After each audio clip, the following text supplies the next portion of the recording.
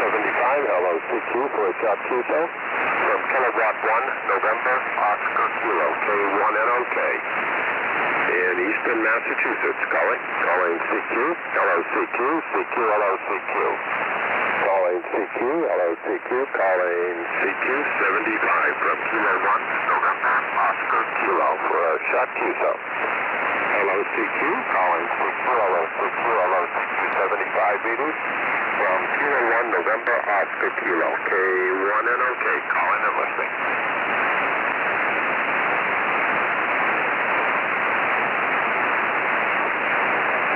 I'm watching the hearing. They still got the camera going in the hearing room. I'm watching on YouTube. They still got a feed coming from their general camera when they're on reset. Some of the guys are in there changing some of the signs switch around. All the photographers that are hanging around all of a sudden turned around and started taking new pictures and stuff. And one of the signs that he hung says, "Where's Adam?" It's a complete joke. It's a farce. They need to expedite it, get it to the Senate so they can throw it the hell out. Did you see that Walmart video with the woman that paged Mr. Clinton? Did Mr. Clinton killed Epstein? Yeah, you know what? I was watching Hannity the other day, and he was praising that woman. Like, well, how nice is she? The Walmart, you know. Then she says, if you don't find her, let me know, and I'll call for him again. I mean, I don't know if he realized what she was saying. I certainly didn't. Yeah, he realized it. I didn't realize it until Mike sent me the little clip there. Yeah, I think he was just trying to. He realized how many people were just making fun of her, and just out of the goodness of her heart, doing and saying what she said. And she's was a good, pure person. Didn't even realize the sketchiness of it all. So I think he was just trying to commend her for being a good person.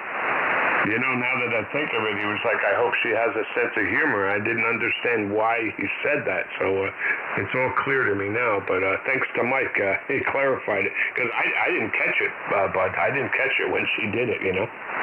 Oh, me either. I said, okay, it must have been something there. I figured it was like, back in the day, we'd we'd use the one, Claude Balls, please come to the desk. Claude Balls.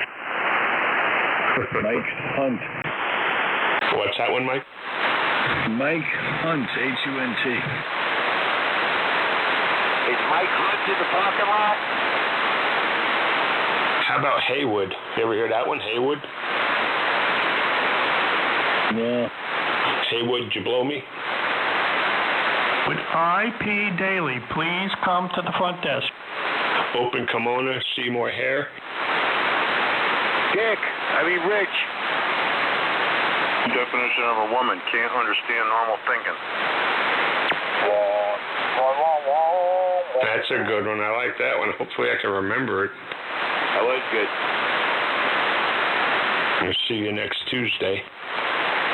Yeah, he should have told that woman in Walmart, we found him, but it's the wrong body.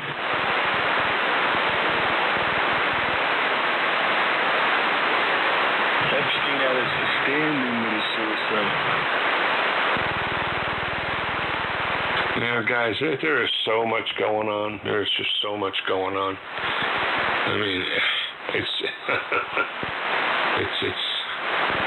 it's pretty sad.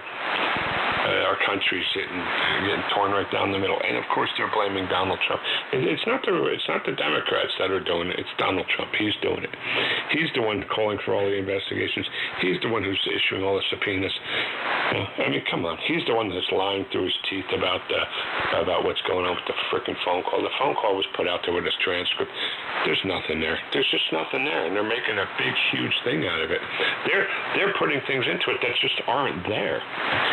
It's just weird. Well, according to Nervous Nancy, it's when the House Republicans come to their senses, all their graft and all the corruption. Alrighty, I got to start handing it off. 'Cause whenever I talk, it's like 7 people come back. Sorry. No, You, not. Mike, and I think it was Bud all together. That's right. All right, Bud, what'd you Bud think? out of it, though. Oh, and of course, we got Ted. Yeah, I try not to double too much. Me too. It's inevitable. Is that Ted Tim or Tim Ted? It's tired every day. That's me. I'm going to change my name.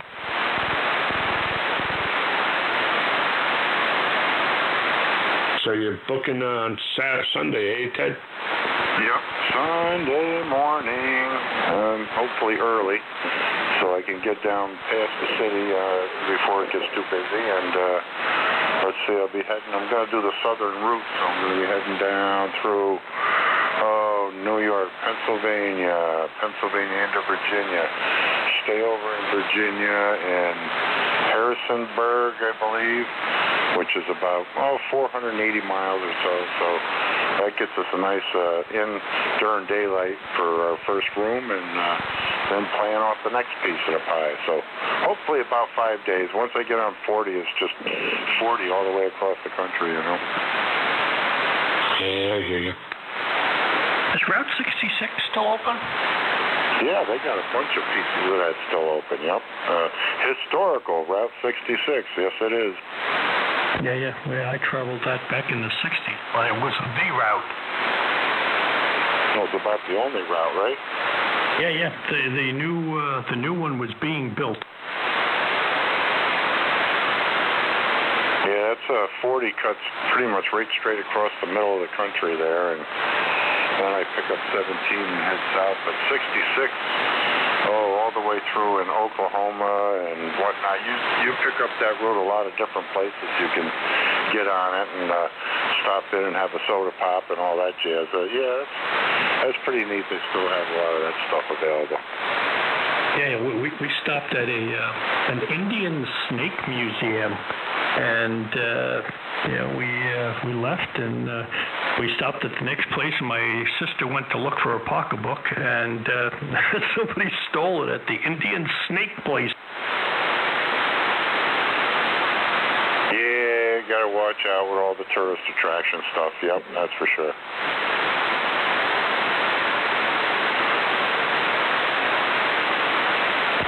We drove out there, Tim, in an Oldsmobile. My brother-in-law worked at a wrecking place, and he got a car that was sent there to be scrapped, and fixed it up. He paid $10 for it. $10 for a 1956 Oldsmobile. We drove out to California towing a trailer. No kidding. It was going to be scrapped, huh? Boy, they built them good back then, though. The gas tank fell out somewhere in New Mexico. Oh, no kidding. The gas tank fell out. Yeah, the straps broke. The straps are rotted, and the straps broke. So my brother-in-law, being as innovative as he was, we had all our clothes in the trailer and everything. He went into the trailer and took a bunch of the clothes hangers, took the clothes off, and we hung it back up with coat hangers and drove the rest of the way. I knew you were going to say that too. How did you know that? Were you there? No, that's what I would have done. You just can't fill it up. Yeah, we were pretty ingenious people. We were coming back from Daytona one year, me and my friend. We had our 2 bikes on the trailer, a flat open trailer, and I'm driving on the expressway, and all of a sudden I see this tire passing me, and I look in the mirror and I see sparks coming behind me. The wheel came off the trailer. We had a blowout earlier in the evening, someplace in Virginia. And my friend put the tire on, and he put the tire on backward. The wheel was on backwards, and if you know what a rim is like, it's got an indent in it. You know, it's concaved, so that the nuts, which are kind of fit in it and hold it, has more area surface. Well, he put it on backwards, and it wore. The nuts wore right through the rim, and here's this wheel coming down the highway. It was crazy. So what did the Budman do? Well, he had these big holes that would no longer support the lugs because they would pull right through the worn opening in the rim.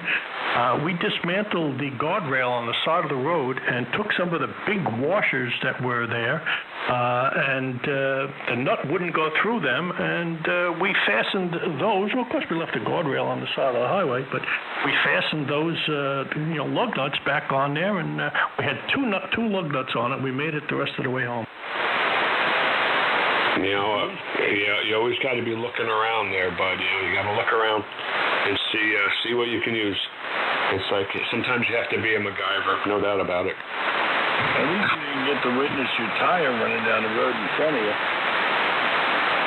Yeah, it was crazy, man. It didn't it sat on there nice. It didn't I would think that would bounce around, because the washers would keep the bolts, but it didn't have any effect on the the balance of the tire or anything there, bud. Oh, I didn't give a crap. It got me home. That was around by Route 110, and we were almost home, man. So yeah, it bounced, and it was not. It was a little bit of a shaky ride coming back, but we got home. He had a new shimmy. Go on, mate. He had a new shimmy into a way. Yeah, right. I mean, when that thing went down and I saw the sparks, I was like, "What the hell?" So I stopped the vehicle, stopped it right on the expressway, and I'm like, "Holy crap!" And I opened up the door, and there comes the wheel rolling down the highway. Boom! Hits my door.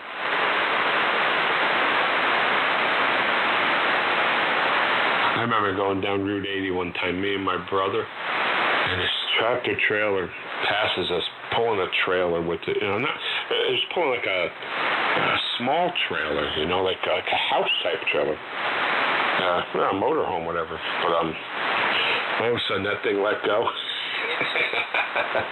and we watched it pass the guy up, and it just started taking out signs on the side of the road.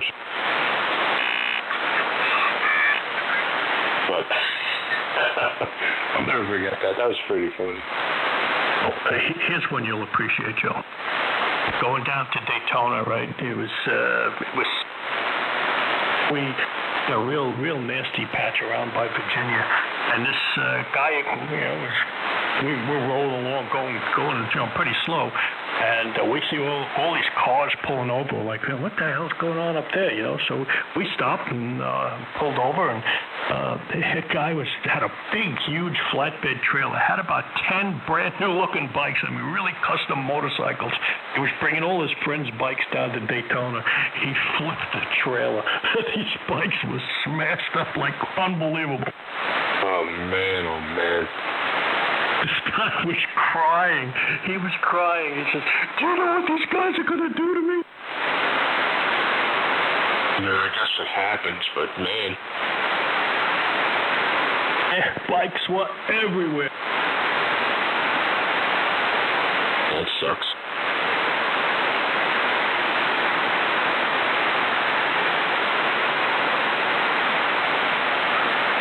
Road trips, I miss them. I'm not really looking forward to the 2,600-mile hike, but we're doing a different route, so it'll be different scenery this time. How many more times do you think you'll do it, Tim? I don't know. Boy, I'll tell you, it's pretty tough driving across this country. Let's see. So we'll be going down, come back, and then maybe next year, I don't know. We'll see how things go, if we can fly. See, we have our cat, and it is our cat. It's like a dog, it's the last animal we got. And And I don't know how well she would handle going on an airplane, but it may happen next year because I might say, this is it, man. I can't be driving all these miles. Well, just say it's a support animal and put it in your lap. That's what that woman did with the pig that was on the airplane. Remember that?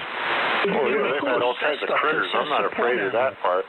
In fact, they even got a little thing for the cat to go in. I just don't know how well she'd handle being caged up for 8 hours. You'd be shocked to see what kind of support animals. It says support animal on it. She is a support animal. Well, there you go. She's a cat. She can go on the plane anyway. They don't have a problem with that. My wife does at this point, but we'll see how it goes. Because boy, another trip. This would be like, let's say, 1, 2, 3, 4. This would be my 5th trip back and forth across this country. Oh, you see in America. You'd think I was a truck driver. Have you got a Chevrolet? No, Honda, baby. Oh, man, you're supposed to see the USA in a Chevrolet. You can't go in a Honda.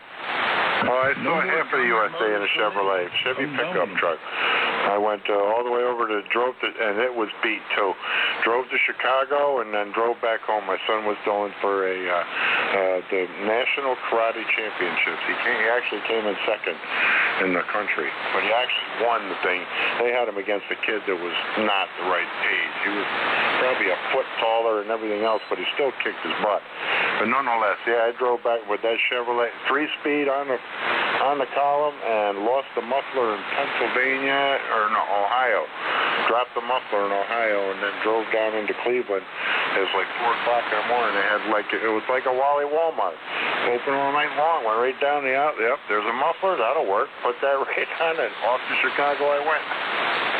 Yeah, you know, you should get a reduced price on automobile theft insurance if you have a standard shift car, because there are very few people who know how to drive them. Yeah, I have to ask people if they're going to use my truck. Do you know how to drive a standard and a diesel standard? Oh, no. All right, then no.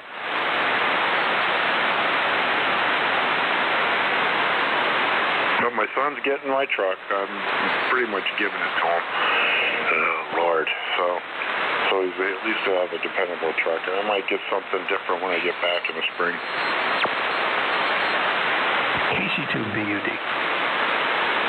I'm getting too old for the big 250 Super Duty, stiff riding, Super Duty with the diesel engine, and shifting. I'm too old for all that crap now.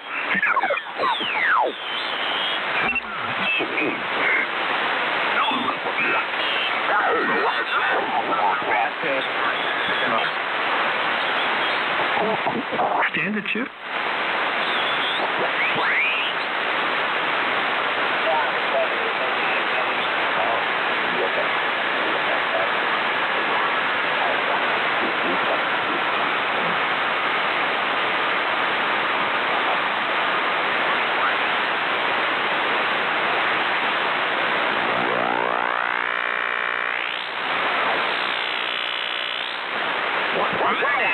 See what cops.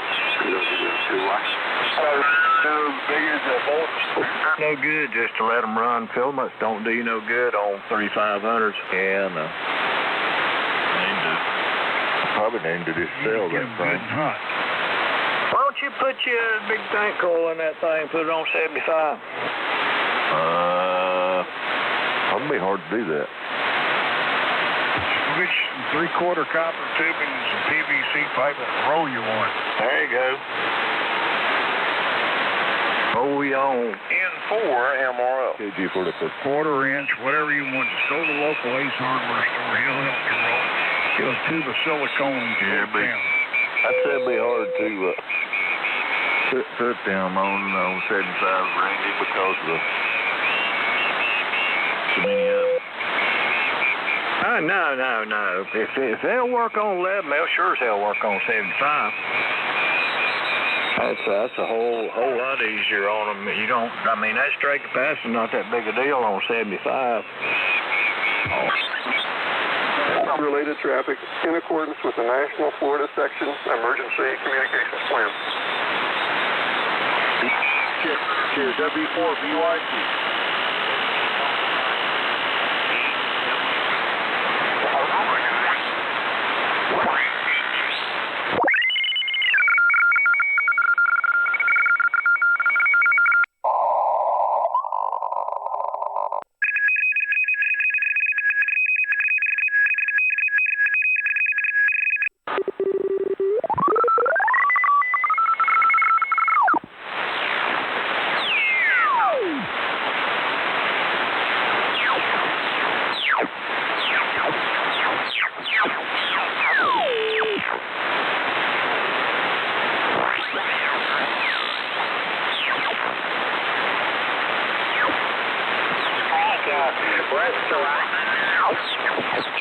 More than anything.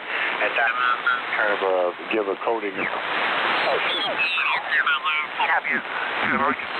talk on CW just the way I talk here on Sideband. Yes, sir. Yes, sir. We sure can. As a matter of fact, we could run CW anywhere we want to. And you know, hey, not for nothing. Watch a little bit.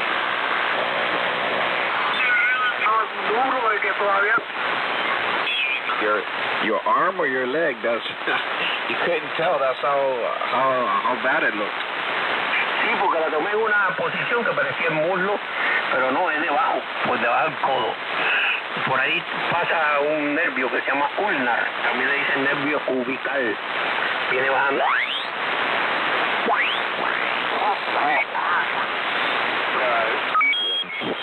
But I did. I wound up getting rid of it. Yeah, mine was done over. The turbo was redone, and that works really well. I mean, the whole truck, it runs like a top. I mean, it just purrs like a kitten.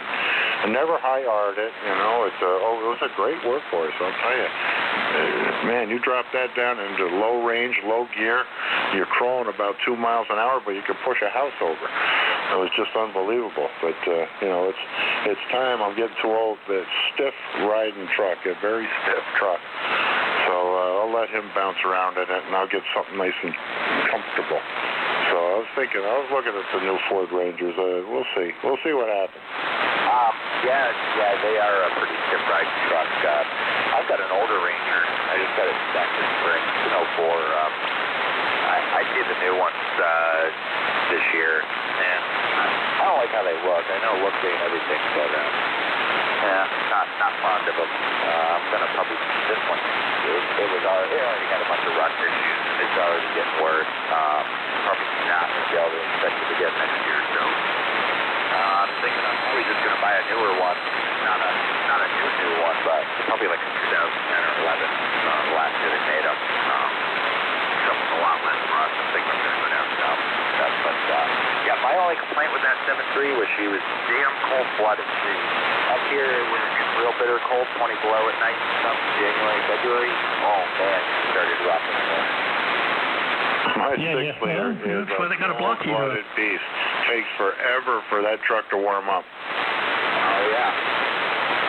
Yeah, she plugged in. It was a good 2 hours before I had to leave, and it still was rough hard sometimes. Yeah, you know, I put a time clock on mine. I mean, it's cold-blooded, man. It takes forever to get heat in the thing. But I don't have a problem with starting it. Even in the coldest day we had so far, I just the glow plug, whack them 3 times, and off she goes. So it starts up pretty good. Pretty lucky with that. Do you have to put that solution, in your vehicle, Tim? I know about a year or two ago, I was at Pep Boys getting some wiper blades, and a guy was parked next to me with a new Ford pickup, and I see him he's got this box, and he's pouring this green stuff in the side next to the gas tank. I go, what the heck? I said, excuse me. I said, what are you doing? He says, you got to put this stuff in there, or else it won't run. Yeah, it's for the exhaust emissions. And, wow, it was 2 below up there the other morning? Jeez, we were pretty close. We were about 6. Yeah, it's the urethane. You could have bleed in it. Trail camera, got some monitor on it. That's 2. Wow, I thought we were back 17. Way too cold, way too early. Yeah, for up here it's not. Yeah, those 6.0s had a problem, as I recall, back in 2004. The head bolts kept stretching. Hopefully they fixed that later on. Yeah, well, that was one of the fixes that had to be kind of sort of done because of the head bolt. You know what they did? Because it's such a hot engine, and you can get like 700 horsepower out of that freaking engine. It's just unbelievable, and it's a high revolution engine too. There is no red line. It goes to 5K, and there's no red line. So it's a smoking hot engine, and the problem was that these guys were beefing them right up, and then turning up all the electronics to get as much out of it as they could, and all that extra compression and high R's stretched the head bolts on them, and then the head gaskets would start leaking, and all kinds of problems. But it turned out it was a factory default from the company that made the engine for Ford, and it was a recall, kind of a sort of a recall. They would pay you a certain amount to have it taken care of and all that. Mine's all been done over, and plus the other thing was for the catalytic converter, no, not catalytic, for the EGR system, EGR cooler and oil cooler, EGR valve and EGR gas cooler. That was a bad design also, and I had that replaced. That was a specially made, handmade device actually out of Arizona. You send the core to Arizona, they do it up and rebuild it and make it so it'll actually work properly, and then send it back. That was a $3,000 fix for that truck, but never had a problem with it after, and they guaranteed it for the life of the truck and the EGR valve. Yeah. Well, my vehicle, I took it in for a routine service. This was a 2004 06 motor, and I just took it in for routine service. Got into the truck, paid for the service. Stepped on the accelerator when I got out onto the highway, and I was like, "Oh my God, what's wrong with this thing? Thing's not moving." I figured they screwed something up on it. I brought it, turned around, brought it back to. I said, "Man, something's wrong with the vehicle." I said, "Well, what's the matter?" I said, "This thing it just won't get out of its own way." I said, "What? Something's wrong." He says, "Oh well, we had to make some modifications to it, and we had to do this and we had to do that. We're sorry." I said, "Well, put it back the way it was." "I'm sorry, we can't do that. Ford won't allow us to do that. This was a mandatory update, and I'm sorry." I said, "You're sorry?" Oh man, what a dog that thing was. You can put it back to the way it was yourself? No, they reprogrammed it and they did something to the EGR system. They changed the plumbing around inside. What I did do was I got some aftermarket tuner kit, and what the hell was it called? Attitude with Juice, a really nice kit. And I put that kit in there. It really compensated for the changes that they did at the dealer. But I mean, that's a hell of a thing. You buy a vehicle, you buy it based on the way it performs. You say, "Oh, I like this," and then you bring it in for routine service, and they give you back a different vehicle. There should be a law against that. You're a better man than me. I would have flipped my lid, bud. I would have flipped my lid. Say, "What right do you have to do this to my truck?" Oh, you had to see me, Joe. I'm not a very passive person. I was making a stink, and the manager come out, blah blah blah blah blah. He says, when you bought this vehicle and you brought it in here and you signed that piece of paper, he said that gave us the right to do this. Now, you want to go to court? We'll go to court with you. I would say, "Dude, you got about 10 minutes to switch this truck over. We're both going to the hospital." Yeah, well, it was not pretty, Joe. It was really, what a shame. What a shame. That would have freaked me out. That would have freaked me out. KC280. Is it a turbo? Yeah. Yeah, they make tune kits for those things. They run like Ray Capes, for Christ's sakes. Yeah, but like Tim said, that's where the problem comes in. Some of these kits, they just open up. They increase the boost so much that they were stretching the head bolts. The kit that I got was very highly rated, and had it was a little computer that you mounted on your driver's side pillar, by the front windshield, and it had all kinds of adjustments for it. And I never stretched my head bolts on it, but boy, you put that thing in full go power, man, it went balls to the wall. Yeah, they are beefy engines. The one thing was a little nervous to me. You had to put I had to drill into the exhaust manifold and screw in an exhaust gas temperature sensor, and that's where a lot of kits didn't do that, and that's why they were just running these things balls to the wall, and they were blowing them up. Yeah, you gotta practice some moderation there. I mean, come on, Hello, I was guys. pretty happy with what the Hello. factory was giving me as far as horsepower and torque in the first place. I didn't think I needed any more than what they were already giving me with the truck, so never really had to do anything like that to it. Oh, well, I'll tell you, when I was going to Daytona one year, we had an enclosed trailer, two Harleys in it, and I got tired, so my friend decided, he was going to drive for a while. He got in behind the driver's seat, never drove the vehicle before, stepped on the gas, the wheels were spinning out, smoke was coming out. He was like, holy crap! Harley got in trouble for modifying bikes, right? It wouldn't surprise me, but I don't know what kind of modifications.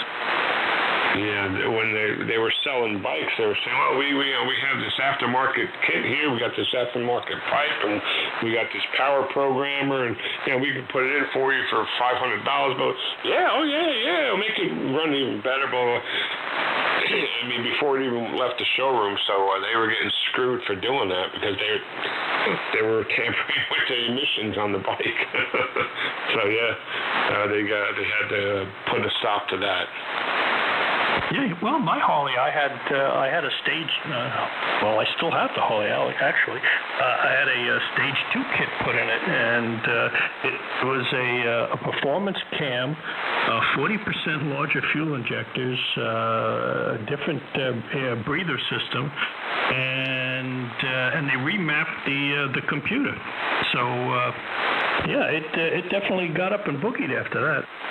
There you go. Exactly. That's what I'm talking about. And it's you can do that. You can buy the bike and then say, I'm going to do this modification, but the dealer's not supposed to do it before it leaves the dealership. So I don't know if they got fined for it or anything like that, but I know they put the kibosh on it. Yeah, well, one of the shenanigans they pulled here. Now, back in the day, they were getting prime price for the Harleys anyway. They were basically it was a dealer's delight. If you didn't like it, boom, somebody else would buy it. So they were taking bikes that came from the factory, and then they were customizing it, putting all kinds of chrome and this and that and whatever on the bike, and then they were raising the price on the bike by $7,000-8,000 and telling the guy, hey, well, either you wanted it or we'll just wait for somebody else. So they were really pulling some fast ones on people. But it used to be that way.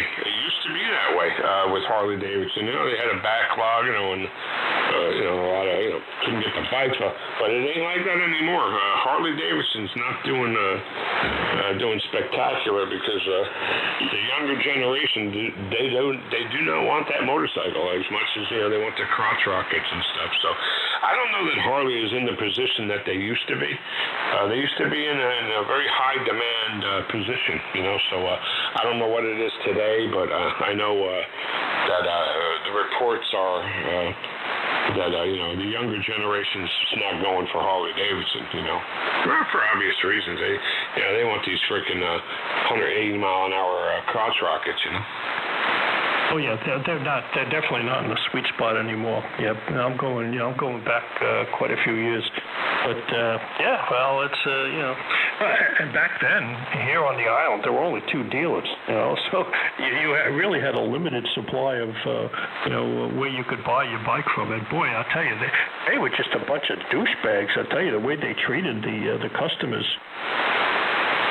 But I got to tell you, I'll tell you a quick story. I don't know if I've ever told you, but I used to have my buddy passed away. God rest his soul, man. A great friend of mine, Kevin. He had a ultra classic. I don't know. It was a blue bike. It didn't have the trunk on it. But anyway, we were doing the trans, changing the trans fluid. And apparently it's a special oil or fluid, what have you. And we called Harley, and we said, all right, yeah, we're on our way. We're 20 minutes away. It's 20 to 8. So, we jumped in the truck, and we're headed up there. And we were on the opposite side of the highway. And my friend Kevin calls and says, yeah, we'll be there in 2 minutes. Well, we're closing down in 1 minute, so if you're not here, we're closing down. We're like, yeah, we're going to be pulling up in your driveway in like 2 minutes after 8. The son of a bitch refused to sell us the oil, if you can believe it. And I was pissed. I was like, you sons of... Oh, we already closed out the register. I mean, are you kidding me? You couldn't sell me 2 quarts of freaking oil for... that was it. I was like, you got it. I said, Kevin, get rid of this freaking bike. I mean, that's just a douche move, bud. That's a douche move, man. You want to hear a good one? Bravo X-ray. I was at the one Harley dealer, and I didn't buy my bike from it. So they first of all, that's you got a black eye because of that, So they had a really good apparel section in the Harley dealer. So I'm buying a bunch of stuff. I got about $300-400 worth of stuff, and I'm a hog member. So you got a hog card and you get a discount.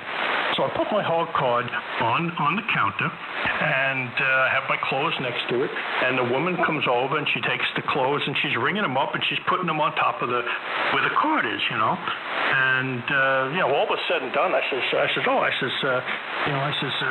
you didn't give me my hog discount. She says, you have to hand me that card. I said, the card's right here on the counter. She says, I'm sorry, that's the policy. You have to hand me that card before I ring it up. There's nothing I can do for you now. I said, really? So I took a step, I turned away, and I come back. I said, oh, by the way, what's your return policy? She says, oh, you have 7 days. I said, okay. I turned around, and then I turned around again, and I said, excuse me, miss, I'd like to return these things. Absolutely. Oh, well, yeah. Did you rebuy them? Hell no. I would have done it. I was all right, here's my hog card. I want to buy all this merchandise. Oh, she was the owner's wife, and boy, was she pissed. I know. I was going to say I don't blame her, but I wouldn't blame you for sure. This is what I mean. But, you don't have to. People don't have to be like that. See, that was probably during a time when they were in high demand, and they were like, oh, we're in control. And no, you're not in control, honey. You know what? You got to please the consumer, for Christ's sakes. Really. It's just the balls of these people, man. The KXUV. You got to admit, Hoggen members are a bunch of pussies, though. Oh, really? So the hog members are a bunch of pussies there, buddy? Is that what you're telling me? Hey, watch it. Hold on, let the man talk. He apparently thinks that hog members are pussies there, Bud. What's up with that, my friend? I didn't say hog members, I said hog members. Hog, yeah, hog, H-O-G, yeah. So what's your point? Why is it? How did you come to this conclusion? Because most of them don't know how to change the oil in their own motorcycle. Well, that's not all of them, is it? Not all, but I said most. Most. Anyway, I don't only know how to change my oil and how to rebuild the motor, but that's another story. Yeah, it was quite interesting, Joe. And she was a hottie, She was the owner's trophy wife, He was like in his mid-70s, and she was like in her 30s or 40s, And she was a good-looking blonde, but boy, what a freaking attitude. Yeah, who gives a shit? You got your money back, right? Absolutely. Well, joke's on her. Next time she should know better. My friend was standing there. He was laughing his ass off, and she was just getting redder and redder. Who was laughing their ass? My friend was with me there, and he was laughing his ass off, and it was just pissing that blonde off even more. Good.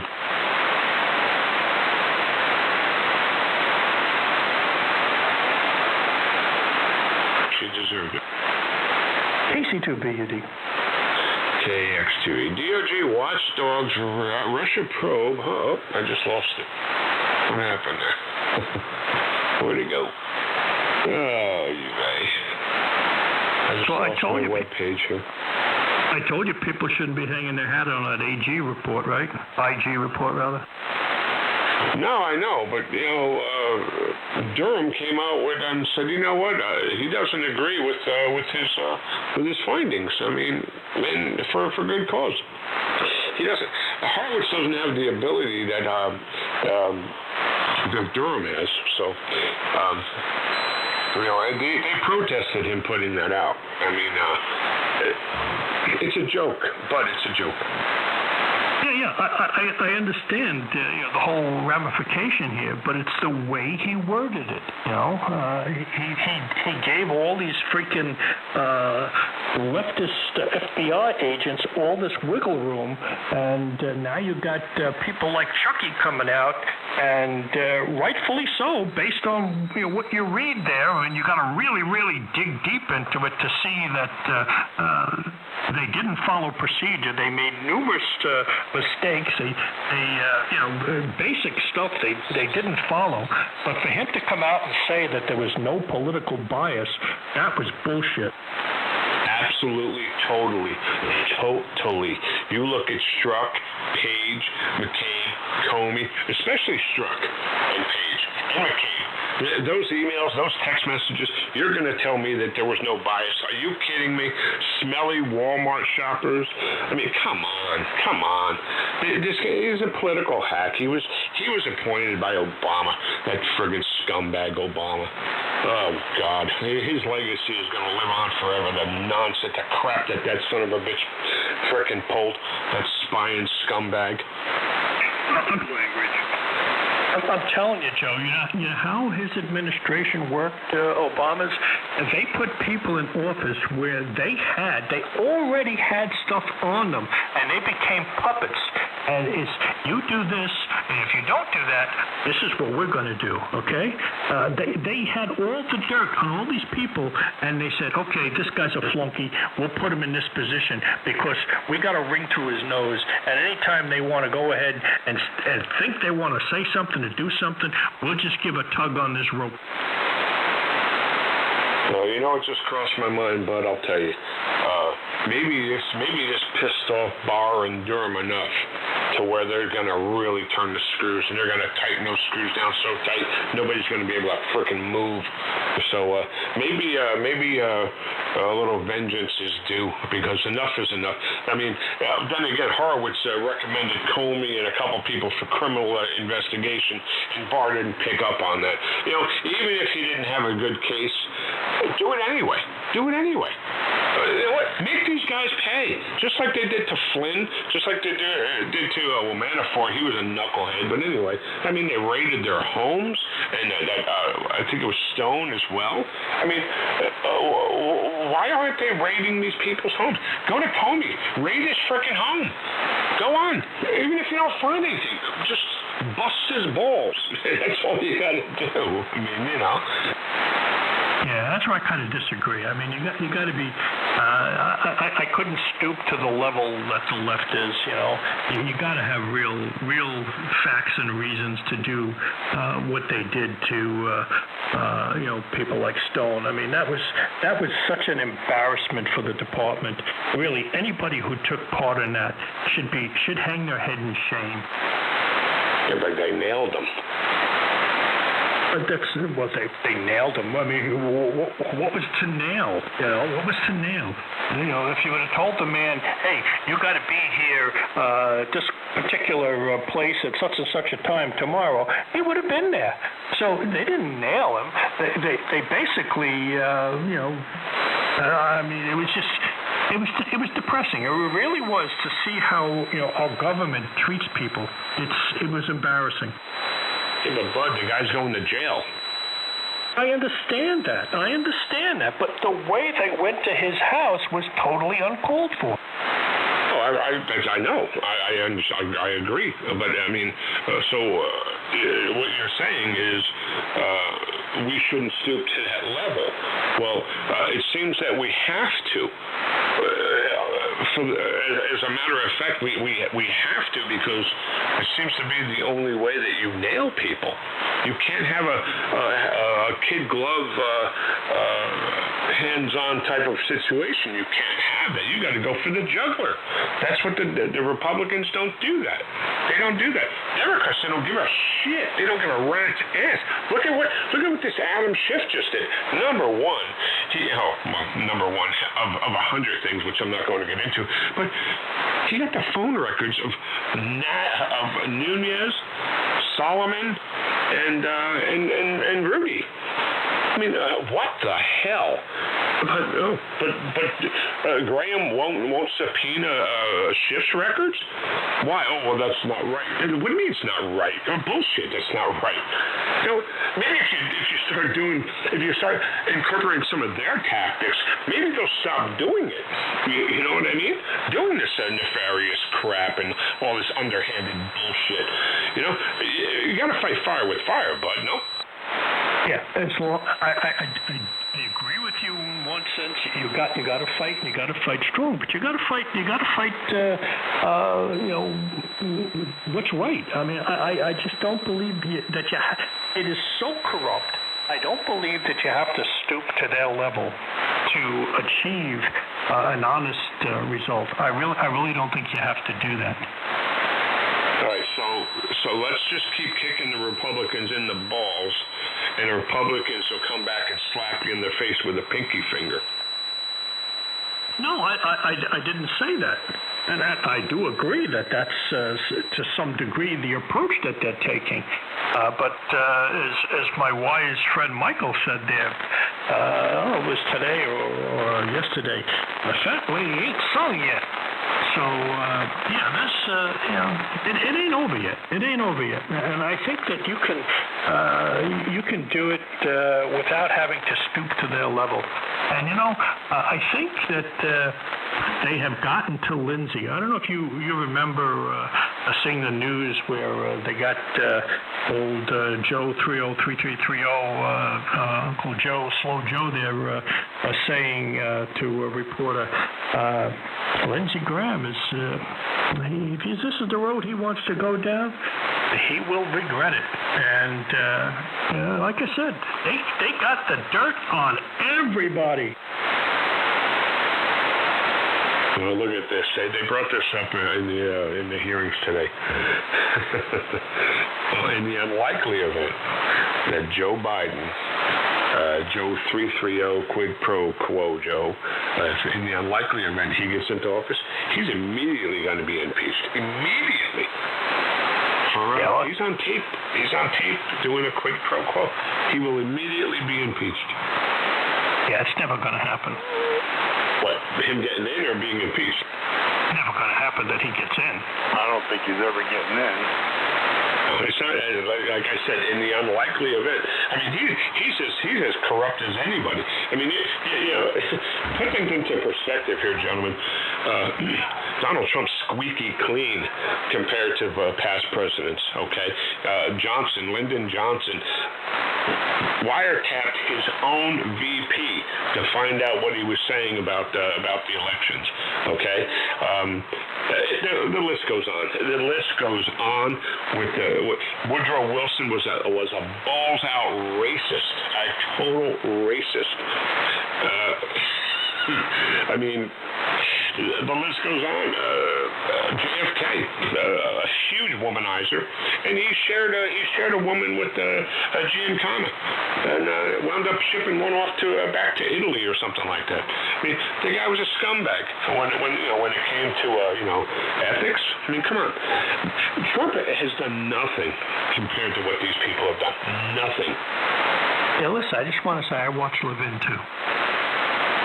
It's not just him. It's not just. That's not the only place I've heard it. I've heard it on other organizations as well, and I've also read about it. In fact, there's if I have it, I'll forward it to you. The list of the atrocities that past presidents have committed. I mean, it's crazy. Well, as I was telling Mike before, I was watching OAN last night, just falling asleep, and they did an investigative report. I forgot the guy's name. Was it Schweitzer?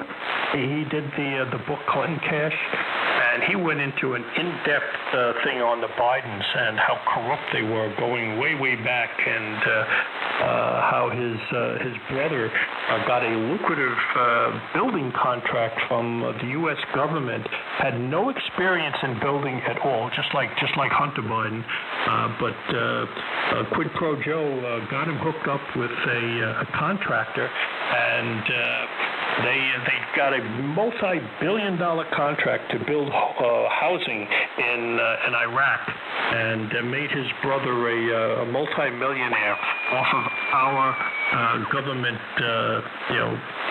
support for the housing projects. And that's just the beginning. Was that his brother or was that his son Bo? I thought it was his other son. I could be wrong. You are. It was his brother. Okay, well, it's irrelevant. It was still a member of his family. I mean, come on. That guy, his own president will not endorse him. I mean, come on, man. Come on. The guy's a piece of crap. I don't care if he's got the same name as me or not. He's a piece of crap. I'll be right back. AC2BUD.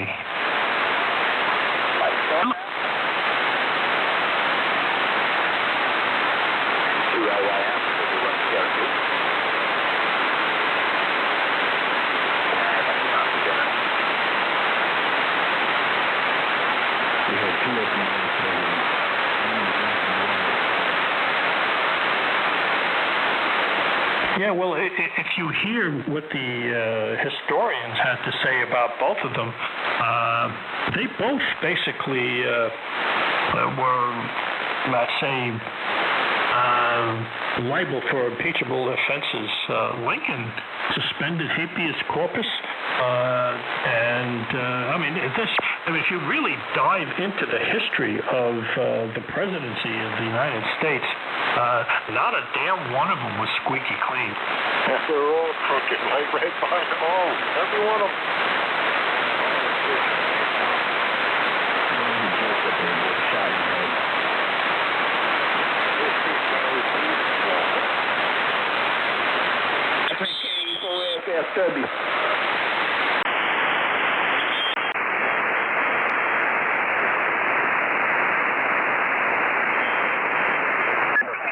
Living in the street.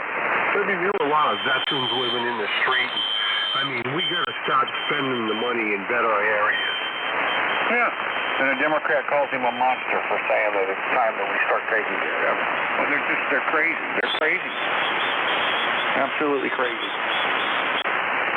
Now, when you listen to this Biden thing about the son and all that, getting all that kind of money, man, I mean, it doesn't take a brain surgeon to figure out there's some wrongdoing there. Let's put it that way. But, to give these countries all this kind of money, and Trump says, hey, if they're going to get this kind of money, I want to know where it's going, blah, blah, blah. I want to know what they're doing with it. I'm not just handing out this money. That's the way it should be. That's the way it should be.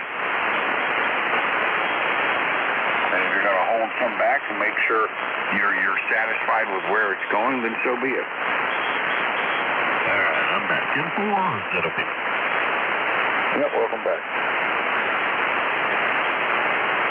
Yeah, you hold back what you got to hold back. Make sure you're happy with where it's going. Well, I don't see anything wrong with that, That's the way it should have been 20 years ago. This country would have been better off. We rebuilt China. They were using us for suckers. And they're rebuilding there. That's where they're getting all the money to build all these ships and islands and everything from us. We're suckers. All the cheap junk that we buy from them. Yep. But wait a minute. Now you got to vote Democrat because put all that shit aside. Everything needs to be free. Don't worry about China. Everything needs to be free. When have they gotten everything for free? I mean, how many times have they heard that story where it's actually been true? I mean, come on. How many times can we be a sucker? Apparently over and over and over again. If you're uneducated, and if you're desperate, you're unarmed, uneducated, they got you. This asked for uneducated and unarmed, a perfect serf class.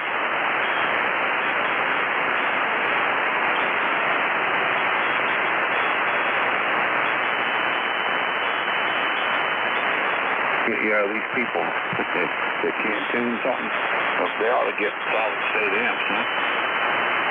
Oh, that's malicious there. This guy's been doing it off and on the whole time I was on the phone.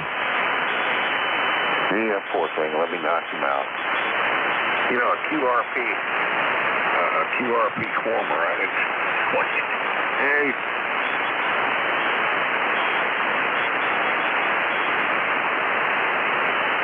They come out here in mass. Tim, they come out in mass. The QRP formers, they come in mass. Yeah, exactly. All day long.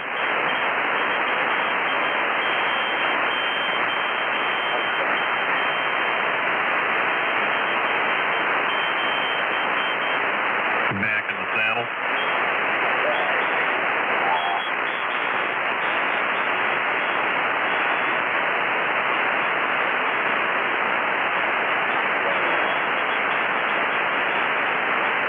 I wonder who plays tonight in the football game.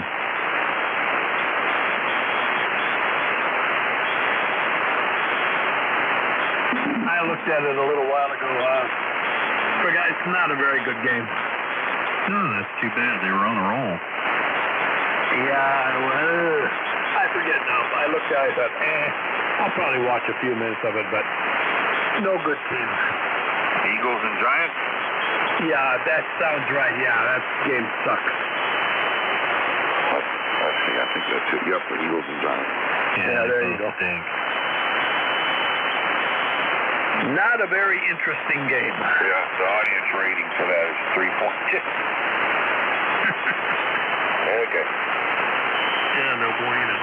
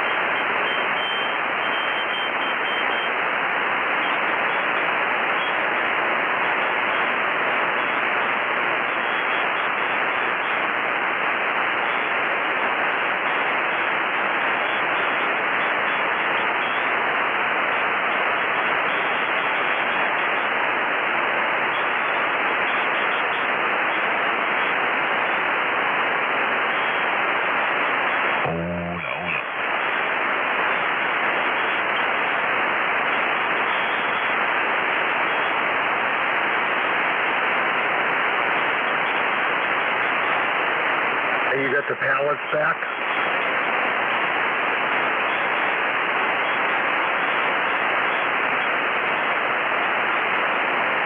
Tim, did you get the pallets back?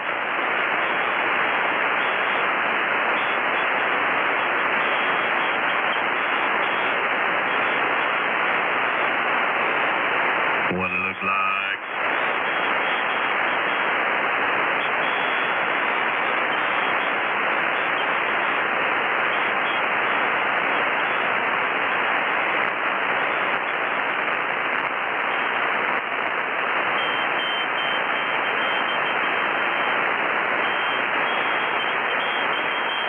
What's going on? K4GM. Hey, what do you got up there? Hello, radio. Looks like two-man mark, both at the same time. Yeah, who was the loudest? You were both about the same. Ooh, that little 600.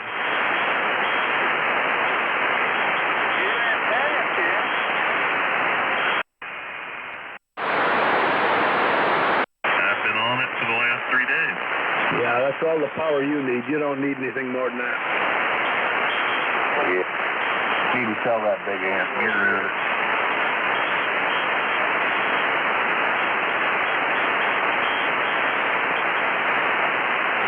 I just got a note from Scott, a text. He was saying he's driving down the road listening to us. He said, what do you guys think about the Virginia policeman that said he was going to deputize all the citizens that have guns to keep them from getting taken away? Good. Sounds like a good move. Yeah, absolutely. Good move. We ought to deputize everybody. They have the power to do it.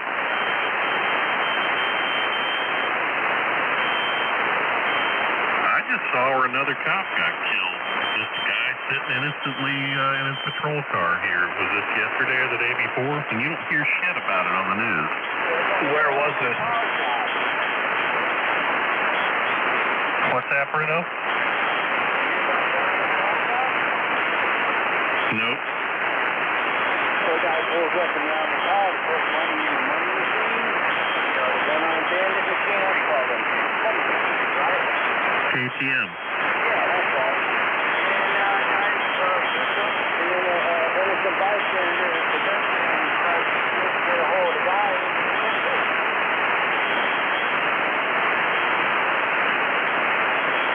Yeah, once you got a gun in your pocket, let them take it. That's right. I mean, that's the thing is anyone who shoots a police officer, automatic death penalty, no bullshitting around. That's what it should be. I agree. That's it. 2 days, right? The register, firing squad, and everything. How do you want to know?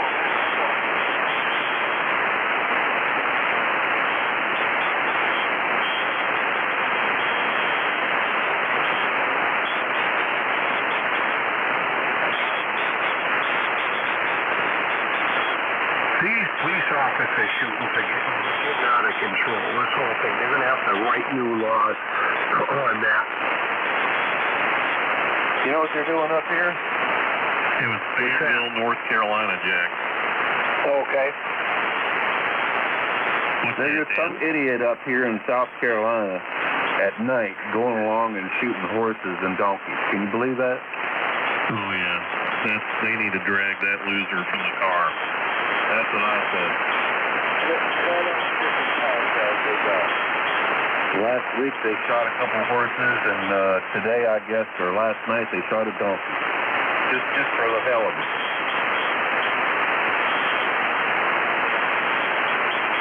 There's some sick puppies out there, boy. You're right. There sure are. That's like, we had some clown around here not that long ago doing stuff like that with cows and dogs and everything he could find. What's the stop? And the next stop is a human. That's it.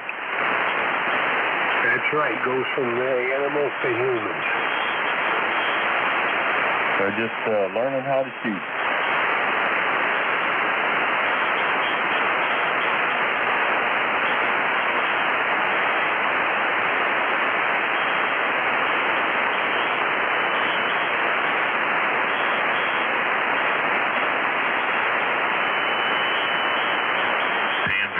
Went back to sleep. He said, I'm done with it. There's no donut holes.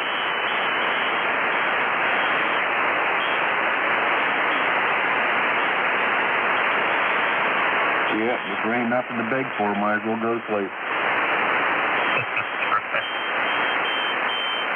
It's kind of like us at night.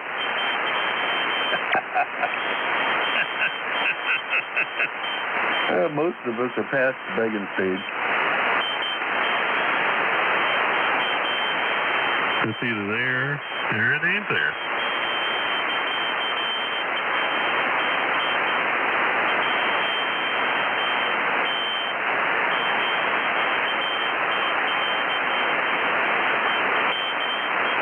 you into that amp today, Mark? Nope, I didn't do it. It's here on the bench. Nothing. Oh, you didn't even lift the lid. Well, the lid's off of it.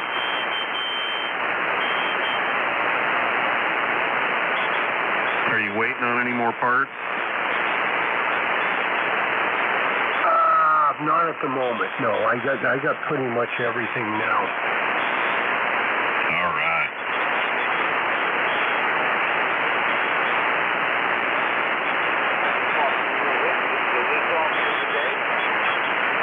Oh, that's right. It's on.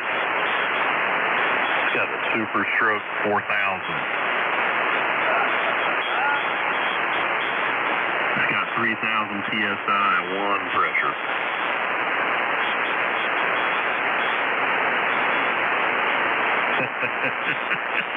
That'll take care of more than wiping your butt, that's for sure.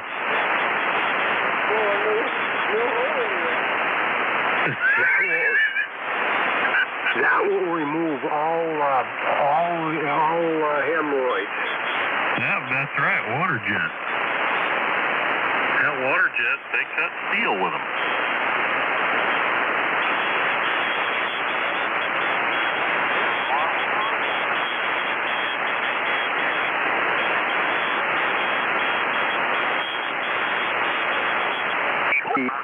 Cutting out top for like granite top. Is that just a wheel? Like a tungsten wheel? Yeah, they use they have a real blade now. KXTV 73, buddy, and be careful, all right? Take care, Tim.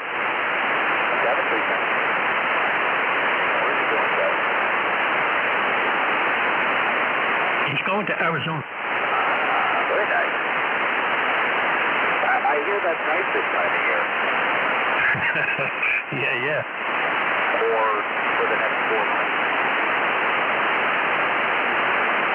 Yeah, I could take it. Yeah, as soon as my kid's done with school, another couple of years, I think I'm going to go spend the winter down in Arizona. Specifically Arizona.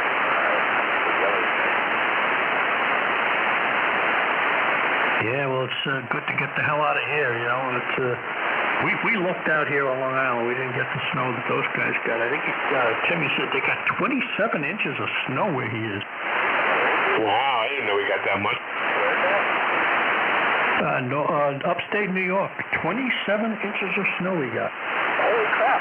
Yeah, it's true. We got 3 inches out of that storm.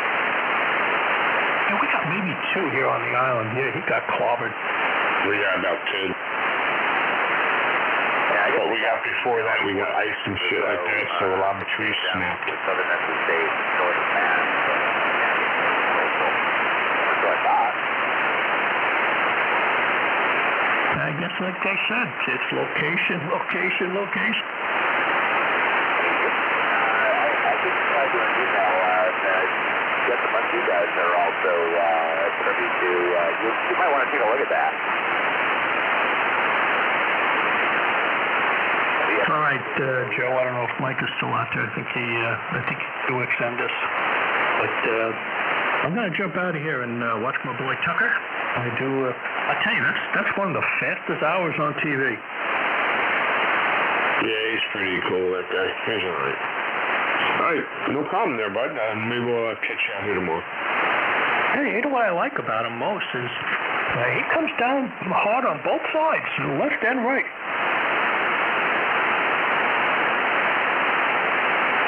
Yeah, but he's a racist, he's a misogynist, he's a homophobe, he's everything the left wants him to be.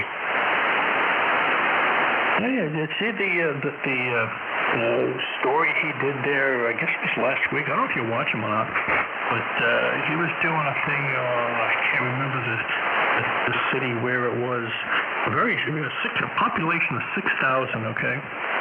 And it's where Cabela had their headquarters.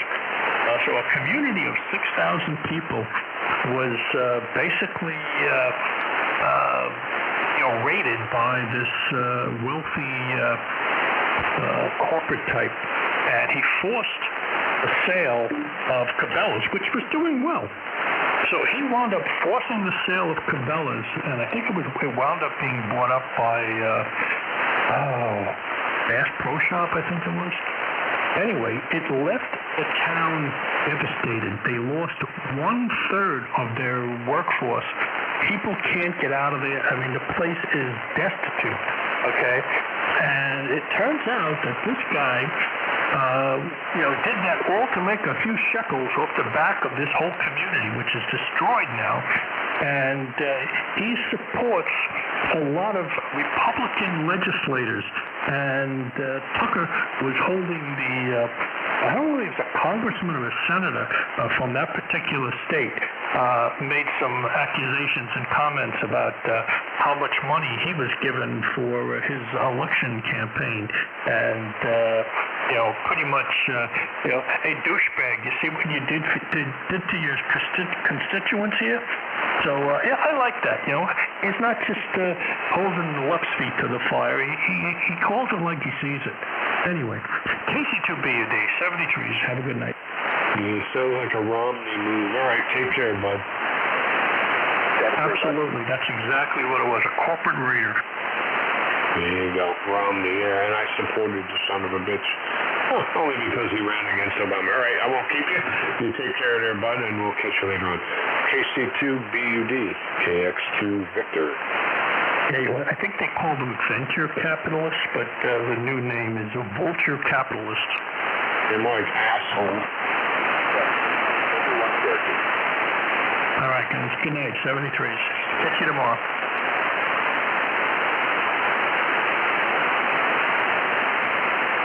Joe, did you see my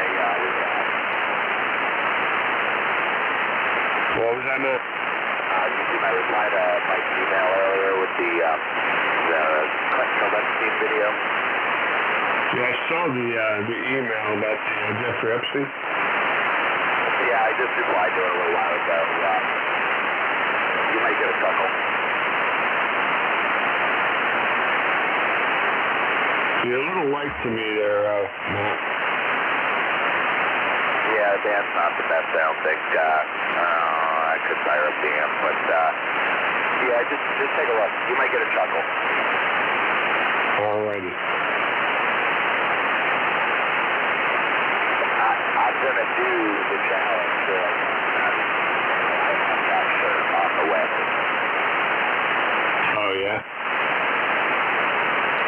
Yep. Hopefully it'll be here by the end of the week. All right. Well, I didn't read the challenge, but I'll do it now.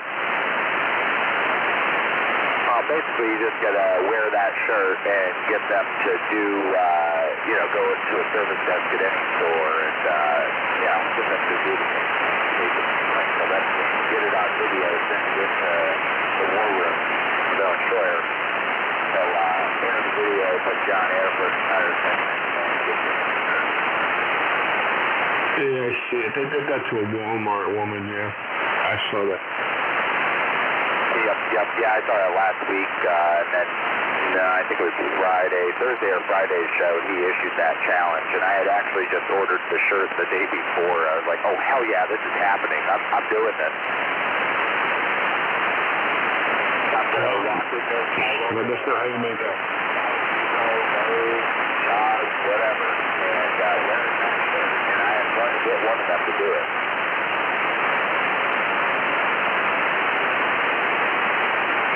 Yeah, I feel bad for the woman, actually.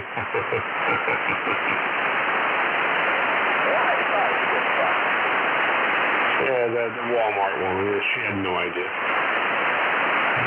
She made the page and said, and looked into himself. He's on the way.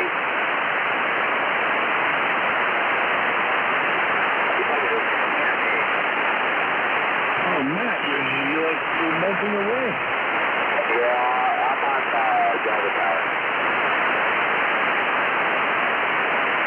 Hey, Matt, could I give you a little insight as to a KX2V station? Who, me? Huh? You talking to me, Jeff? Yeah, I'll give you a little insight. Yeah, Yeah, I know. Well, I know what you're going to say. You were in a coward.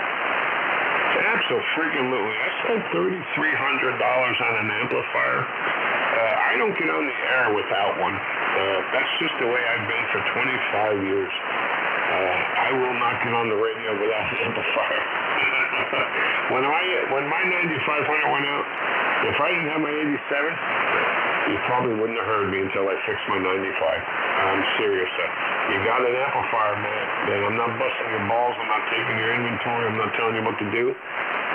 Run your damn amplifier, okay? It makes things easier on everyone. Just saying. Thank you very much. End of my PSA. Actually. No, I know. Well, the band goes down. I know, but you won't run the frickin' amp. I got to get going anyhow. I don't mean to bust your friend. Before I get on 60 later. So, going to be all around. Could be one CRT. All right, man. I'm not busting your balls, buddy. You're just saying that. I wish, I'm not running the amp. Run the freaking amplifier so I can hear. I'm not in good space tonight, Matt, so I apologize. I don't mean to offend you. But if I am, sorry.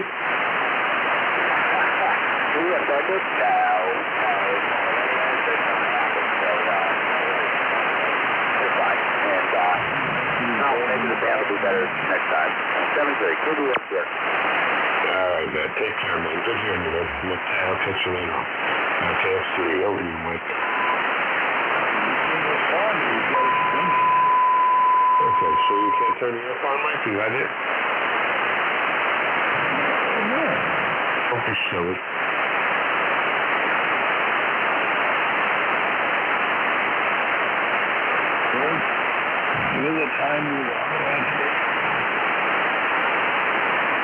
Hey, Mike. Yes. Does he own an amplifier now? He's got AEB. Okay. What reason is there not to run it? Okay, I rest my case. Hold on, let me hit the gavel like Jerry Nadler.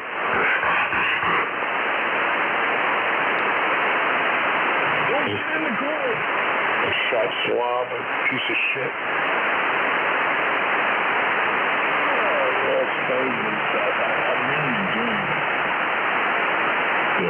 I'm fed up. I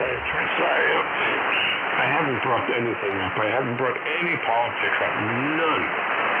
She brings it up Saturday and just sets the mood for the whole fucking day.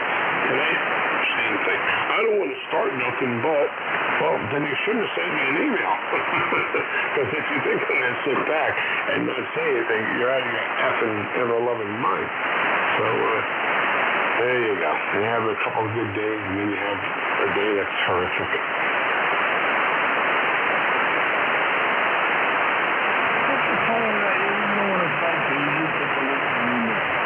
Doesn't matter. It doesn't freaking matter. I delete them. A lot of times I see one and I just delete it anyway, Mike. I just don't.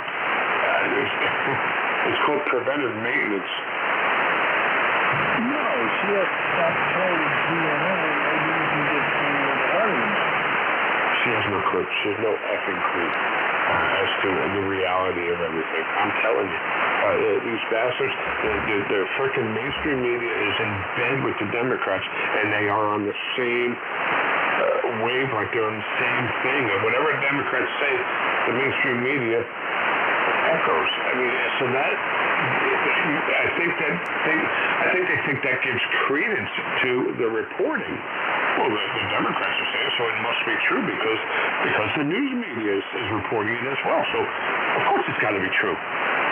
I mean, are you kidding me? You've never seen the video of Nancy Pelosi talking about the wrap-up smear, huh?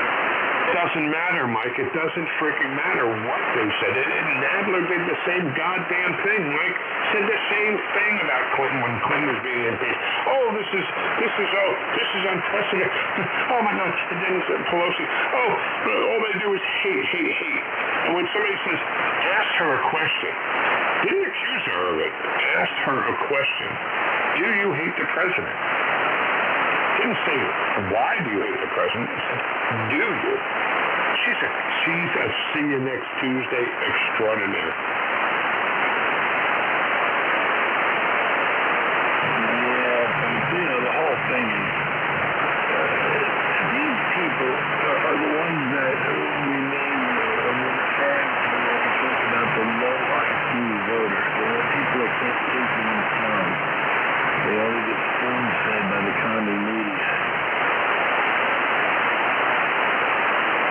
Have you ever listened to Bongino at all? I know I've mentioned him. Have you ever listened to the guy? What do you think? I told you before, I like the guy, but I don't think he's going to win the Nobel. I don't think I respectfully disagree. I think the guy he's an investigator. He's an ex Secret Service guy. He protected Obama actually. I think he's right on the money. I think he's balls on accurate. And well, for someone to say that he's an idiot and it's a boingo, bingo, Bongino. I mean, the guy's on his game, man. He is. And for anybody to say a disparaging word against him, I gotta defend the guy. Just because he comes up with factual. And John Solomon, he's another one. He's discredited. I was told today he was discredited. In what effing way is John Solomon discredited? She should tell you what she is. She's a racist. Her husband Bongino has a valid skin. Okay. That would have went over like a lead Zeppelin. Next time she brings him up. Well, going back to John Solomon, the guy's uncovering a lot of shit. A lot. And right away they have to smear the guy. You get it? When in doubt, smear him. Pretty simple. I missed that. I don't read it. I said anybody who doesn't parrot the faggot line is going to get smeared. That's simple. Don't you know? Exactly. That's exactly right. And that pisses me off, man. That pisses me off. You're going to sit there and tell me that my sources, who actually do fact checking and actually do some serious investigating, you're going to tell me that you can discredit them? When everything that guy has said, no bullshit, Mike. Everything he said don't place a lot of faith in FISA, the report. He said it months and months ago. He said, just don't put all your eggs in that basket. He's been on the money day in and day out. And for you to call him a hack of any sort, I resent that. I resent that completely. John Solomon, the guy's been bringing up fact after fact after fact, proven facts. To call him a hack? Come on, man. This is someone that listens to Rachel Maddow and frickin' Lawrence O'Donnell, two of the biggest assholes in journalism. They barely get a mention on any kind of news, anything that they've broken. I mean, give me a break. Then you got Brian Stelter. He's an absolute moron. And then you got Chuck Todd, another complete blithering idiot. Ted Cruz destroyed him, decimated him this weekend. Destroyed him. They're idiots. They're stupid people. Yet this is what this person listens to. It's incredible to me. How can you pass a cohesive judgment, a coherent judgment, when you listen to these frickin' people? I don't get it. People want communism in America at all costs. That's the truth. That's why they want Trump out at all costs, because he's screwing up their game. You're right. Can't argue with that. He's revealing all the grafts. All our tax dollars go out to foreign aid. It comes back to the politicians' pockets. We don't have to know about it.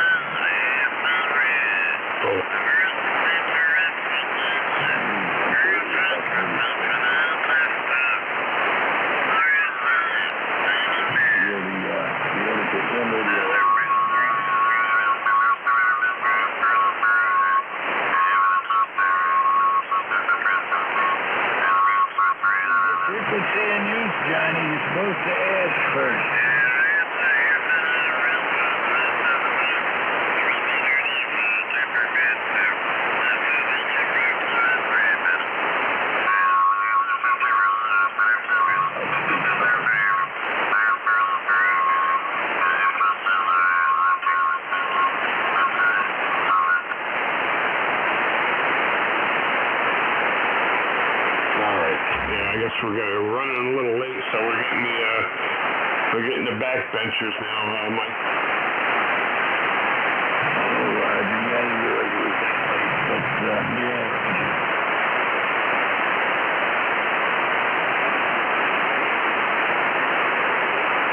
So anyway.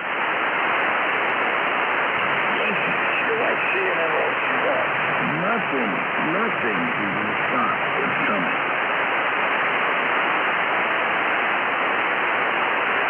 This Horowitz is a putz. I'm not just saying that because it didn't go with the way I want. Well, maybe it didn't, but I don't know. I don't know how he reached his conclusions. And that being said, Durham, not Barr. Durham came out with a statement. He's a man of few words, as evidence from nothing's been coming from his team. Let's put it that way. Nothing's been coming. No leaks. No nothing. Nothing from Barr either. See, that's a fantastic tactic that they use. They don't let anything out, but when it comes out, boom! It's gonna be devastating. I can't wait. I'm done waiting, Mike. I'm done waiting for the next shoe to drop or whatever you want to say. I'm done. I'm freaking done. It needs to happen, and people, especially her, need to get their mouths shut. That's what happens. That's what I need. I need people to shut the F up. Yeah, no, I hear you. Like I always say, what's that bad about this man? He wants to put America first. What is he going to do that is so deadly to the deep state and the Democrats? There must be up to some ugliness behind the scenes that we're not aware of. Let's see when I look at it and start researching, and your stomach will turn.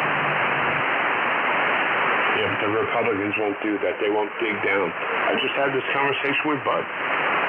We need to start using some of their tactics against them. Oh, no, you can't stoop to that level. Bull effing shit. No, we have to start turning the tables and giving them back what they're producing. There's no question in my mind. Give me a minute. I'll be right back, Mike. Text me. Yeah, the Republicans and the Democrats are one and the same, Judge. That's what I'm trying to tell you. I'm fully aware of that, Mike. I'm fully aware of that, but the Democrats are much more sleazy. I think they're a lot more sleazy. I'll be right back. Yeah, Roger.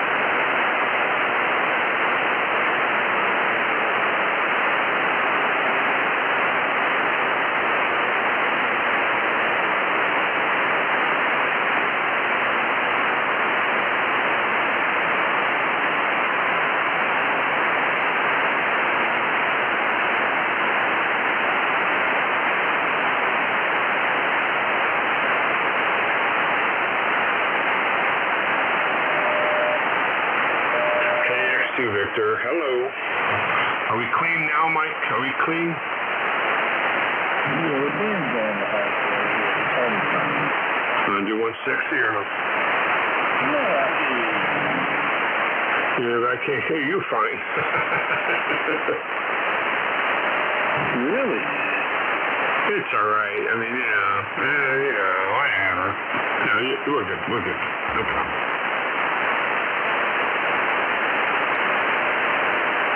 I'm doing just trying to kill it. Yeah, I'm doing 11. I'm going to start pushing this amplifier a little bit.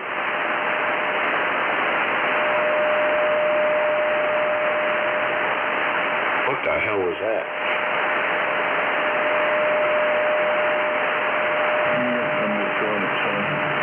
No, not bad. Yeah, this one that happens seriously. Look at Anthony. See what it looks like. Oh, here's the thing that irritates the shit out of me, Mike. I leave here on a Saturday night. I come back on a Monday night, and everything's all haywire. And if you go in and re-import the database, it's still haywire? What's that? When you come home with everything set differently, if you re-import the database, the one that you had previously backed up,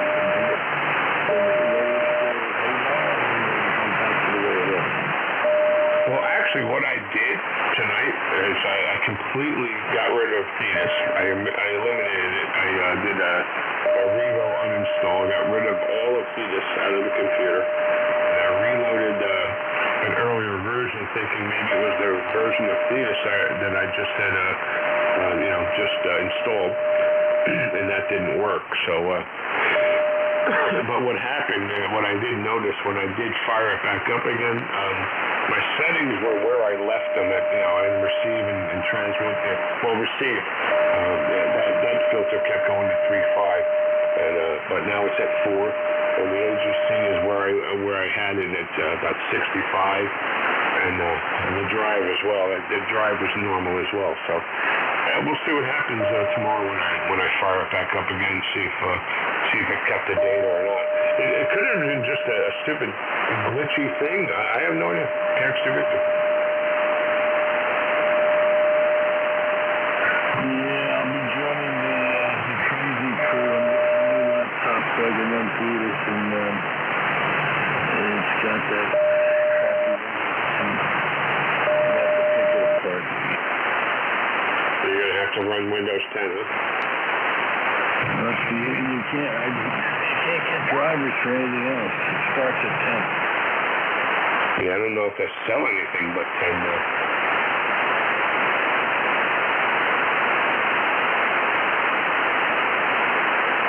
Yeah, depending on hard disks, I mean circuit cards.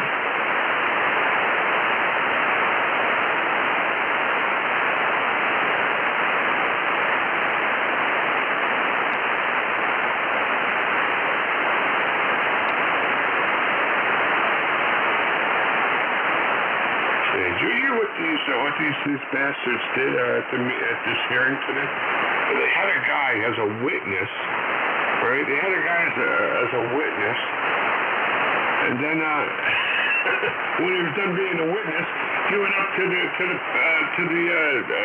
dais, whatever the hell you want to call it, and he started questioning. And like, whoa! I think it was Gohmert. Was it Gohmert that said it? I don't know, but they were like, no, it was. It wasn't Gohmert. It was that other guy, Kennedy. He's like, what the hell's going on here? Wait, what's going on here? You got him as a witness, and now you're having him as a questioner. What the hell's going on? Mike, they're making up the rules as they go along. This is so effed up. I'll tell you what's so effed up. A lot of those people sitting in Congress are former CIA, and nobody says a word about it. Yeah, right. This country's got it. I mean, he's exposing them. Mike, he's exposing them. It's all coming to all the scum is rising to the top now, man.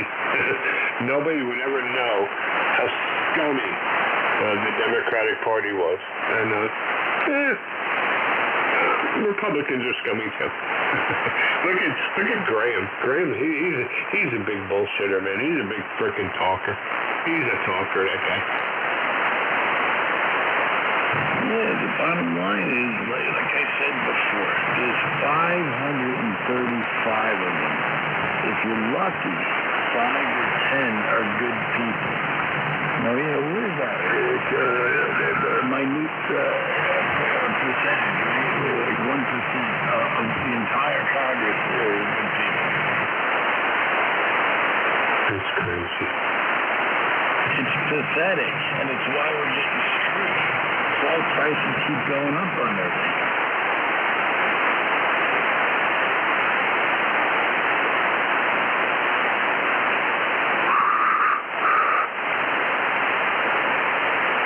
Insane.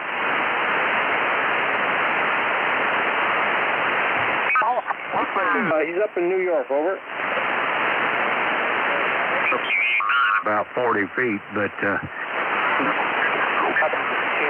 November 3. deal.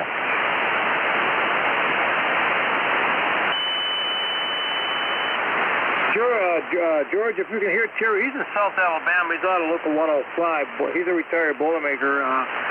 George, you got a copy on Terry, over? Yeah, Terry, I got a copy on you. I got a pretty good copy on you. It's a little on the low side. I just switched to the web SDR and I can hear you in there, Terry. You said you're in South Alabama. I was in Alabama over the summer. I was in Mobile, Alabama on my motorcycle just taking a ride.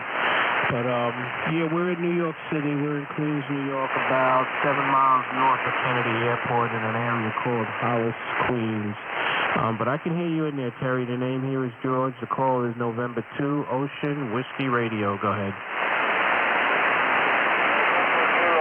Whiskey Radio. I put it on my amplifier to give me a little bit more fun so you can hear me up there in New York. George, and did you work out at Local 112 down here in Mobile when you was in the Mobile area?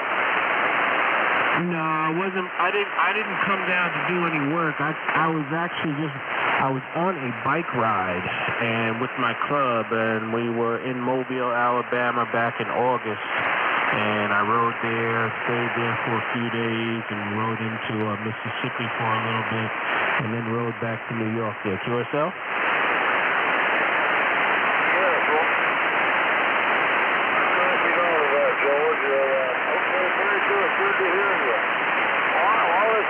Carry on now. Good to hear a little Boilermaker on my radio waves. I retired out of Local 110. I was a joint member of that local. It's over in Hattiesburg. We had to find here in Asheville to get it, but they broke down and had to give us a local. But anyway, that's a long story here that way back in the 70s. But anyhow, good to make your acquaintance. Over. QSL on that. All right, well. Sounds good. You're sounding good up here. What I need from you is I didn't get it earlier. I didn't get the copy of your call down. Can I get your call again there? Yes, certainly. It's Whiskey America 4, Papa Mike Kilo. It's Whiskey Alpha 4, Papa Mike Kilo. WA4BMK, George, did you get that over? Yes, sir, I got it there. Whiskey Alpha 4, Papa Mike Kilo. All right, we got you in the log. I just want to put you in the log there so I know who I'm talking to. And once again, I am November 2, Ocean Whiskey Radio. Yourself? Roger, I got it, George. Thank you very much. Go ahead there, Mark. Well, hey, Terry, don't leave the group. Good talking to you. I'll just clarify. George is a union electrician, not a Boilermaker. I was talking about working up there at Local 5, but he's a union brother once and, either way, just a different trade, and I just want to get that clarified if you misunderstood it. But, gosh, it's good to hear you there, Terry. Did you shoot any deer this year? I haven't. I shot a couple, and they got away in the distance. Still on the third, but the season is still open, and I'm still going to home up in January and half of February, so that's all I'm going to do.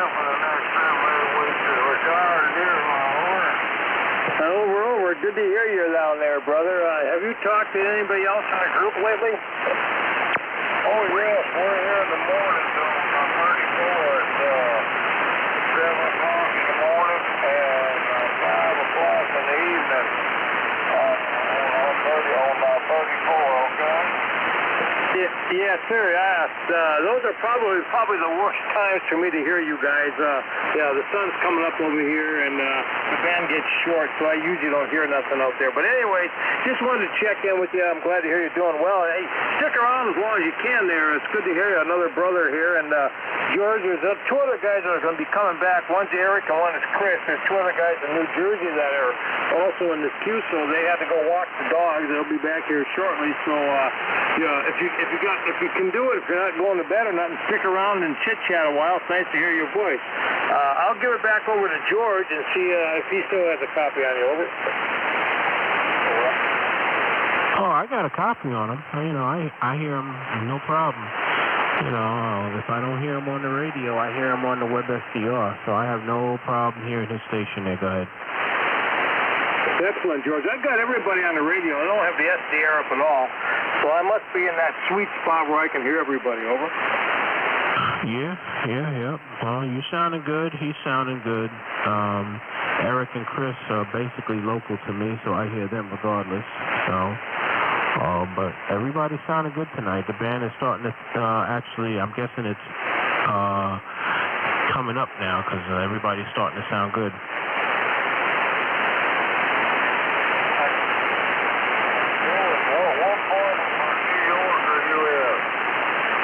I am in an area called Hollis, Queens, New York. It's a suburb of a bigger area called Jamaica, Queens. And I'm about 7 miles north of Kennedy Airport. QSL? I got that. I sure do. I got a road down here. Thank you very much. Say that again?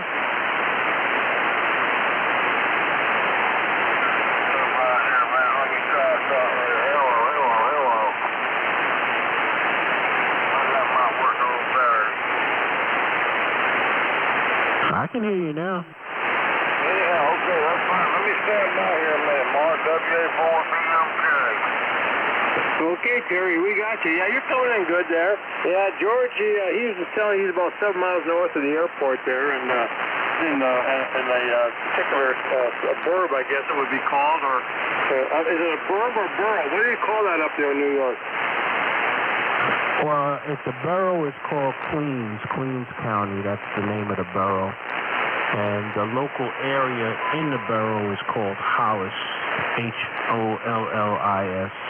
But I'm in Queens County there. QSL? Yeah, QSL, I got you there. Yeah, I know they got those boroughs, and then they keep subdividing down, which is probably understandable because of all the people and congestion. So, anyways, do you get a lot of noise from the airport with airplanes flying over your house? Well, I'm not in any flight path, so I don't get any of the planes that bother me.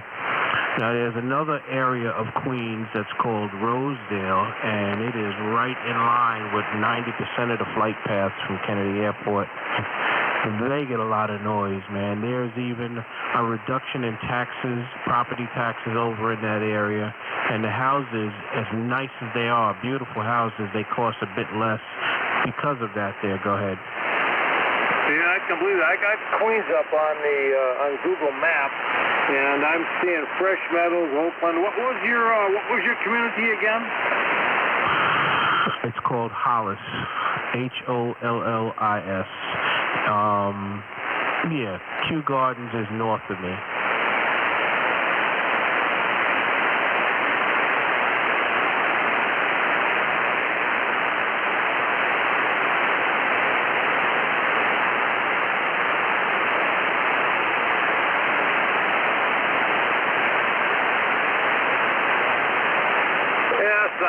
I found Jamaica, St. Albans, Cameron Heights, Lauderton, South Jamaica, Rosedale. I don't know exactly where you're at, but I'm sure I could probably do it up on QRZ and get exact.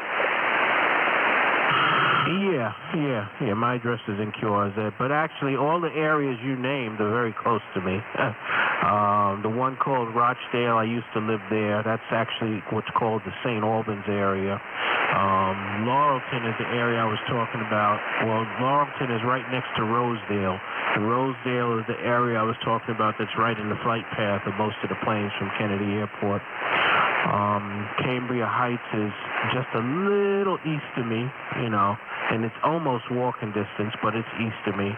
And they're all close, very close there. Go ahead. Oh, yeah, I'm flying Rosedale. That's right next to the airport. That would be bad.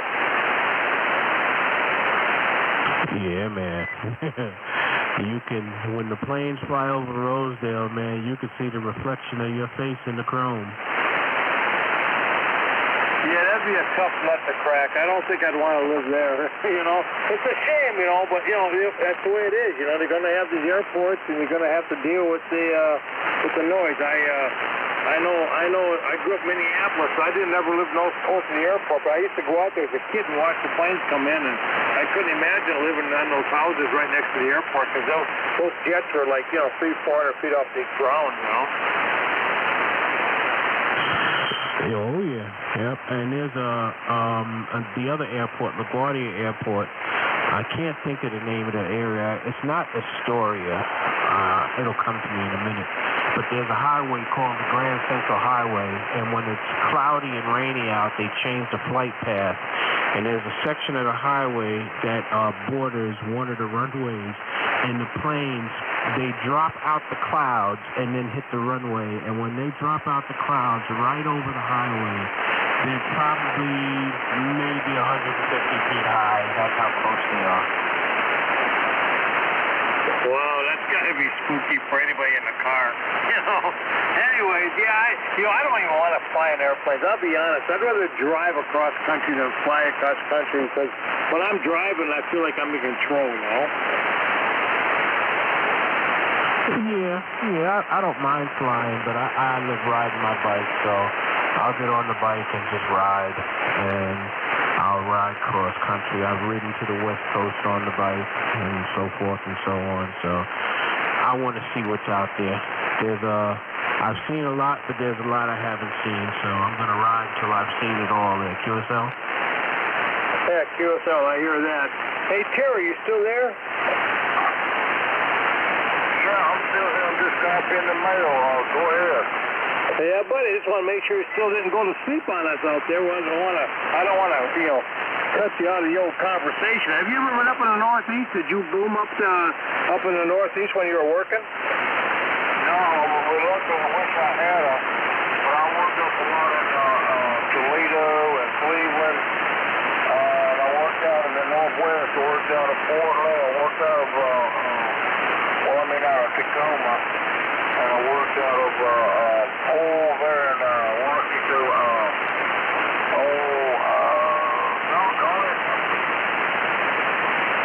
Yeah, buddy, I never worked any further west than, I worked in Hawaii. That's pretty far west, but I worked out of L.A. Yeah, I didn't work out of, I put my name in Montana. I never worked out there, so I guess, on the lower 48, the furthest west I was over there in Nevada, in the southwest, but I never worked up in the northwest at all. But the northeast was a great place to work. Good money, good people. You should have made it up there. Too bad you didn't make it. I heard a lot about it, especially up there working in Connecticut and New York, all along the Atlantic seaboard, had good conditions and everything. Oh yeah, buddy. They showed me a whole lot about how the things should be done. I enjoyed it. I actually transferred into Boston local. I was out of 29 there for a while. But when I went back to the Midwest, the BA in Minnesota wouldn't put me on the A list unless I put my book in as local. So I had to transfer back into Minnesota. Otherwise, I would have kept my book out of 29 out of local up there in Boston, because I really liked it up there. That was probably the best 20 years I spent in the trade was up in Boston, was it? Yeah, buddy. That's one of her. Boston was a place to work. Yeah, good conditions, good people. Up and down. I worked at Boston, Connecticut, New York, New Jersey. I worked out of Philly. I worked up and down into Maryland. I went as far south as Maryland. That's about the Baltimore area. That's about as far south I went from the New England area. And then over to Pennsylvania, out of Pittsburgh and Philly. And then back up towards the Rust Belt where you were, Cleveland and up in Ohio, upstate New York, Albany and that stuff. I kind of stuck out in that area, Mayor, pretty much. Once I went out east, I never came back because it was just too good of money and too good of people, so I just stayed there. Over. Yeah, hey, listen, do you remember a company up there out of Pennsylvania, around the Pittsburgh Gulf, Synaptis? Negative, never worked for them. Yeah, okay, they were a really, really great company to work for. I worked for them a lot over there in Ohio. Nah, never run across them guys. Worked for a lot of different companies out of the hall, but that's not one of them that I can recall.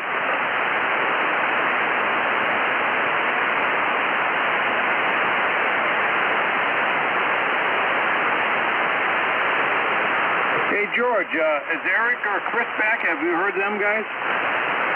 I haven't heard them yet. Let's see. Eric and Chris, are any of you guys back from walking the dog?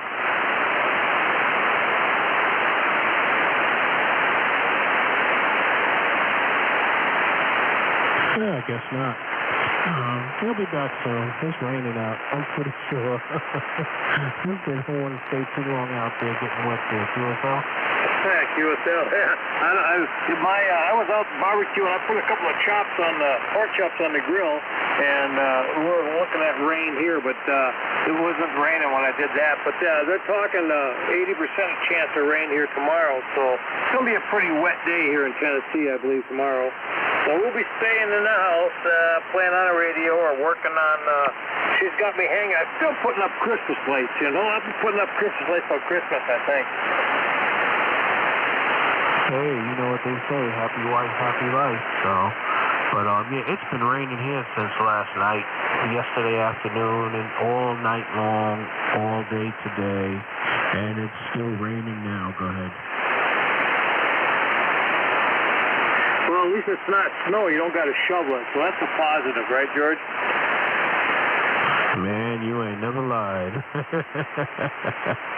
That's the last thing I want. And if it snows, I'm pretty sure. Hopefully my logic is correct. I went and put gas in the gas bottle and threw it in the shed with the snow blower. So I'm ready if it snows, and I think that's why it's not snowing. So hopefully I'm correct. I hope we don't get no snow. No snow is good. It's good snow. I just talked to a buddy of mine last night. He called me from New Hampshire, another Boilermaker that's retired. And he had 24 or 30 inches of snow. He's been out snow blowing. It took him 2 days to clear his yard. He had just a ton of snow up there. So, I guess you're doing good down there. It's funny what a few hundred miles will do, right? Yeah. In fact, I know what snowstorm he got, too. And it missed us. It was northwest of us. And it was first it was slated to come here, but the jet stream changed direction and it stayed slightly more west and went north. So upstate New York got some snow, and that's why he's got snow as well. There, go ahead.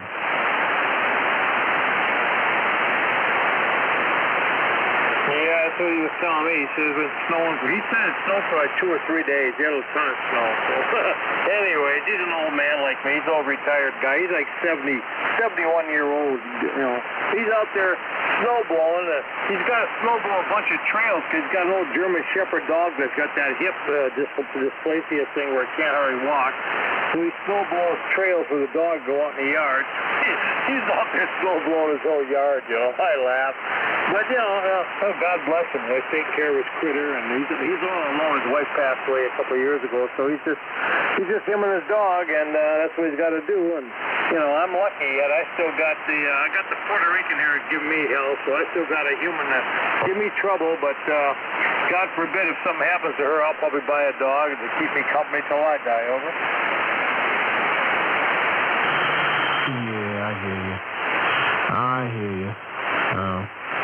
I have one cat here, and I have the XYL here, and it's all good. So I'm lucky I still have my health, so I can't complain there, QSL. Well, QSL, Terry, George, it's good to hear. I was just thinking about Terry. Terry, are you, I never did ask you something, I don't want to be too nosy, but are you single or you got an XYL there keeping you busy? I'm single, Mark. Have been for a long time, so I'm here by myself most all the time, over. Over. You got any critters? A dog, cat, parrot, lizard, scorpion, anything to keep you company? I got the critters here in these woods and stuff, and I've got a couple of cats. They keep me company here and keep the rodents and things away. Yes. Oh, fine business. Another station was coming in. I didn't get the call sign. Go ahead. November 2, Sierra Tango, Quebec.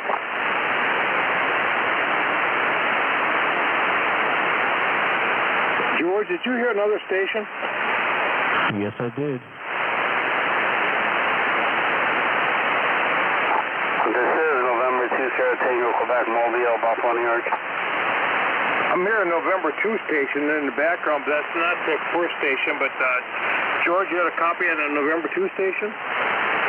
I have a very faint copy on it.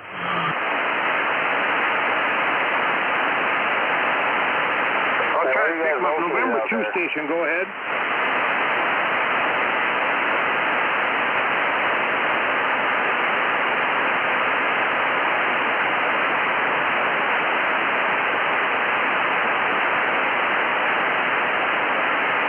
I'm not hearing him at all. Terry, did you hear a November 2 station?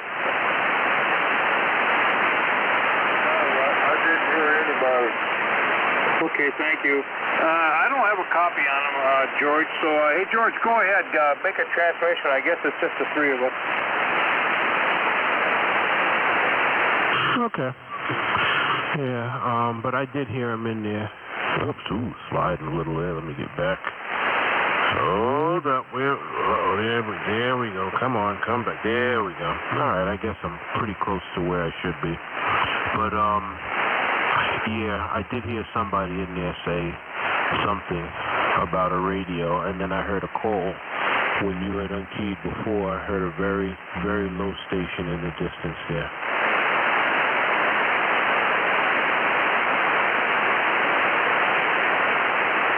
I wonder if Eric and Chris are going to walk their dogs all the way to the West Coast, or I used to have dogs, and normally, you know, it takes 3 or 4 minutes and the dogs are done. So I wonder if they went to bed.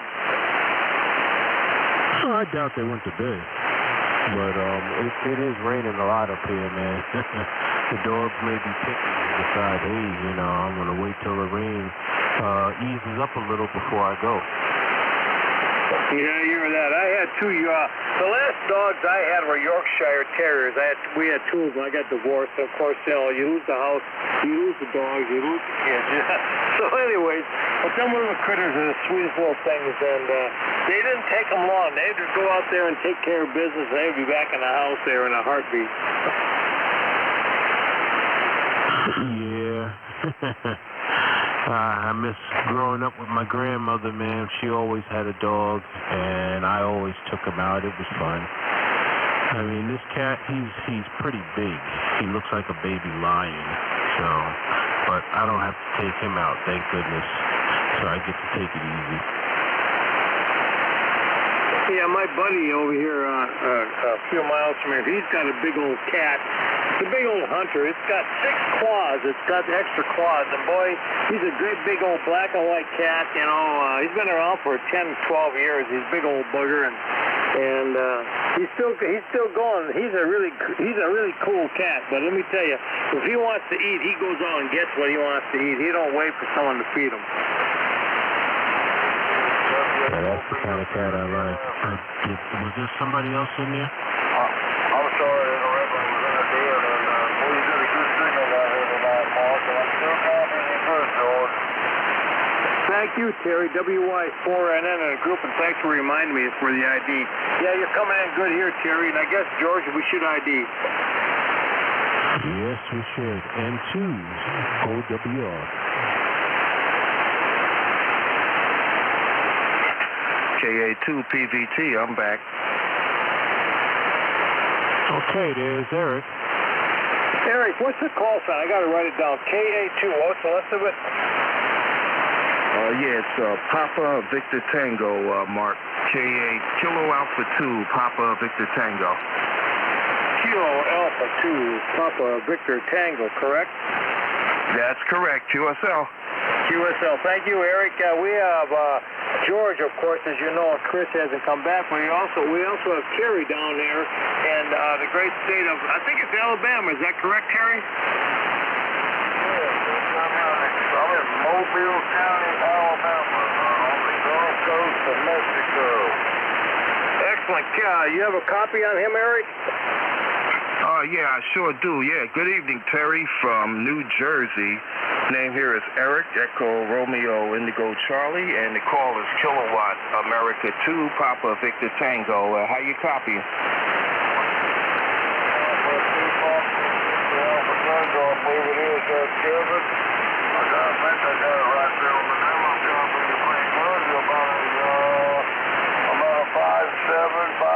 With me here, Q5 Audio.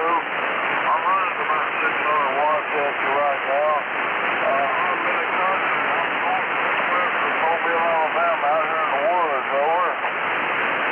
Okay, yeah, QSL on Mobile, Alabama, out in the woods. All right. Well, the 600 watts is doing good here. You're about a 5.6, 5.7.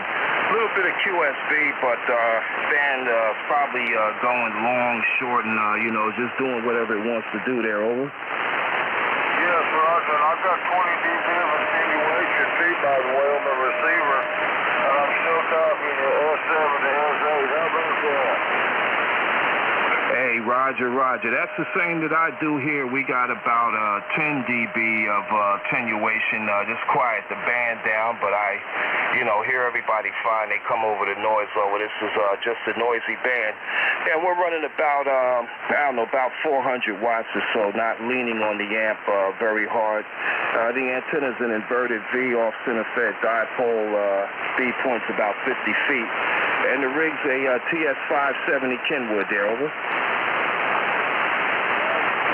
Roger, okay, it's doing a good job for you. I'm running a pair of 572Bs. I got about 2,100 volts on the load, almost 2,300 volts to the load. Got to put some voltage on them babies, and they'll hop and skip and get her done. Yeah, QSL. Well, I'm running a single 3-500, and right now we're running about 2,800 volts on it there. Yeah, our line voltage is a little bit low this evening, and I'm only running the amp on 120 volts there, so we're going to get it over to 240 there, and it'll really sing then, over. Yeah, you're going to put some voltage to that 500 too. You're just running that single wire, 400 volts, so you're not even running at half power. That baby will sit there all day long and do 650. Lost it. I love it. It'll come back. It's a robot. It's sensing. It's a robot now. It's sensing. Yeah, it's automated and it's sensing now. Who's talking about it? Let's get the signal reports. Does it activate under certain conditions when we talk about certain subjects? Is that what happens? No, it's listening now to get signal reports. Oh, what's my signal report, by the way? Very loud. Oh, am I really? Yes, you are. Yeah, I want to, when the weather clears here, I want to put back my reflector that I had to take down because I had to move the antenna, and I want to put that back up and see if it works in the first spot. But it'll be a while before the snow melts, you know? Mm-hmm. That'll be fun. We don't have snow here at all now. Yeah, well, it's warm, Billy. It's warm now. And tomorrow's going to be in the 50s, and it's rain all day. So a lot of this stuff will melt, but it will be a mushy mess out there. God, how much you got? 2 feet? No. We had about 5 or 6 inches. Oh, well, that'll all let it go. Well, yeah, but it's still 2 days of rain and it'll be up. But then the ground will be very, very mushy and soggy. I don't go back. You know what we do with our little dogs, Billy? What? Little booties. Oh. You know why? Because its paws get cold and it started bleeding? No, that it helps that, but for the claws, so he doesn't slip. He's very, very old, you know? Oh, yeah. And it helps him. Believe it or not, it helps. Yeah, we had that problem when we laid the new floor in the kitchen this spring or whatever you want to call it. Our dog, I was afraid she was going to blow a hip, but now seeing as the floor is like broke in, isn't as shiny as it was, she gets traction now. Oh, yeah. Oh, that's good. This guy, his back leg is weak to begin with. It slips out on him. It's a big help. And it's also good when they go outside in the snow. And you can wipe the paw right off, you know, and not, it doesn't get on his paw. The paw is already a lot of hair. Things like that, you don't know if the dog's going to take to it, it's going to work, but it actually does work. Yeah, we got boots for dogs. No dog that we ever had liked those boots. Did you know that Christopher Steele was friendly with Ivanka for years? She was. Yeah, it's just coming out now. McCabe said they really didn't talk about it because they didn't want to put that into the whole thing that was going on. But yeah, she's been friendly with Christopher Steele for many, many years. How friendly? Yeah.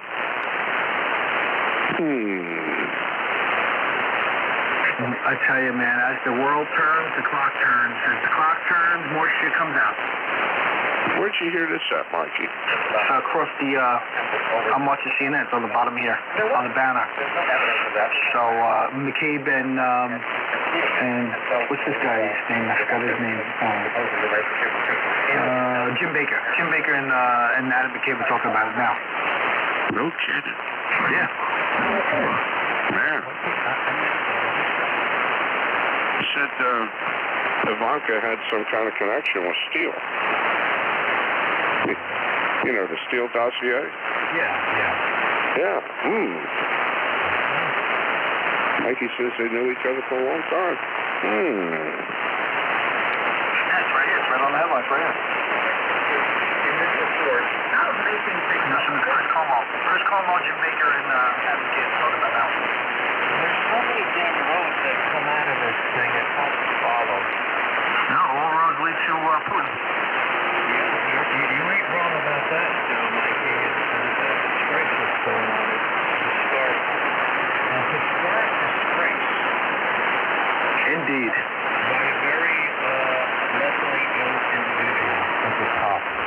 Did you see these morons in the hearing today? How disrespectful they were? I saw some of it, and I read some excerpts from it. I can't watch it.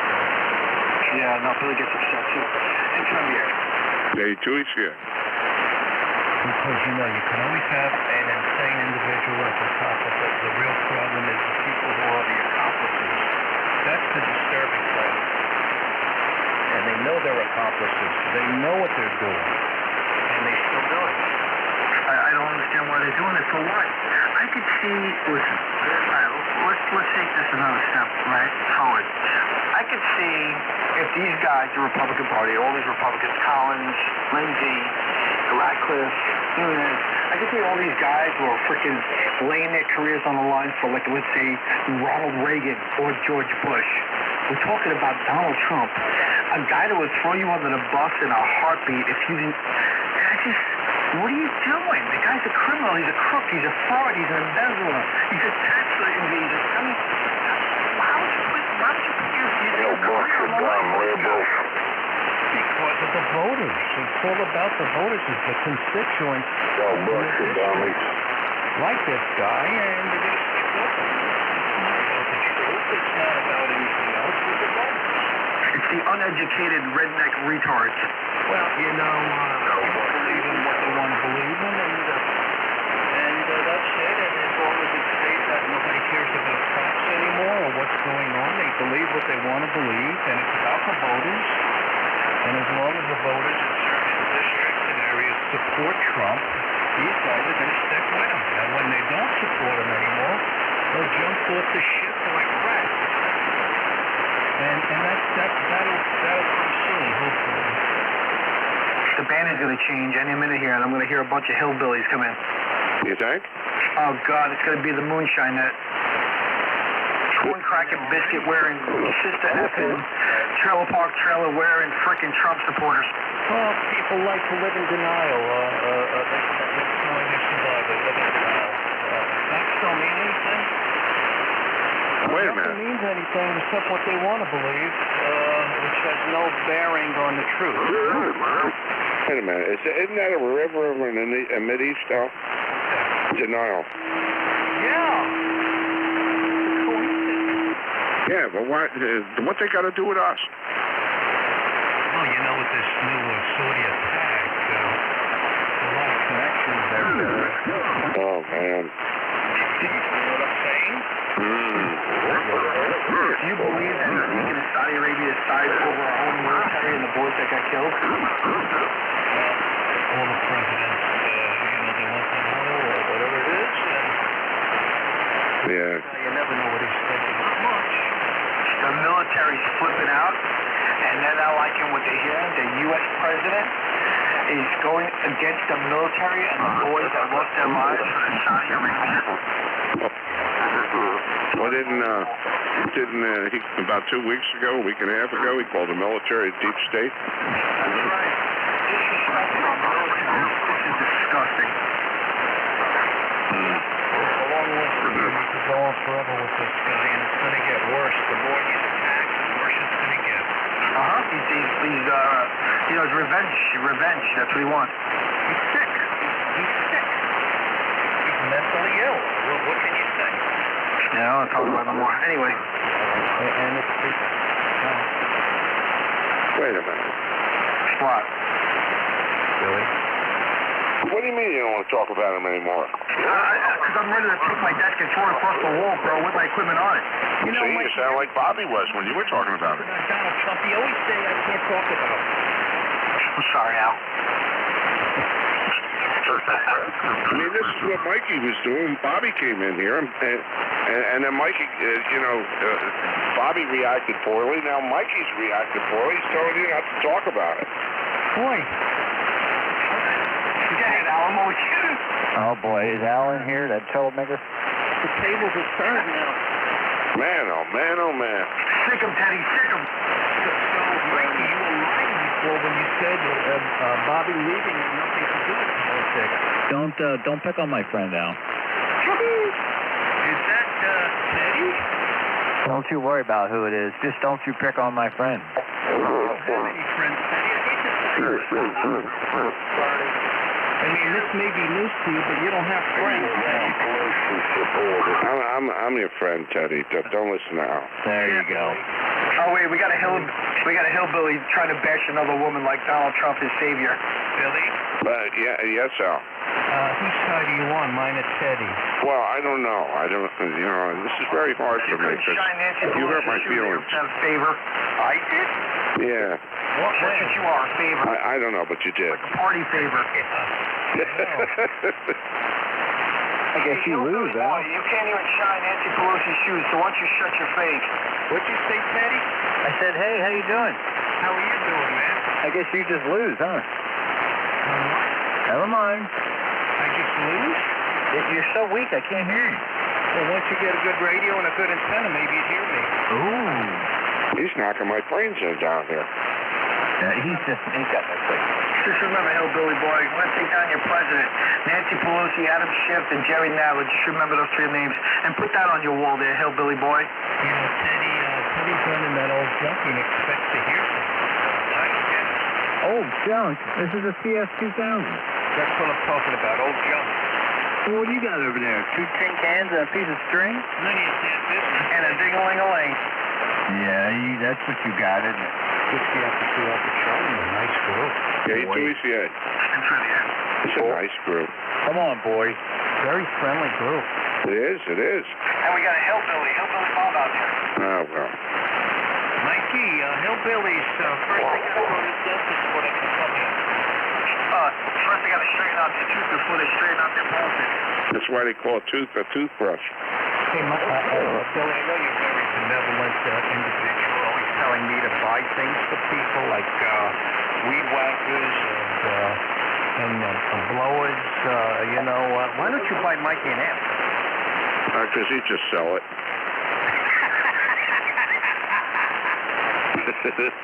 My wife said I can't buy one. Because she knows you just sell it. No, my wife took my balls away. You got to be nice to your wife. She's going to let you buy an amplifier. She said, no, you're not making no purchases.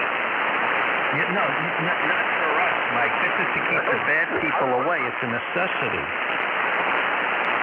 Right, she got me something for Christmas. I don't know what it is. It could be an amp. So, I mean, to keep the bad people away, like N3ZRX.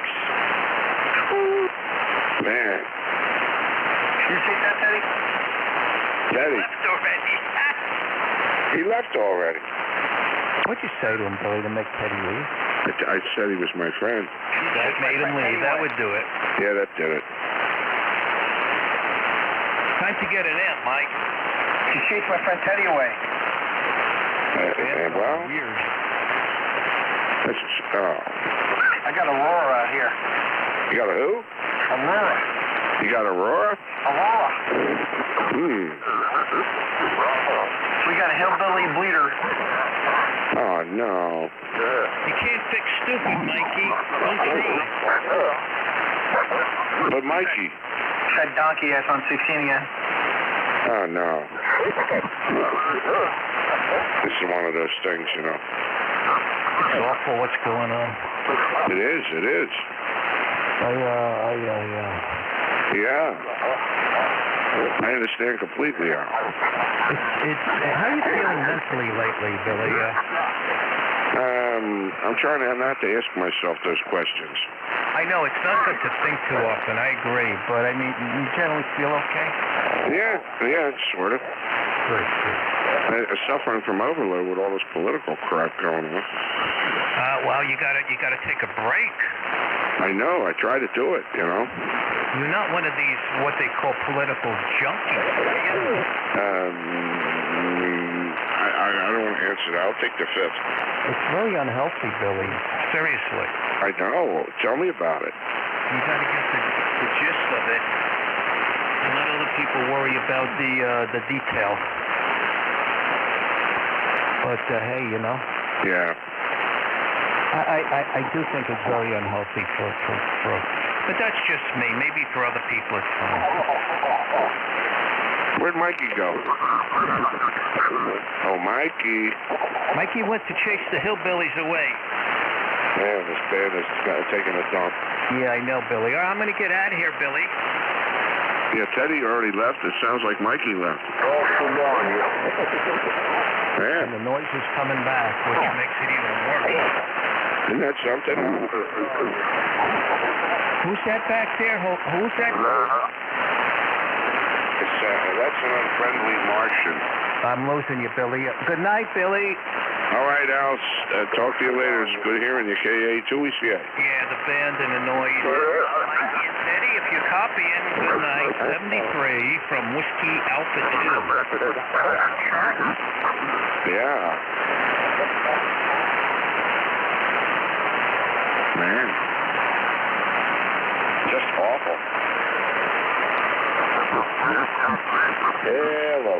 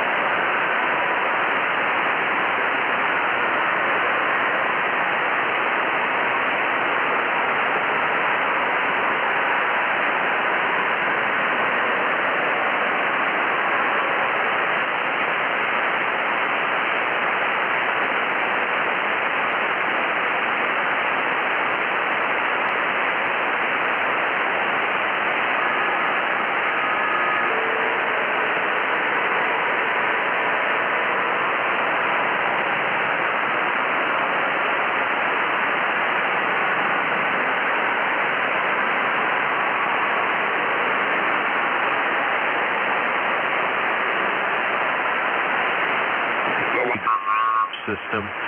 So I am happy about that.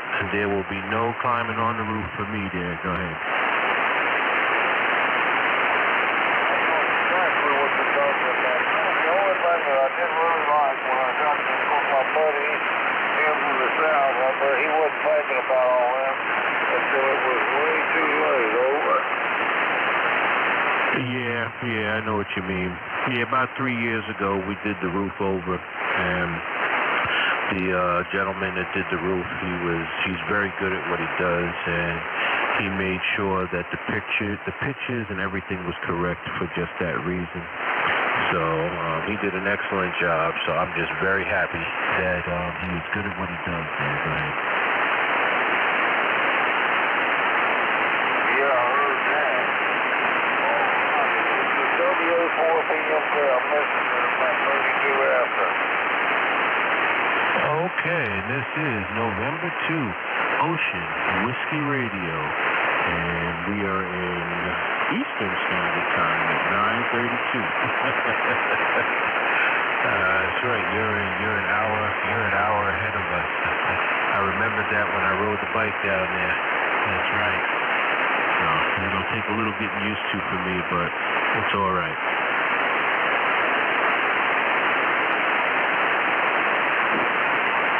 Sometimes when I'm watching TV, I have to remind myself of that too.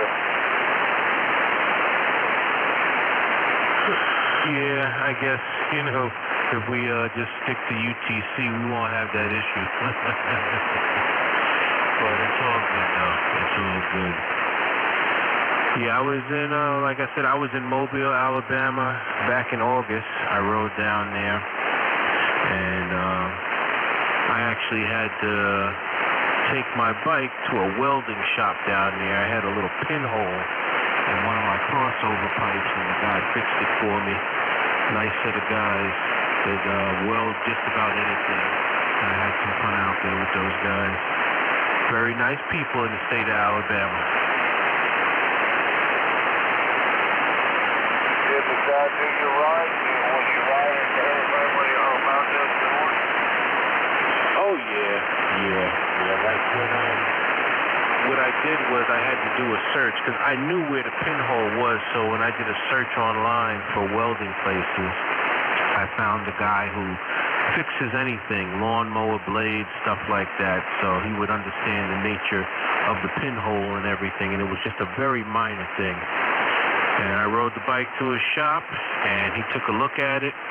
And I took some panels off of the bike to make it very easy for him to get to it. And he fixed it in about 10 minutes. And I hung out with him and his brother. They both owned the shop for a little while. And, just chit-chatting and stuff. They were very nice guys. And I made some new friends there. Go ahead.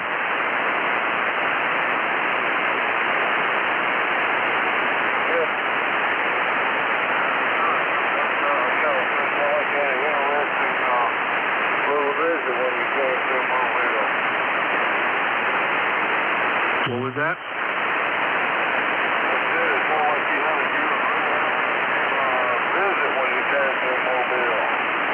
Oh, yeah, I had a good time there. And there was a point where there was some very, very strong torrential rains, too. I had never seen rain like that, but it was interesting. I still had fun. As rough as the rain was, I had a good time in it there. Go ahead.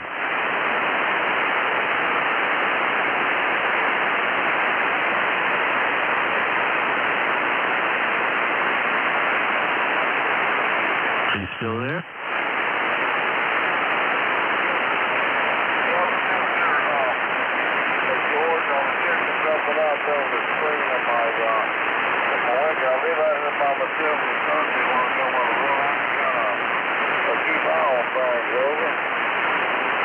QSL. All right, no problem. Yeah, but I have, it rained like crazy when I was there a couple of days, man. I've never seen rain like that up in the Northeast. I mean, the amount of rain that came down within like an hour was insane. Is it always like that when it rains there?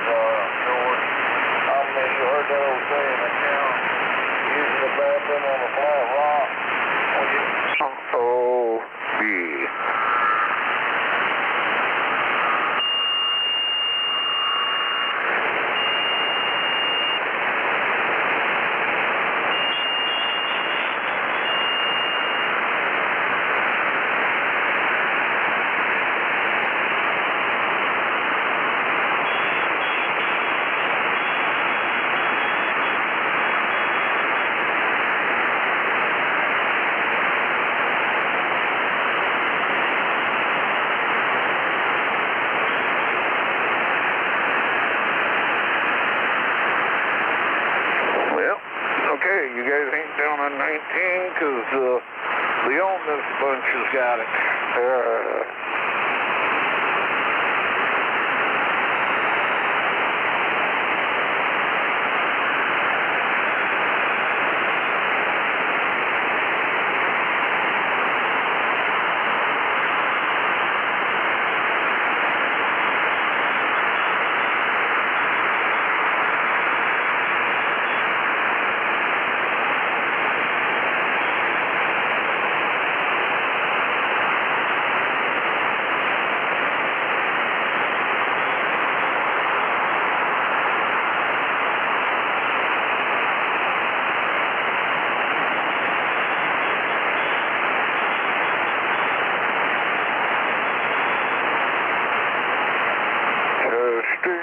Testing.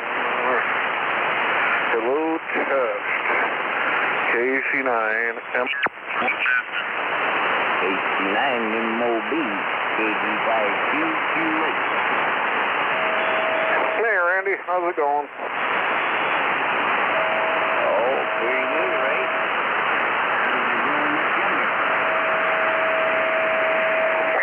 Kind of slow. It was raining all day, so I wasn't able to, muzzle loaders and rain, they don't get along too good.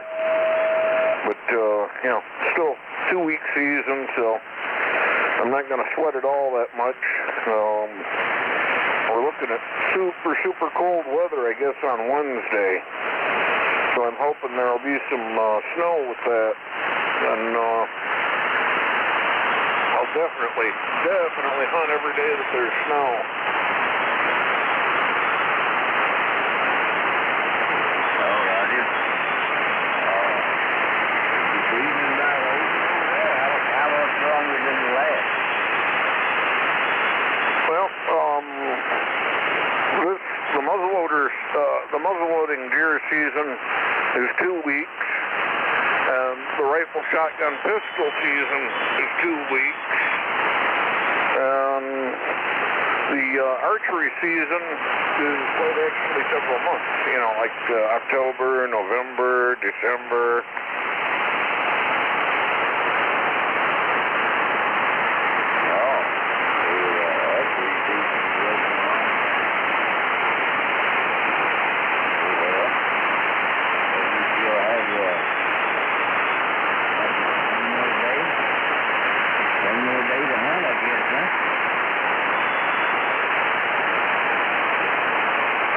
Yeah, well, actually, I think archery season ends on like January 5th, I think.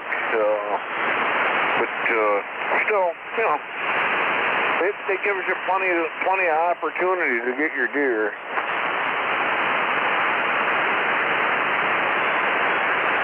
Yeah, that seems that way.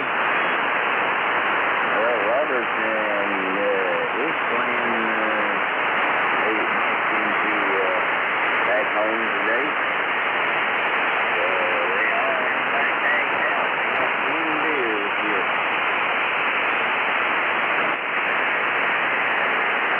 Oh, yeah. Well, if I would have realized where the actual property line was for this property, I would have, I would have limited out on deer early on. See, I was thinking that, there's a creek that runs through the property. It's 2 different creeks, and one runs from east to west, and the other one runs from north to south. And they kind of cut the property in half. Sort of an L shape. There's, like the side that I'm on right now. It's maybe 200 yards. On the frontage on the road, it's probably 225, maybe 250 yards of frontage on the road. And then it goes back almost 400 yards to the ditch. And then, there's about half of that, maybe a third of that, probably a third of that The east-west ditch separates, the property, and that's maybe 100 yards by 300 yards, and it's just nothing but a tractor lane and a bunch of hardwoods, just like front yards, 10,000 hardwoods.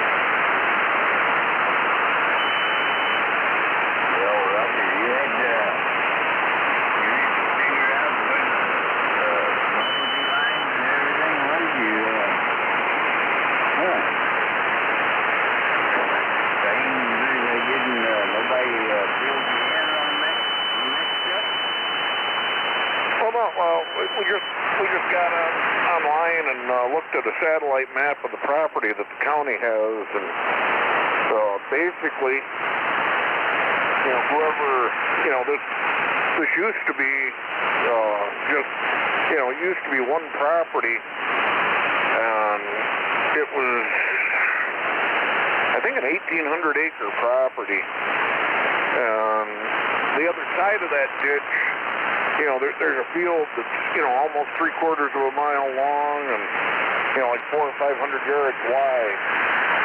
And whoever bought that portion of this farm, apparently they didn't want the ditches, and it's weird because it's like 27 foot from the center of the ditch is where the property line is. So, I was thinking, owned to the center of the ditch, and no, he owns 27 foot on the far side. So, that's quite a little bit of space.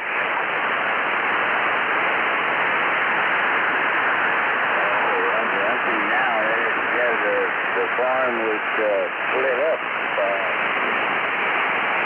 Okay. It wasn't sold in one big block. Yeah, so, here lately I've been trying a new tactic where I'm, going down, right at the intersection of the two ditches where it's easy to get in and out of. And, I'm walking the property line from the south to the north, which is kind of screwing up the deer because, they bed out in back of the house of all places, 100, 150 foot behind the house. There's 2 dozen deer beds, but, they could get out of there, before I even get around the house. So, I'm just going, I'm getting out of the house and I'm walking towards the front of the property, then I'm walking towards the south edge of the property, then I take the ditch up to that intersection and I come up on that corner, and then I start walking north, and now I'm seeing deer again, because normally, they bug out to the south and the west. And, since I'm not coming that way anymore now, the only thing they can do is, they can only go north, and in which case I can see them again. No, Roger. Yeah. Well, you couldn't scope everything out before, that way you'd have had an idea of everything. Oh, boy. Well, I just heard you in there, and my wife wanting something can't come to me before I get on the radio. Wait till after I get on the radio. Mostly the walking back. Okay, let me see what you want, and I'll be back in a few. So, if I don't get to talk to you again before, have a good evening over there, and good talking to you again, and take care, and we'll catch you next time. Have a good one, Ray, and we'll talk to you later. 339 MOB. KZ5 QQH. Okay, Randy. Have one. Yeah, she saw that you're not paying her attention. That's why she wants you. KUC9MOB.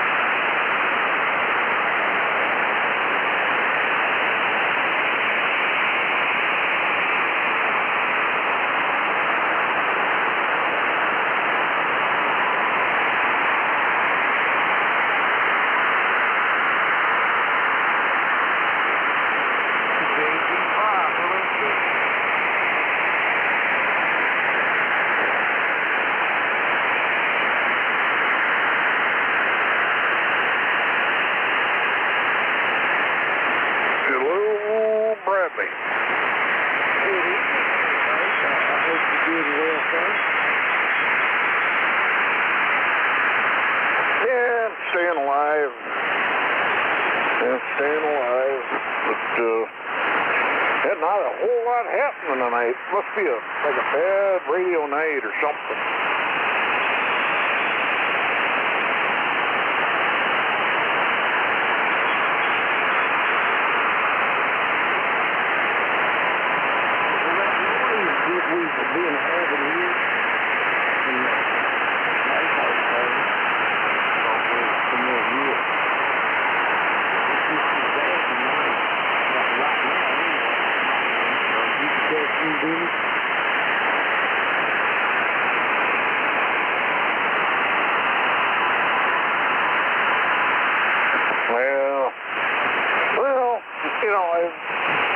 Since it's the UN, I'm just going to ignore it. I'll continue talking because they have absolutely no impact or control over my life. So, and I'm going to keep it that way too, by the way. But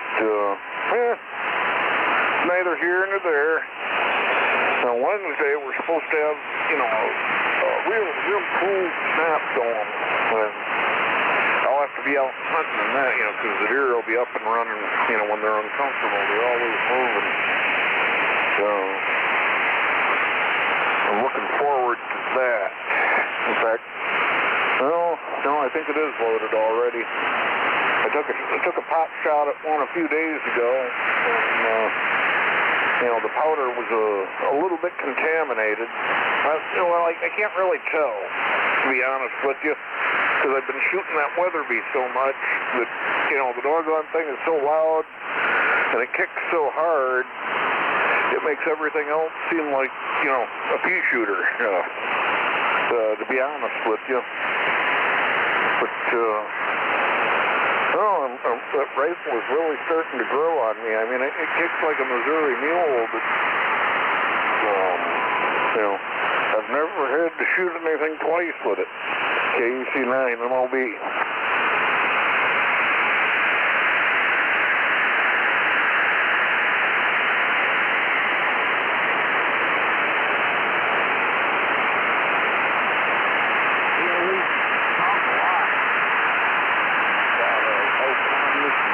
And all that kind of stuff that we have over the years here.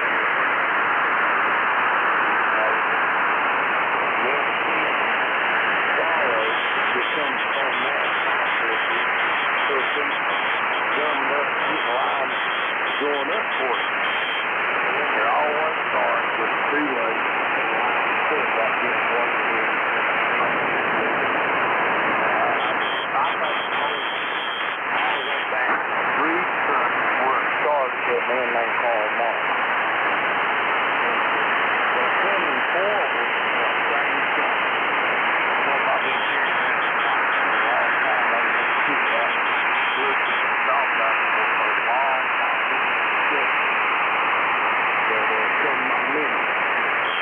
Well, here's the gold plug.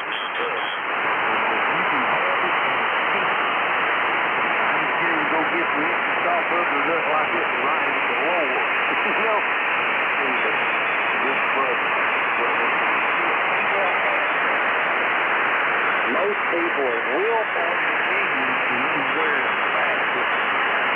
Before he rose high and did what he did down there in that store on the countryside.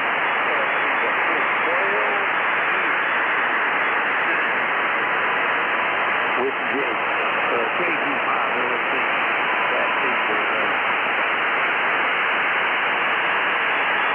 Yeah, hey, this stuff is getting pretty thick. I could tell you were talking, I just couldn't tell what you were talking about, so I guess I'm just gonna shut it down and go back in and go to bed. I've got a lot better signal more time than that video show.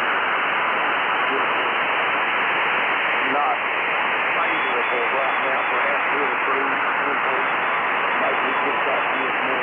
Then Big Leg got coffee. And then we got where KG5. Let's see back on fire.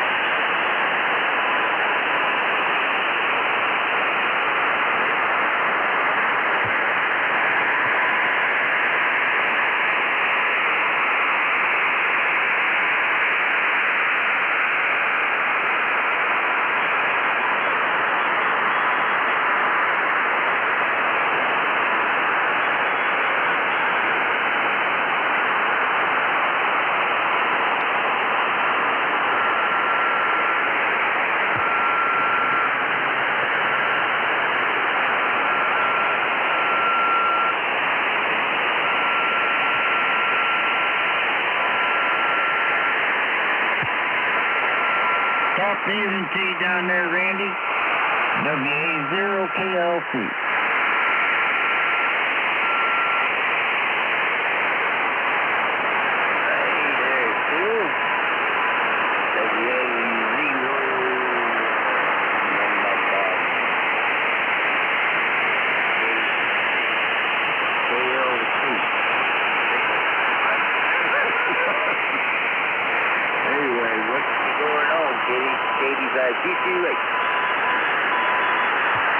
Not a whole lot there, brother. Hey, you talked to Ranger's man? Did you find out when you get that care package I sent him today? I don't know. I haven't talked to him this evening. I hadn't heard him on. I talked to him earlier, but he didn't say anything. I don't know. And, you know, he hasn't said, he hadn't been on the radio this evening yet, so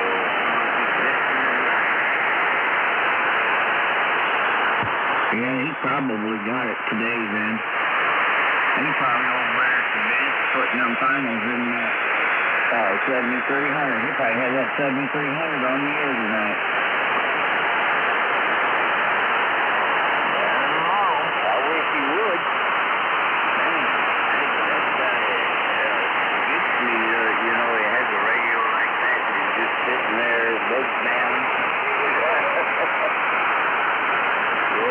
That would make my skin crawl. I wouldn't be able that joint. Oh, I know it. Yeah, that's what I don't get about that damn MOSFET, though, that this gun radio uses. You know, they want anywhere from $49 to $64 for the 70-watt final. And then you order a 100-watt, and they're only $23 for the 100-watt one. Don't make no damn sense, does it?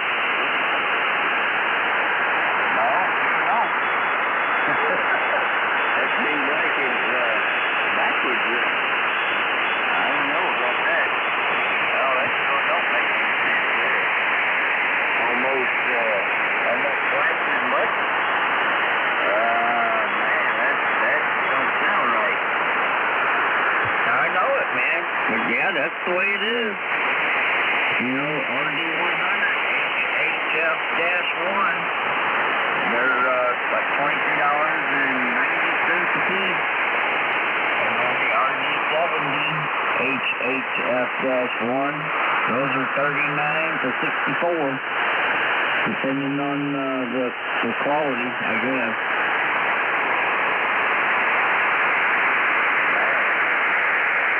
That would make you add inflation when you order something like that. I would think there's nothing wrong with the price, but it's not. There's a lot of things like that, though, you know, that seems like the price, the opposite way it should be from this price, shouldn't it? I don't know. I guess it depends on what they sell the most, maybe. I don't know. It doesn't make any sense. Well, you know, ICOM 7300 uses them. Yaesu uses them. Kenwood uses them. Everybody's putting them 70 waters into everything now. So I guess that's why they're so darn expensive. Yep, whatever they sell the most of, you know, they're gonna get the price adjust accordingly. Whatever's hot item, you know, they can't keep the sales point, so they will jack the prices up. Oh, you got that right, man. All right there, Randy. I'm going to jump out here from just the snowshoe, brother. I'm going to kick back here a little bit. I was just kind of curious if you got some parts for him. WA0 KLC. All right, Kenny. Good to hear from you, man. Take care, and we'll catch you next time.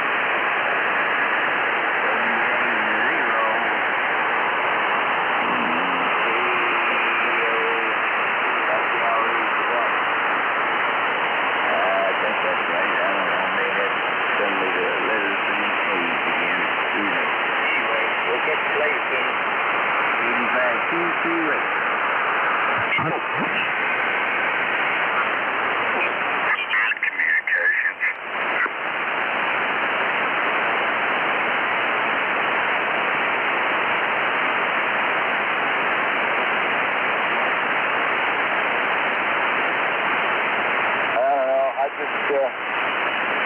It's not going to straighten itself out, that's for damn sure.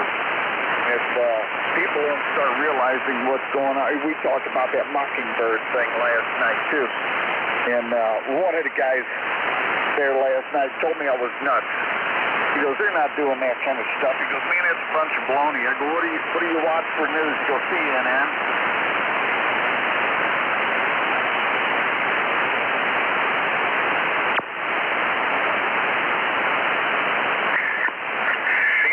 Viewership is way down. Oh, yeah. And they're hurting pretty bad.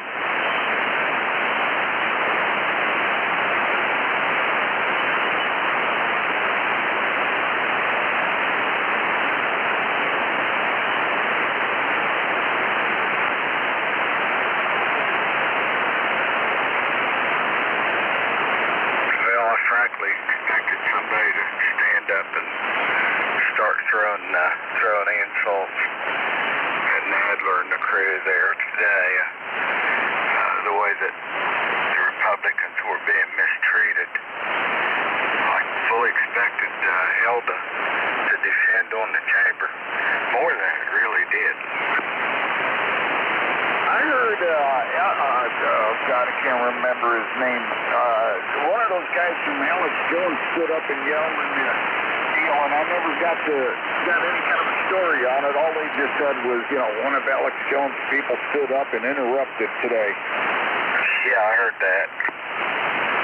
Did you get to see it? No, I heard it. They never put the camera on him. Oh, okay. What, I guess you heard what he had to say? Just vaguely heard what he was saying. Something about, fairness and so forth. Of course it would be. Yeah, okay. Yeah, well, Alex Jones is starting up about now. I ought to go switch the radio over and go up and listen to that and find out what it was all about. It'll be on his side. And then, since I didn't get to hear what happened and what the reaction was, I have to kind of make up my own mind on who's telling the truth there. But I figure I'll probably get closer to the truth if I hear him. Oh, yeah. Nadler, of course, slammed the gavel down and told everybody to settle down. And they were there to observe, and any disruption would be tolerated and so forth, of course. Yeah, all I seen on that was they just showed a picture of him with the guard on each side, and he's holding the telephone, and that's all the information we got out of it, other than it was a disruption. Oh boy.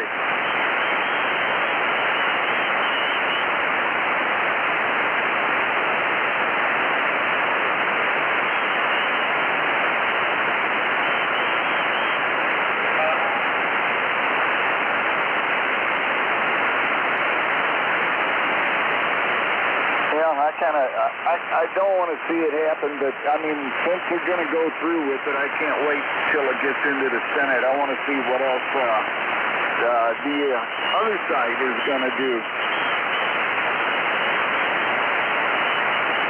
Well, I hope they grow a pair and go after him. I hope they dig into it and thoroughly investigate everything that was brought up. And looky, if the president's guilty of that, let the chips fall where they may. If the FBI and the FISA court manipulated this, so be it. If Hillary Clinton and CrowdStrike and the collusion over there is true, it's very bad. Let the chips fall where they may. Yeah, I mean, come on, let's face it. We know there's stupidity on both sides, so they all need to get their hands slapped and have their hands thrown in jail. Yeah, because here we've been going on for 3.5 years, or almost 3.5 years, and getting absolutely nothing done up there.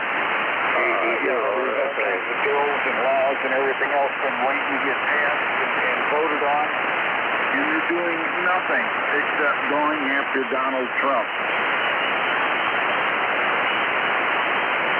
80 RSA. What's up, Mo? Well, if you guys remember, I don't know if you was old enough.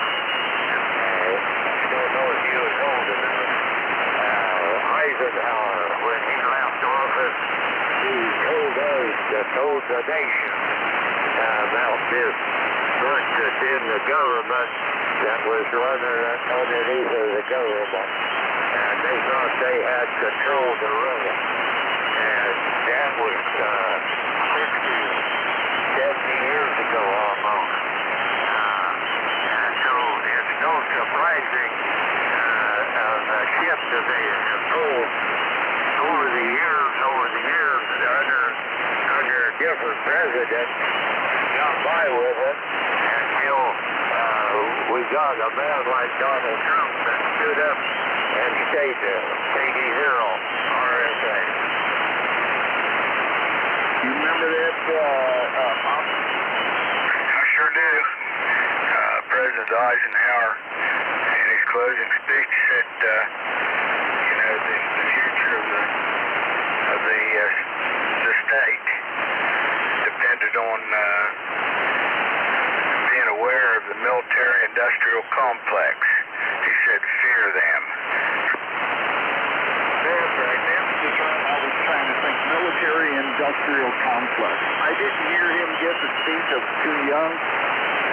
But yeah, I remember the military-industrial complex. I remember it. My mother was walking around with, you know, prior to that, with I like Ike buttons on her apron. Dad was a staunch Democrat, and it was a very interesting time in our household. Not to be confused with the pharmaceutical industry complex. Hello there, Mike. Mike. Hey, Fonson. Hey.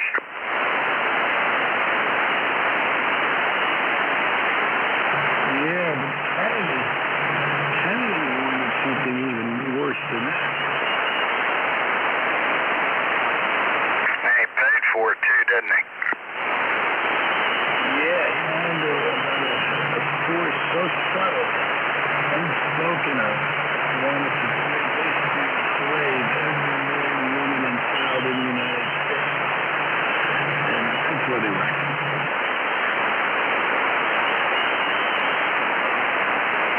Well, we see all the foreign emissaries. You know, they considered themselves to be the moving force in this scenario. And they didn't want to take direction from the president. They wanted to craft everything and form it and mold it to their satisfaction. And damn it, that's not what it's supposed to, that's not how it's supposed to work. Oh, kind of like today. Well, you know, they wouldn't want to have a president oppose what they wanted to do, you know? Back in a second, from Washington.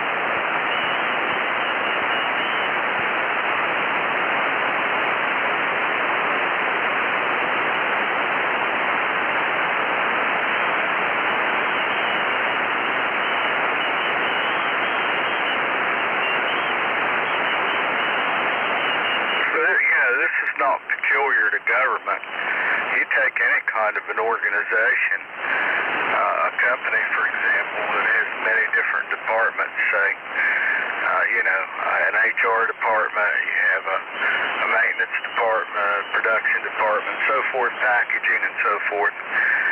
And you'll find that within the different departments, you'll have little nucleuses of people that, you know, want to do things their own way, you know, regardless of the direction of the plant management. And they'll find ways to circumvent and become, you know, innocuous and become very subtle in what they do. And it's, you know, it's pervasive in human nature, I think.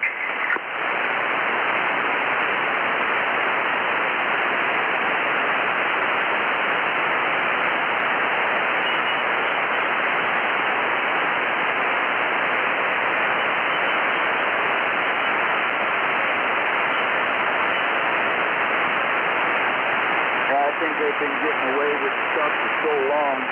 Just please, ISL. They've been getting away with a little here and a little here, and I'll charge on this a little here.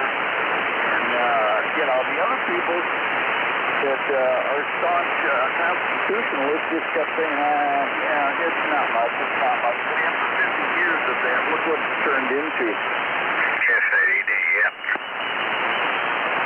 Well, you just have 54 Republicans resigned the House after Trump got empty for any reason. They got out of there because they had a little fear someplace. They got out because they were dirty. You bet. Well, what other job can you take? You know, being a middle-class type folk, go into office and come out peacefully morning.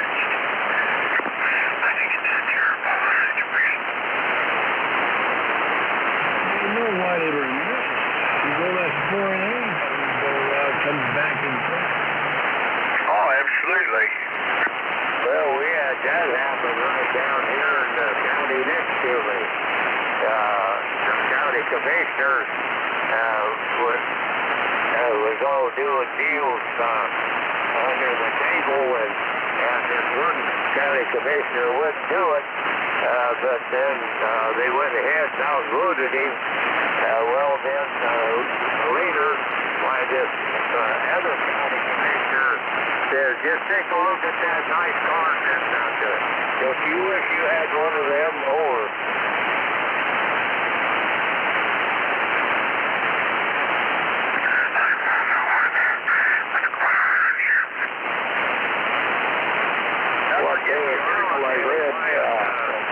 Graders and land landlords were building the route through Caterpillar, and Caterpillar was paying them underneath of the table to get it away from John Deere. Over. Sounds about right, Mo. Well, yeah, they institute the bid system for jobs, and if they don't like that particular company's bid for some reason, they'll nullify the bid, which I always thought was nuts. See that a lot here in Missouri, too. I know, if the company or the person doesn't perform, to the bid, the bond, they should have to place a bond, a performance bond, and, even there's a lot of bids that are overlooked and dismissed that would save the taxpayer a hell of a bunch of money, because the commissioners are the body that examines and approves the bids is unfavorable toward that company in some way, or they're taking graft under the table like Mike said.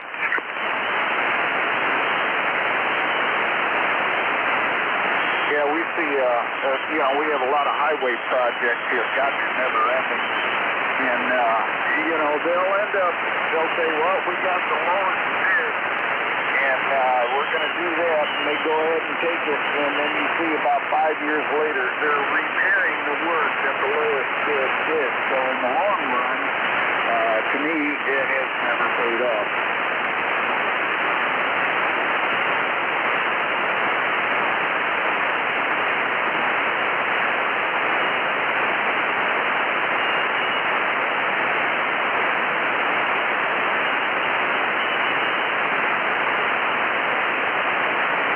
Things happen, don't they? Yeah, it's called money.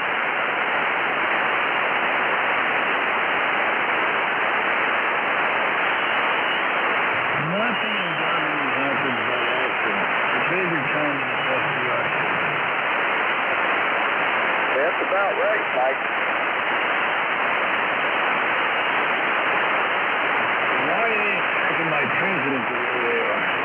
Even the Republicans are turning on you. Lindsey Graham isn't going to fool Biden and his son anymore, and little shit. Yeah, I don't get that. I heard rumors of that. I don't know if it's true or not. Is it?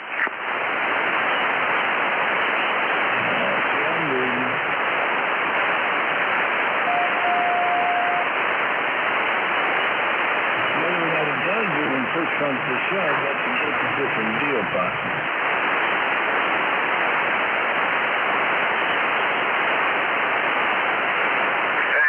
Yeah, I've been around the block a few times, and basically, from what I can understand on the face of it, from what I see on TV and what I read, that was nepotism at its finest.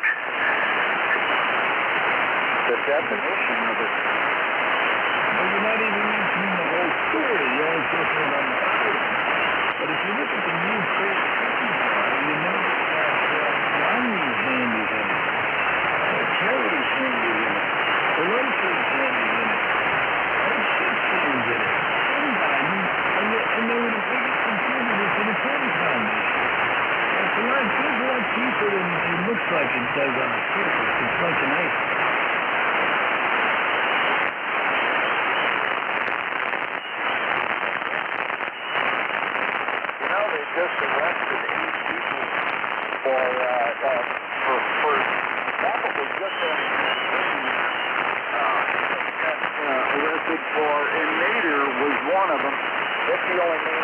out of my head. Nader got arrested, and if they were the biggest, contributors to the Hillary Clinton Foundation.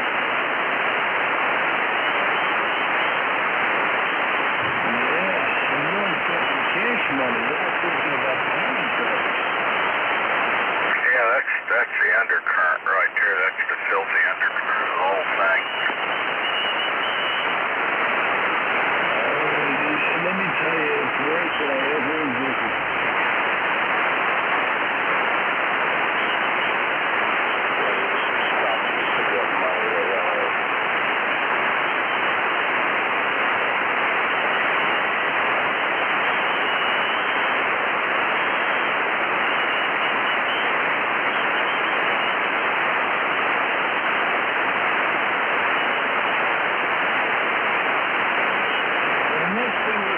Wednesday when the reported officially presented the question return.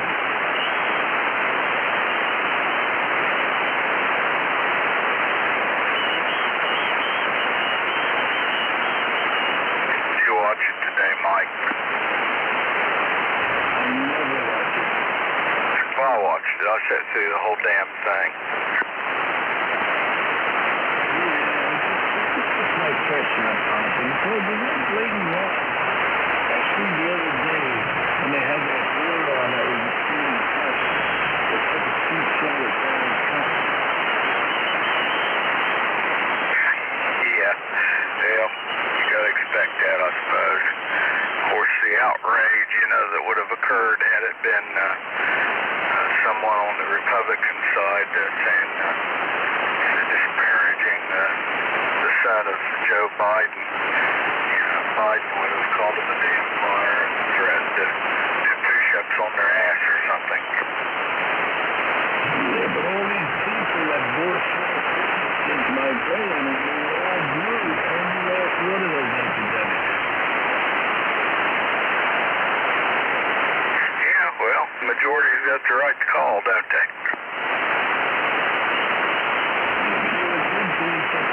Percentage of the population, I think they wouldn't be overly helping them.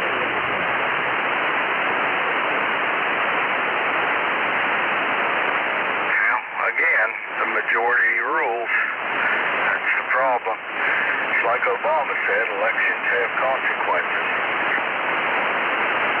Yeah, I hear a hell of an election. They're going to lose big time. It's going to be bad. I hope so. I heard the brothers are even swinging on the Trump train because they're tired of getting left behind.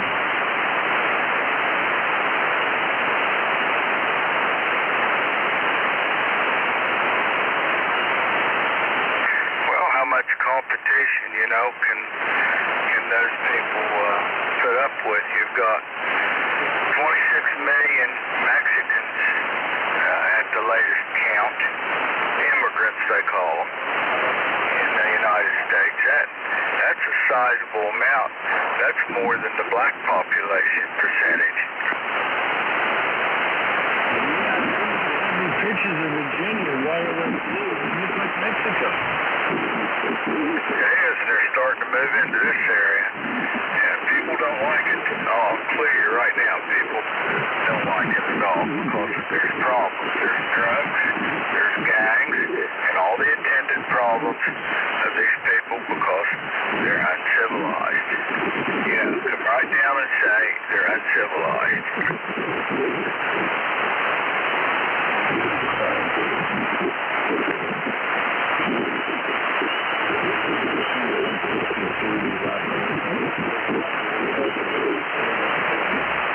Yep, same old story. I can hear him. I got somebody just moved in above me that's like my house. Yeah, they're probably don't like. That's what Mike was saying. They don't like what we're talking about.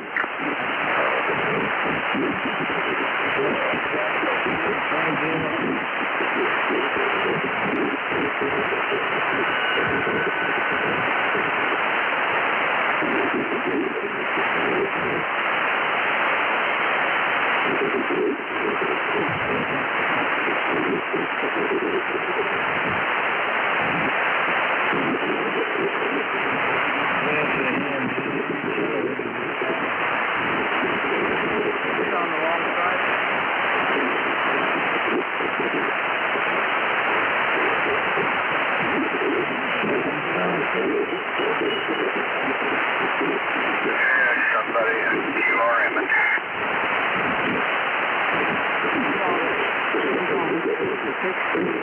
it.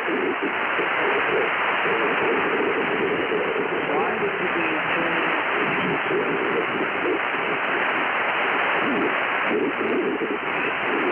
Of course it is. They're transmitting a InfoWars deal right now about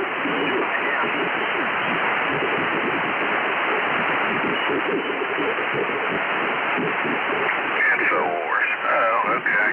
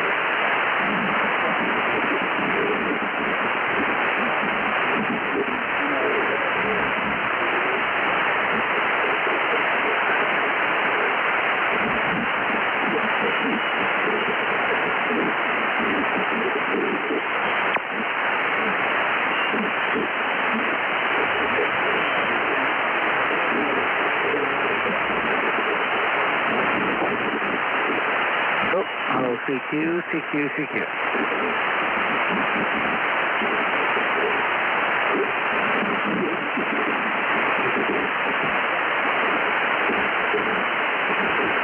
Wow.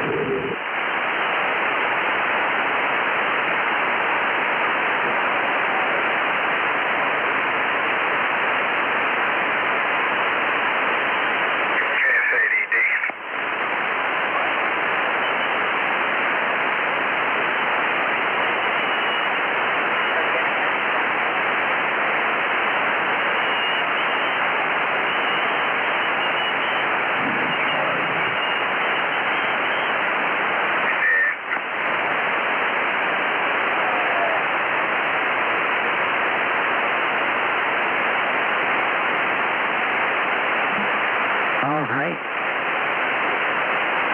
I'm glad we all have something in common.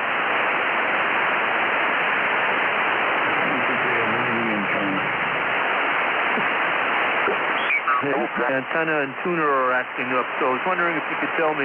This is WT1R, Whiskey Tango 1 Radio. Name is Bruce, and I'm in Orange, Connecticut, near New Haven, in the center of the southern part of the state. And I'm just wondering how you copy, over. 20 over in southeast Virginia. Yeah, you're 10 over F9 in Central Ontario.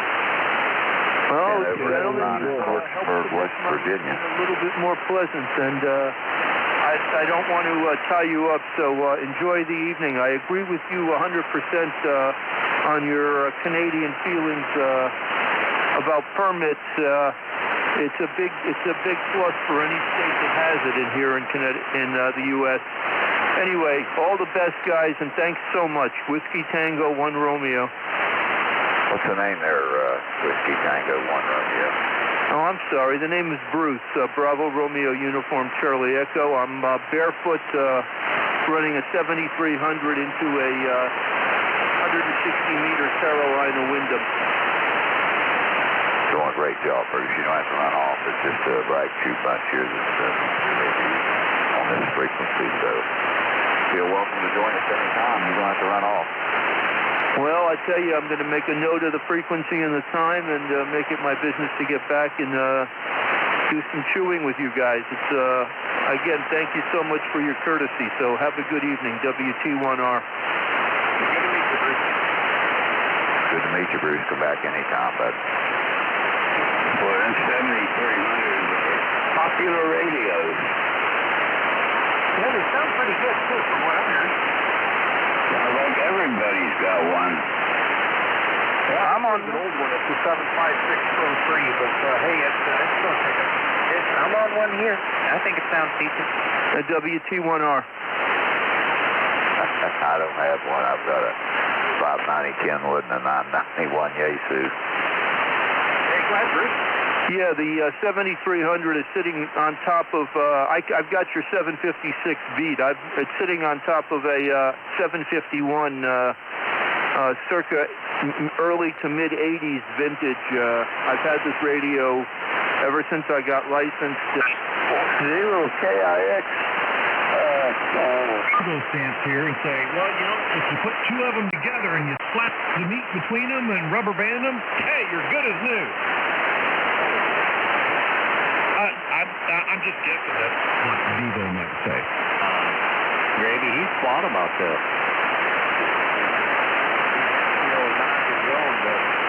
Yeah. Now, Paul, I'm thinking, see, I don't know for sure, but I'm thinking that might be something that Devo might say. I don't know for sure. Maybe I should ask him.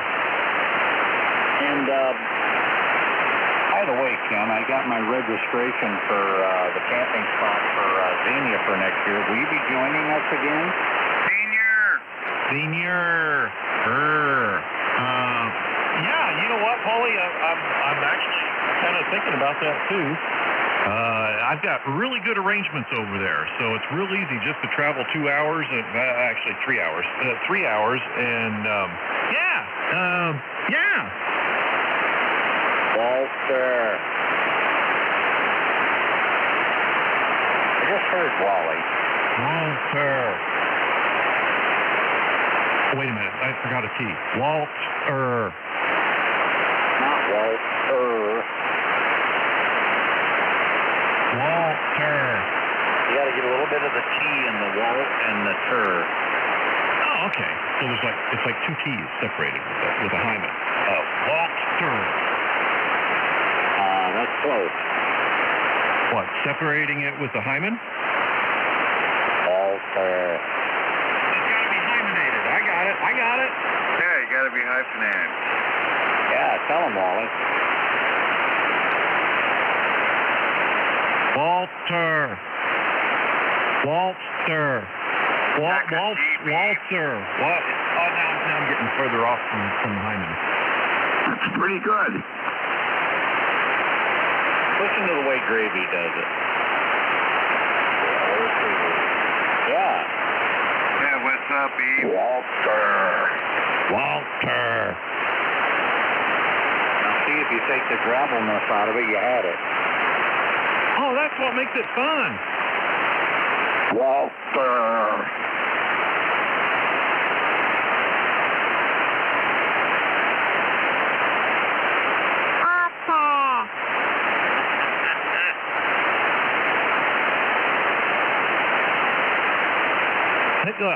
I got to work on it. We'll give you a week. Hey, Wally. Hey, Paul. I forgot to ask, did you have any Gomer sightings today? No Gomer sighting.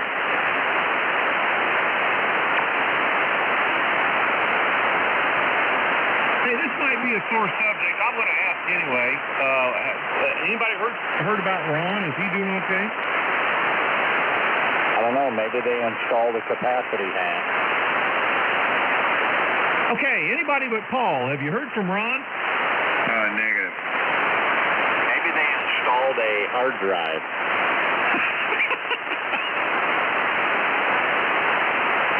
Polly, that's no way to be. Come on. Ken. Yeah, Paul. I hope Ron is doing okay, but he needs a little help in some other department.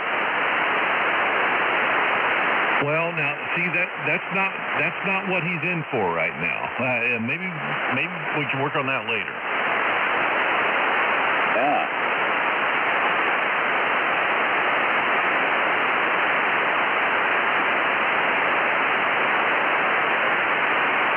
Well, I know you guys are dying to ask, but kind of afraid to. But yes, Mike.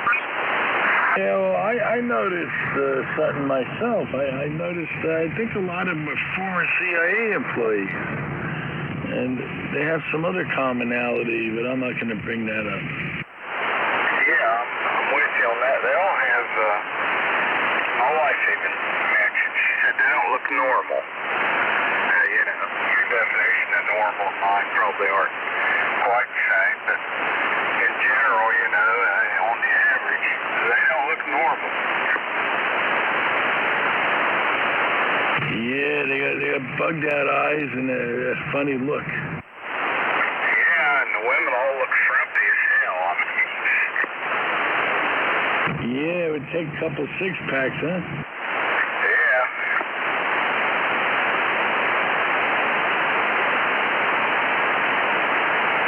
Well, I noticed that when I did my empirical evaluation of Hillary supporters during the election.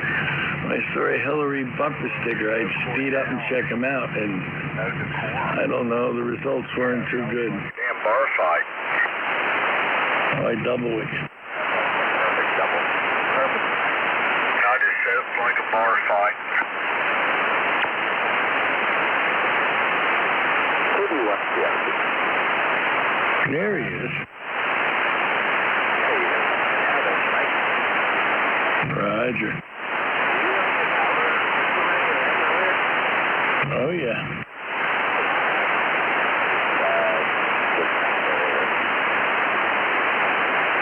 Yeah, all of a sudden it improves here. It's like somebody flipped a switch. Good evening, Matt. I didn't get a chance to read through the IT report yet.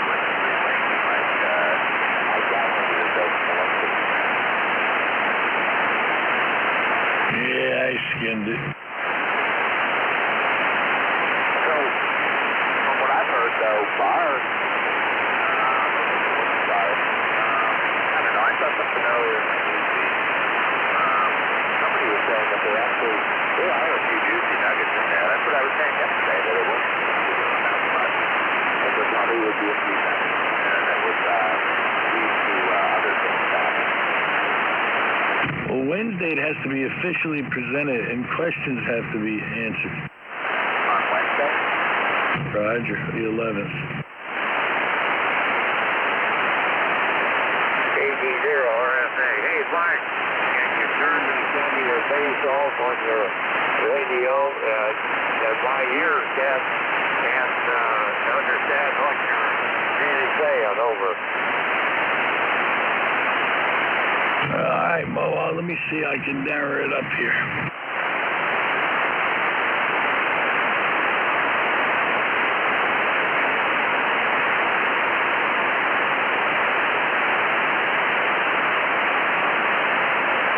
How's that, Mo? Any better? That's much better. That's much better. Thank you.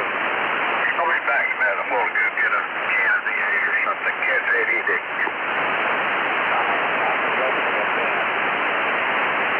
Yeah, he's putting vodka in there, man. I'm telling you. I'll be back, too. It's all I am. Now you're going to go get one now yourself.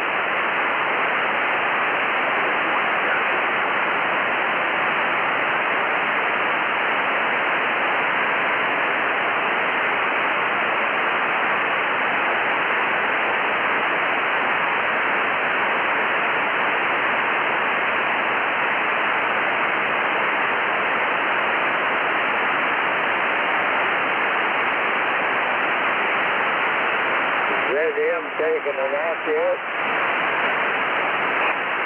What's that, Mike? I was wondering if ZM was still taking a nap.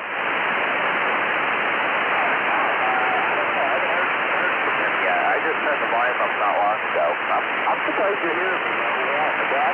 I'm only running 100 watts right now.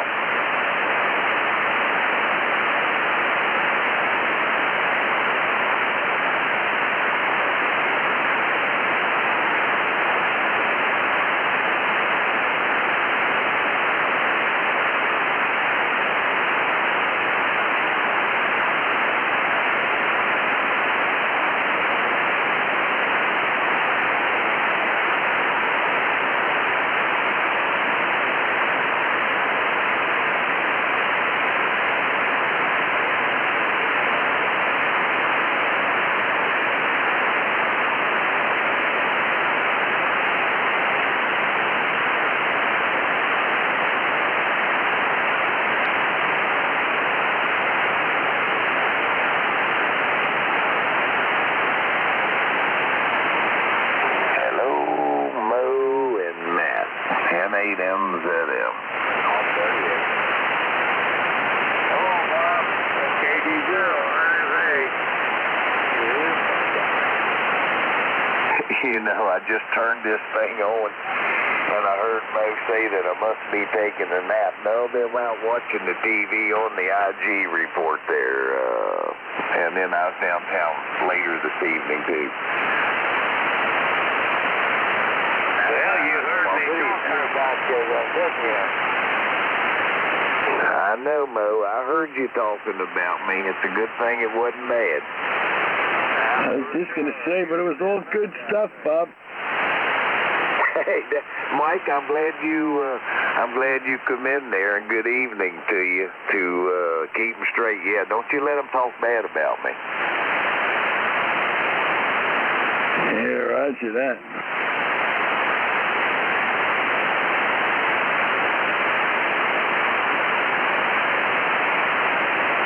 There's nothing wrong with taking a nap, so if you would have, I ought to forgive you. 80 RSA.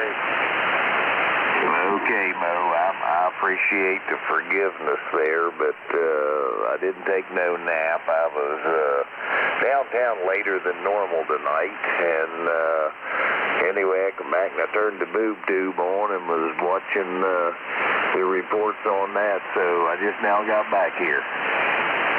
Yeah, that's the way it is. Can't beat a boob tube either. Hello, Bob. Hey, good evening, Possum. How are you tonight? Oh, I'm hanging in there. Oh, wow. You could have had a V8. I just wanted to get one. Yeah, just as I turned the radio on, I heard Mo telling about me taking a nap, and you were going to get a V8. That's why I said that. Roger, Roger. NADZM, KF80D. You know, it is 58 degrees here right now.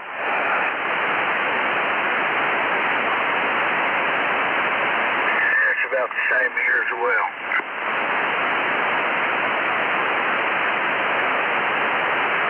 I'd like to have about 30 or 40 days like this, and then have a week of cold and then warm back up, huh? Yeah, it's pretty sloppy here, though. It's been raining all day. Well, it was drizzly here all day, but you know, we only got a quarter inch. It's raining here all day, too. Problem is, if it starts warming up, we're going to be in Mud City.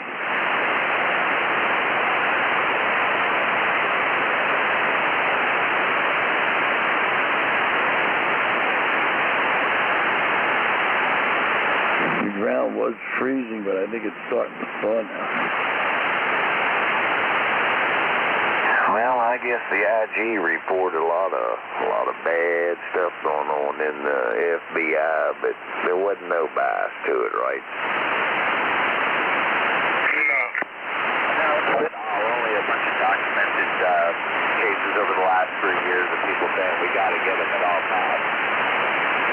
Yeah, I think it's like what it's saying is underestimated. Well, when it's embellished upon, it'll be more apparent. These bureaucrats really must think that the American people are stupid. They do. That's exactly what they think.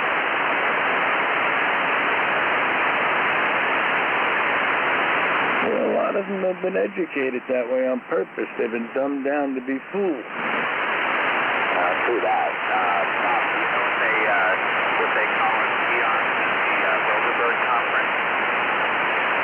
I have no idea. Wasteful eaters. There you go. That's good. Yeah, that's beyond for what makes society fit. Yeah, I think that's a Bolshevik term.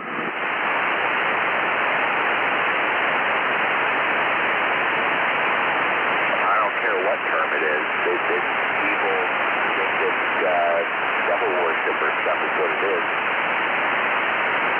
But Matt, they're royalty. They're above you. You're just a common peon or a goy. Pretty sure it's like 13 leaves the same color. Yeah, they forget that part. They are so smart and we are so stupid. How do you know? Maybe they bleed green like a caterpillar, you know? Yeah, good point. Maybe watch the Kepler series. And Bob, they'll feel real smart when they're up on a pike. Yeah. I'll be glad to see some indictments handed down. But you know what? That's not going to happen in the end. Well, in order for us to keep this country together, it has to happen. Justice has to be told. Otherwise, everything is lost. It's all for naught. I agree with you 100%, Mike, but I'm doubtful. Personally, I want to give them all a pink slip and tell them your services are no longer required. Yeah, with no pension, no benefits, right? Now, let's just go glad on them. Yeah, like your country went bankrupt. You had a hand in it. No pink slips, no warning.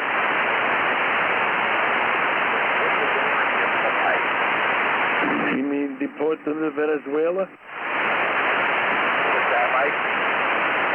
Deport them to Venezuela? No, not even that. Let the doors give them the pike. You know, go glad on them. Oh, Vlad the Impaler, I guess. Yeah, go out and give them on pike.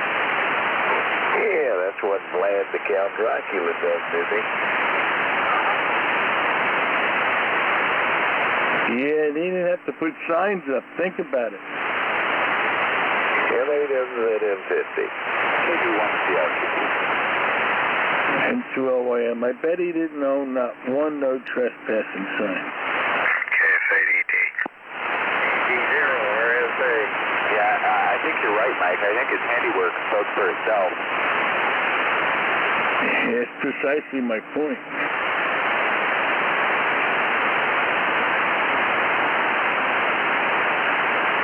That's why I think it's applicable in this situation, because it'll put any people in the future on notice that might think of doing the thing. it'll put them on notice, you know, that people ain't having that. This is what's going to happen. You got to encase them in carbonite and just leave them on a pole.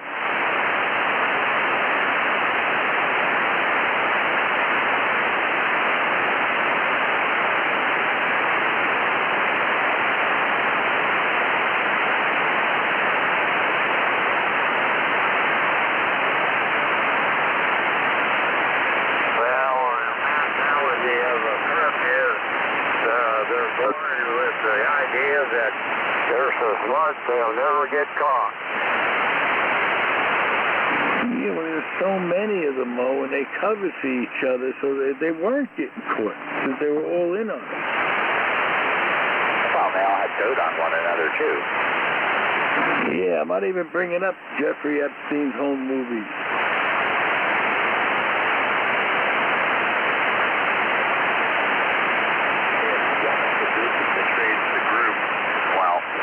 We all know what happened.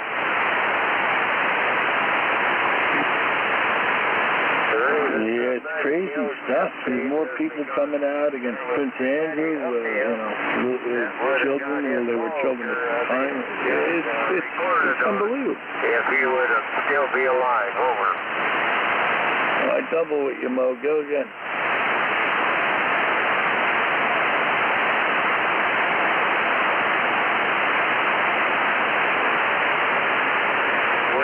They could just kind of sweep it under the rug.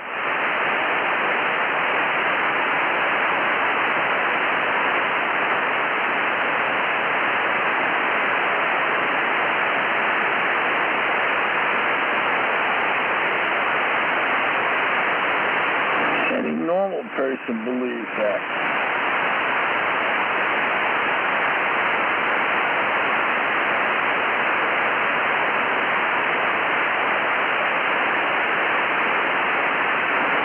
People don't believe in Jesus. They believe in the other guy.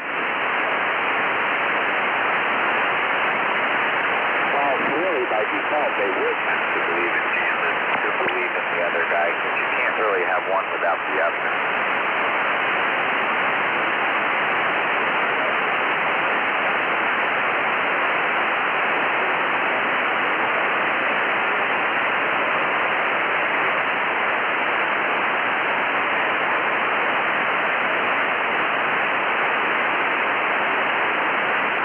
Now I'm going to hell because I'm a conservative. Watch this.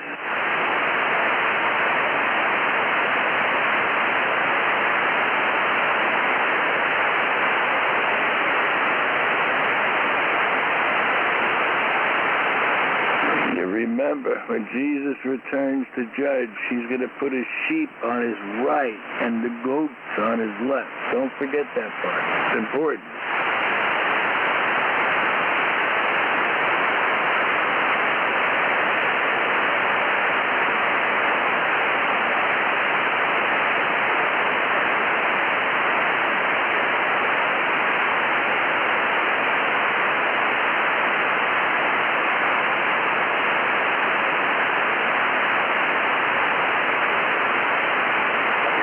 Just doing it now.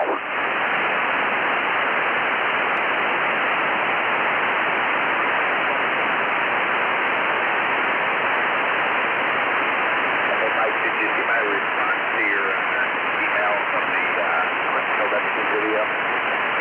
Yeah, Roger. Yeah, I've got that shirt on the way. Yeah, I just passed that along. Not so much for you, but everybody else.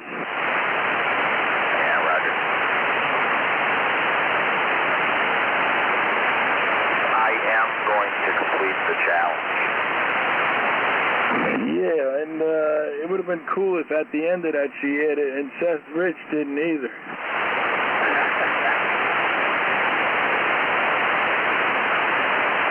You guys are going to get a sneak peek of the video. Yeah? Oh, yeah. Like I said, I'm going to complete that challenge, and I'm going to be on the War Room. But I'll send you guys a copy of the video first. We'll be looking for you. I may listen to him for a few minutes. Yeah, well, I'll probably know ahead of time when it happens, but the only reason I'm so sure of this is because I am hell-bent on making this happen out here. It's mostly elderly people that work the service counters around here. They're probably more likely to fall for it, which kind of sounds bad. But the fact is, I am going to complete this challenge, and because of that, I will be on the show. That's cool.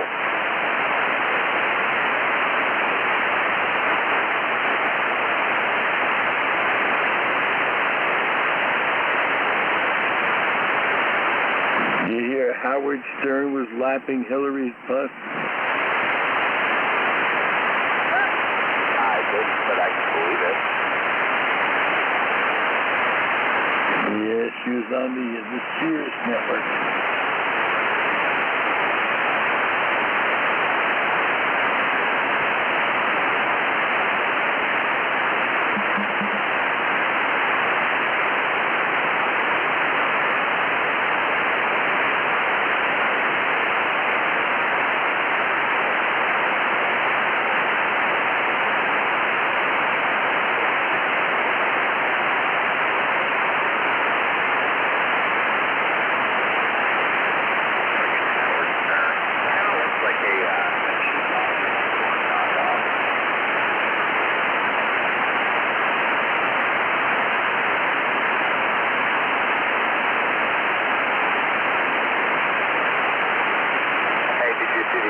I just sent you about 20 minutes ago, Mike?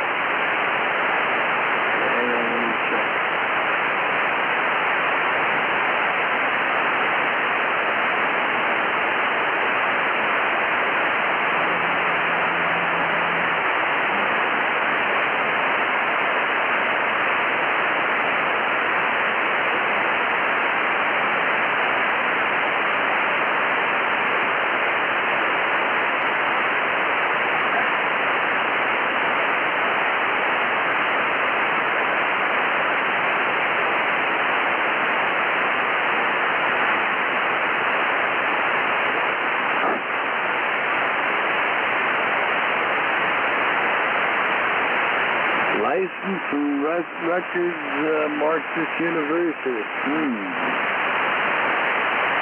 Yep.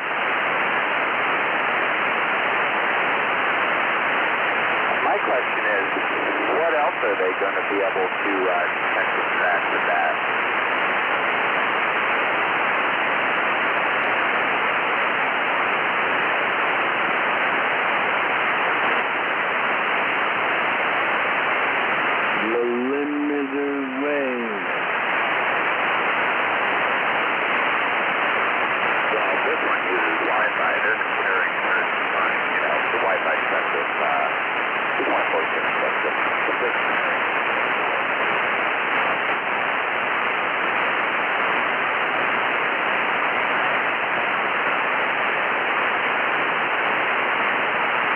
Not really Wi-Fi, it's probably just using the same frequency.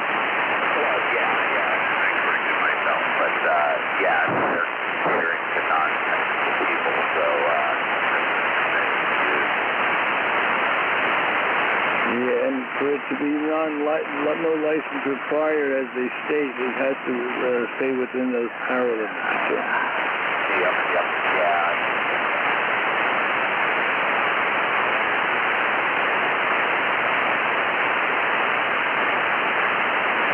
It's pretty easy to do that. Oh yeah, no doubt. I just found it interesting.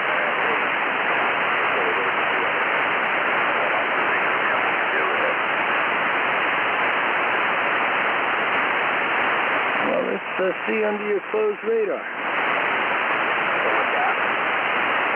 See under your closed radar. Oh yeah, no, there's that, but yeah, I just. What other things could they detect and track with it? Could they track, moving?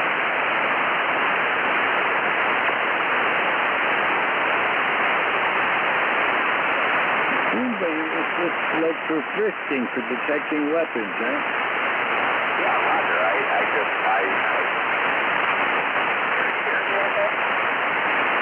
Yeah, Roger. Well, like I said, I thought it was stated intent, but what other things are they working on behind closed doors? Why are they looking for people's weapons? That's what the Bolsheviks did. We have the Second Amendment in America. Well, yeah, that too. I mean,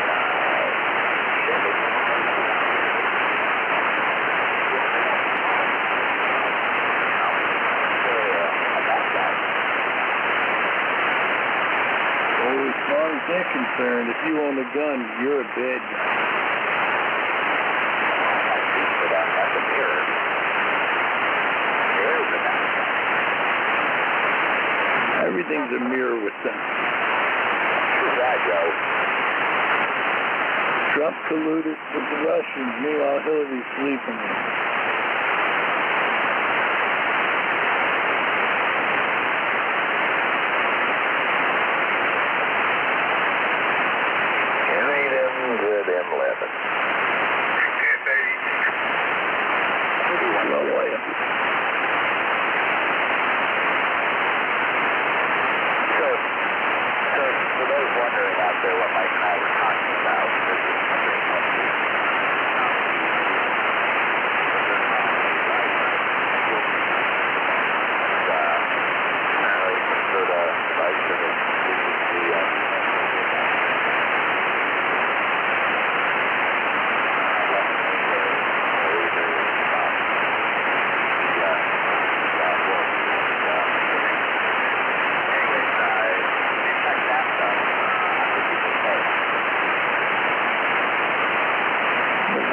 See is the object. You're walking to do something.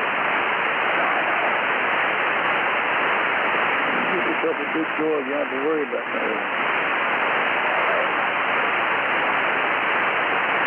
And he may give him a free circumcision while he's here.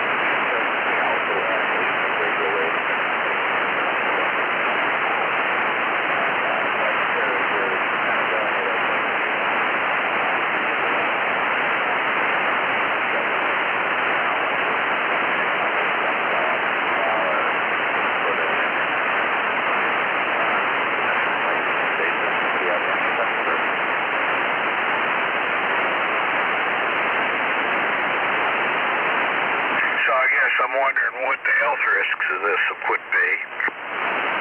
Well, first I would say because it's 2.42. Well, hang on. The ad that he sent said that no license is needed for 2.4 gig operation. That's all it was.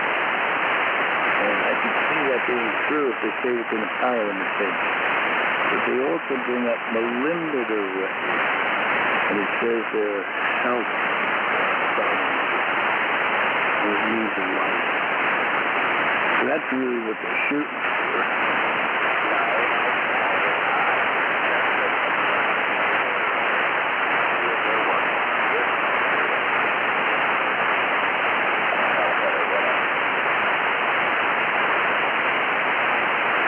See, that's when the wavelength gets down to be that small. What's that?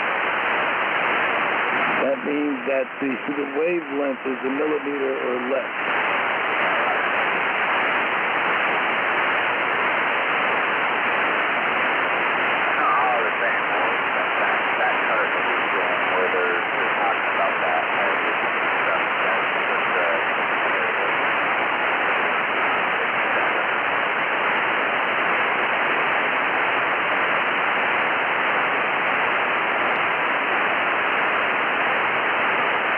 Sounds like they work for the communists, if you ask me.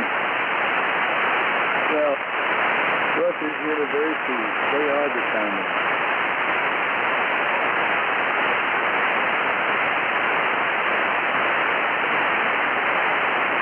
Well, gentlemen, everybody, have a good evening. I'm going to turn in.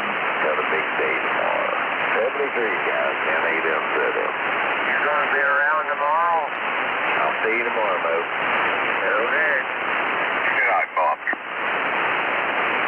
Yeah, 7-3, Bob. Slow in. Okay, FADD.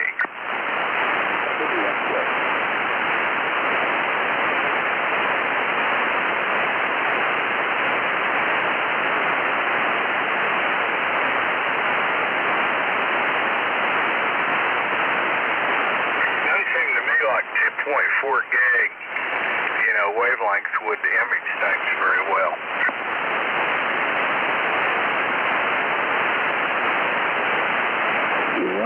What your argument is that's a little Wi-Fi, and so you're really bathing it, so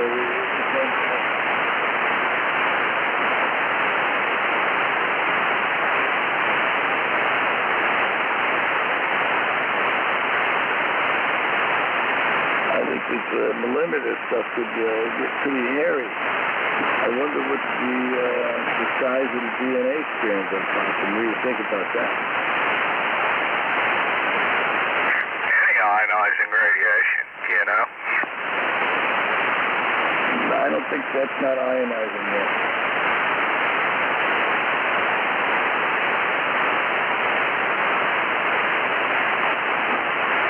But what if you're able to hit the resonance frequency of the DNA strand? Well, you tell me. It's going to break. It's going to alter it.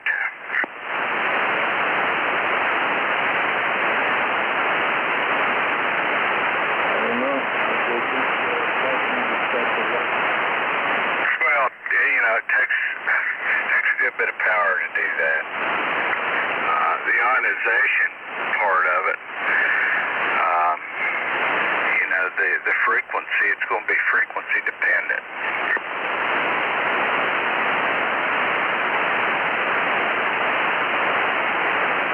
The ionizing radiation isn't so much further up.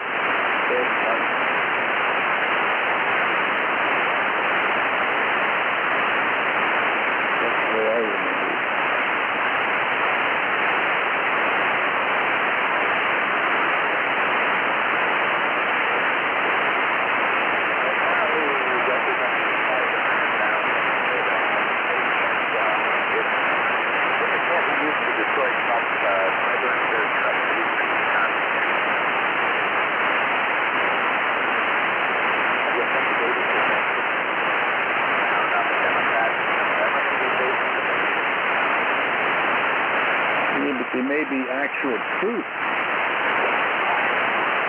so he wants to get rid of that before the boomerang turns out to get away.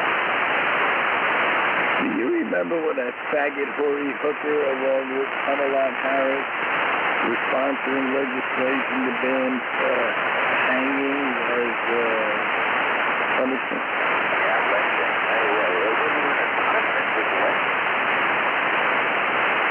Yeah, then Jesse Smollett popped out of somebody's asshole.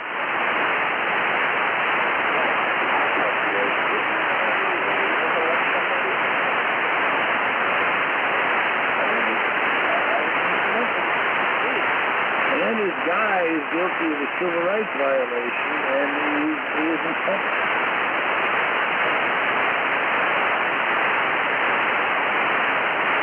He did the worst thing of all. He pretended something happened. So he's just lurching people where something really did happen.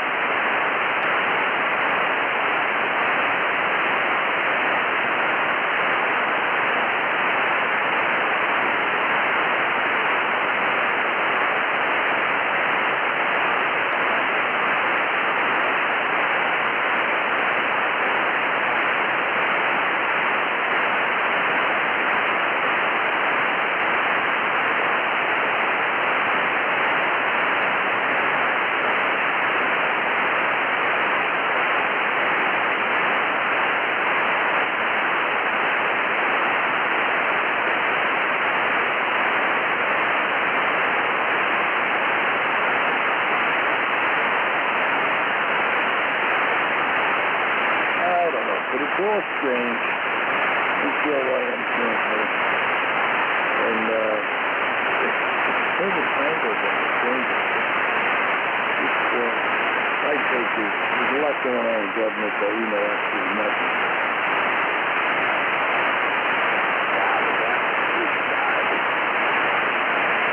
The band does? You could. Most of you remain the same here.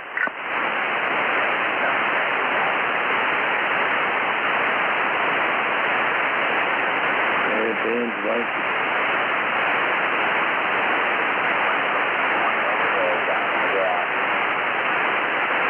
See, that happened before. But it went the other way. And see, there will be 20 degrees stronger.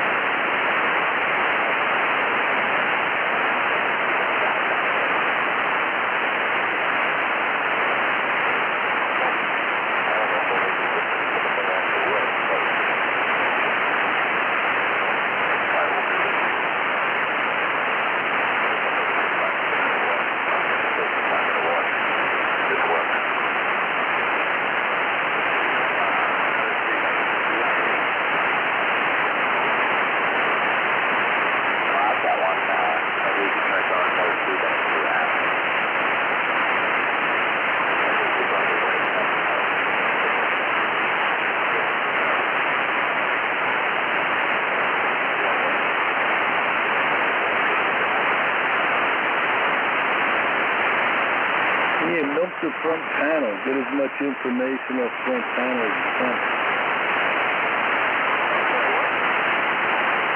If it milks the front panel, get as much information off of it as you can. Make sure the plate voltage is normal, etc.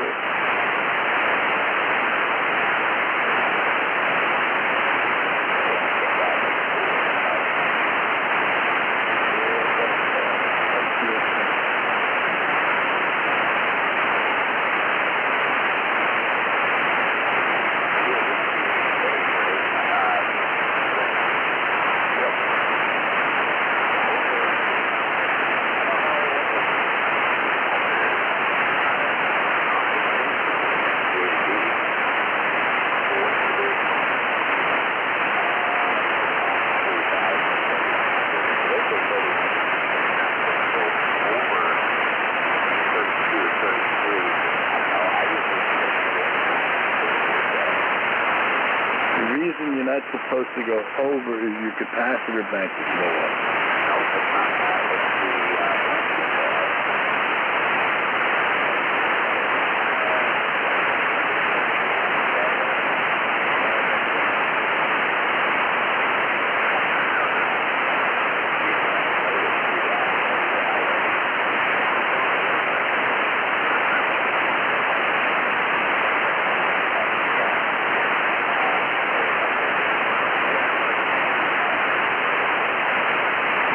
That's a voltage doubler, don't forget that. Yeah, but with the light load, it won't matter that much.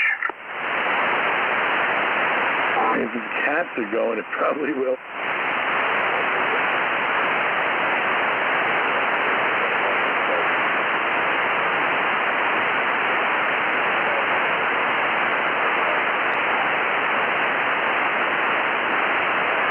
I check the primary line voltage first.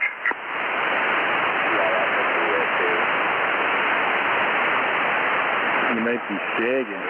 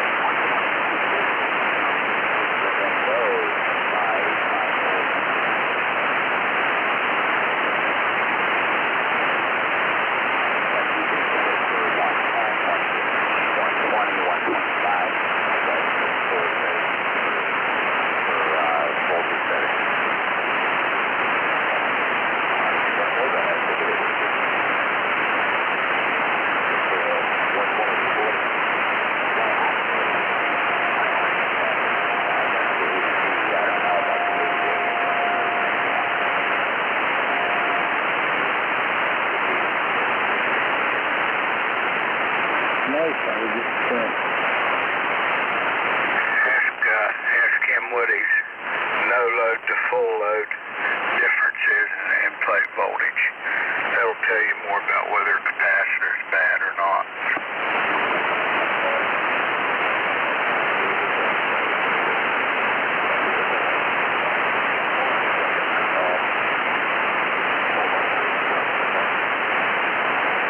Standby shouldn't mess with the plate voltage.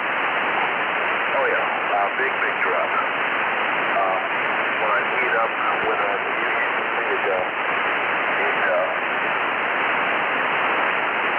when I modulate the signal and drive it, you can see the plate voltage drop.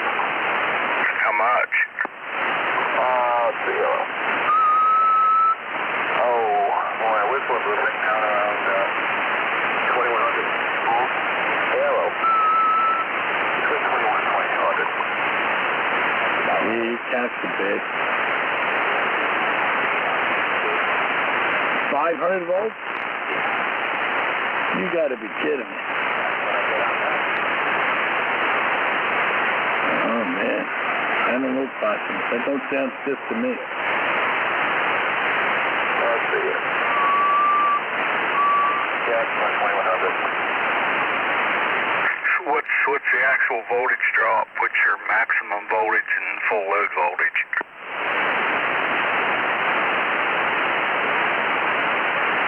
You said it was 2600 and it went to 2100. Yeah, that's about right. Okay, 500 volts is too much.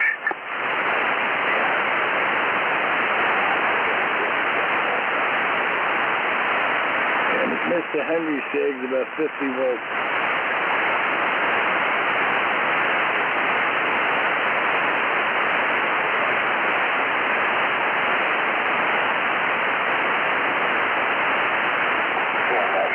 Yours, right? What's that buzzing noise over there? I have a buzzing noise? Yeah. Oh, when it... All right, Steve, it doesn't look like you have to take the amplifier out. You hearing that, Matt? Or is like something on your cheek, something is happening?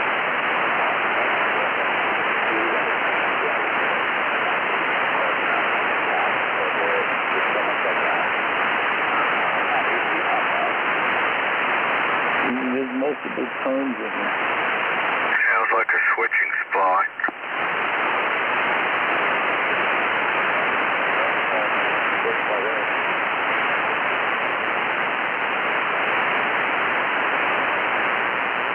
It's about 4 tones I see on the pan adapter here.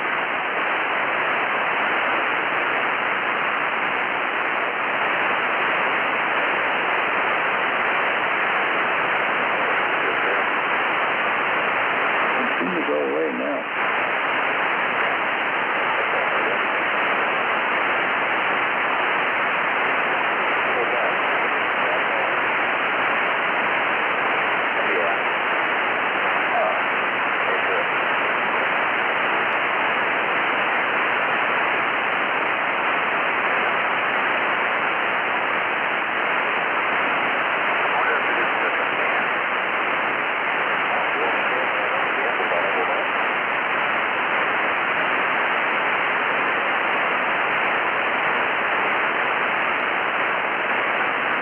I think that's the thing.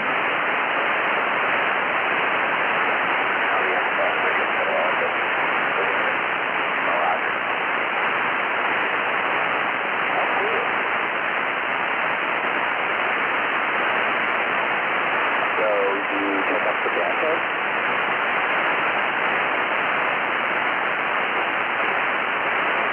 That was supposed to be some kind of a joke, right? I didn't get it. Come on, you said you were good.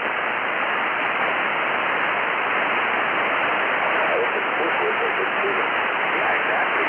Well, yeah, that's very confidential, so you said you were clueless, so I figured you must be confidential.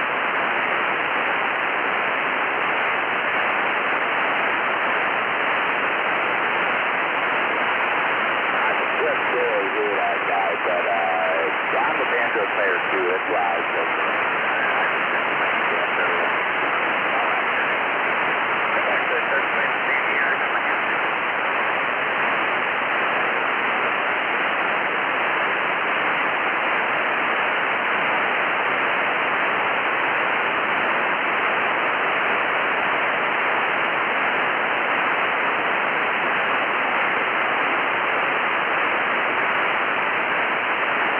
Dive into the noise, or is he still talking?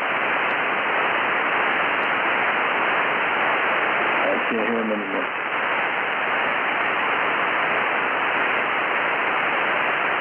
Oh, okay, here you are. Well, you're actually a little stronger now, but, oh, yeah, I mean, it's fun. Just keep playing, and, you'll learn more and more songs as you go.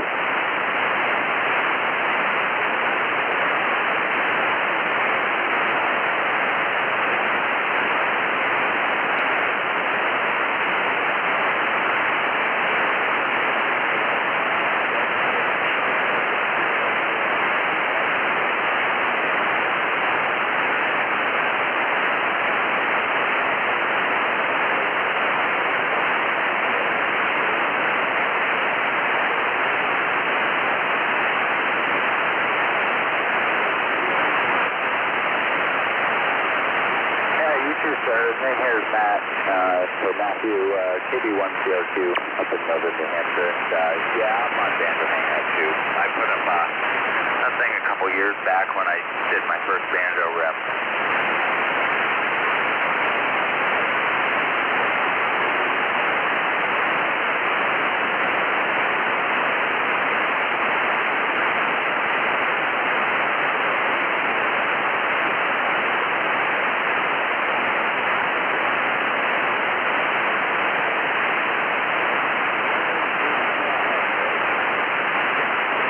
Right back at you, sir.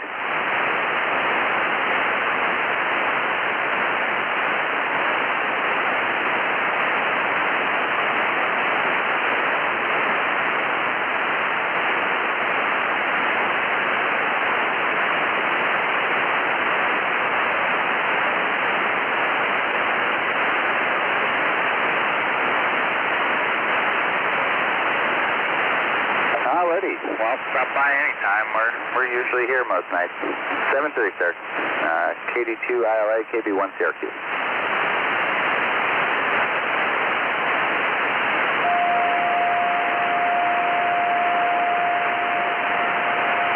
I was just about to say, everyone was behaving, and here comes somebody tuning up on frequency. Well, that always happens.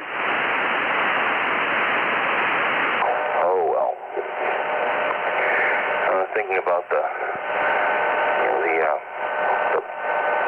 what the hell do we call it there? The practices of only using as much power as necessary to maintain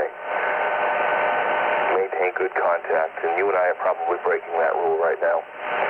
But then it dawned on me there are lots of people that use nationwide talk groups on DMR and bring up 600 repeaters to talk to each other. Well, and there's other people in the group in here too, and if I go down to 1 watt, just so I can talk to you without breaking that rule or whatever, the rest of the guys weren't here, so.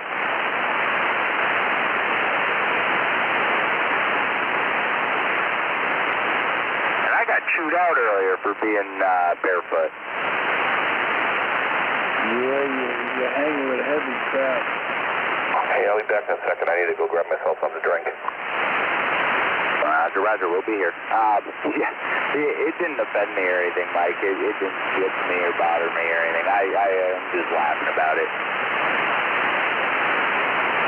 QRO, his life is too short. I'm going to get out of here, guys. I've got to get up early and go down to the dentist. So, anyway, we'll see you later. Have a good evening. Mr. Devine comes on to say howdy.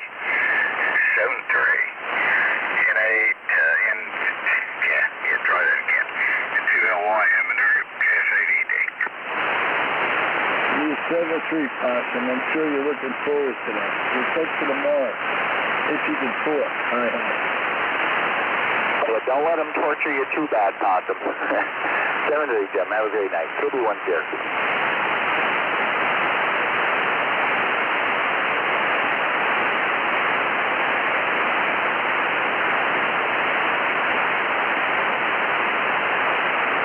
I swear all the old dungeon masters of old became dentists. You know, dentistry is just like conventional medicine, man. There is a holistic approach, but they don't tell you that. They just drill holes in you. Yeah, I know.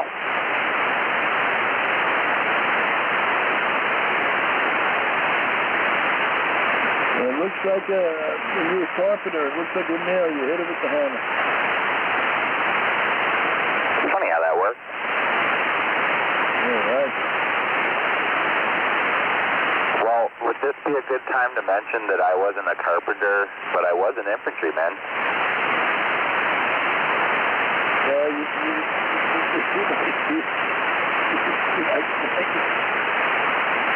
yeah. That's why I had to roll that one out there. You better watch when they put you in a trench with a proctologist. Oh, Jesus.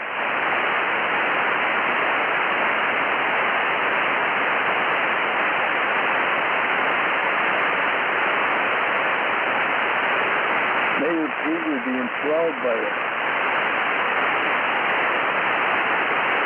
I'm sure he would.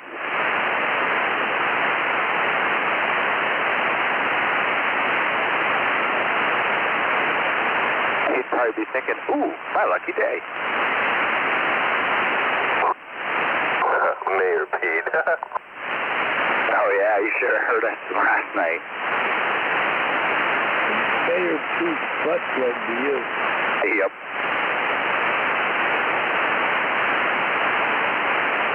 Lieutenant Colonel Mayor Buttplug.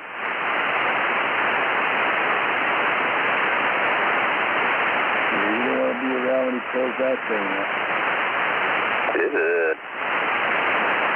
Isn't he like married or something to a dude? Yeah. That's why a lot of people on both sides. You never had a first man before. Yeah, we did. The last one. Yeah, this is true. Let's not talk about Mikey. You know what the Queen said, right? When she met Melania?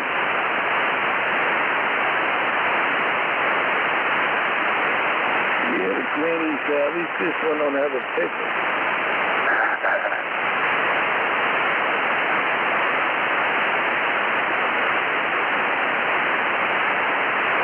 I'm just glad that we have a president with balls and a first lady without them.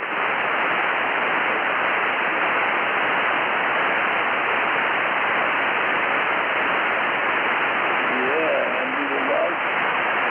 And then dear old Joan Rivers told us the truth, and then they killed her because she spoke the truth on national TV. Yep.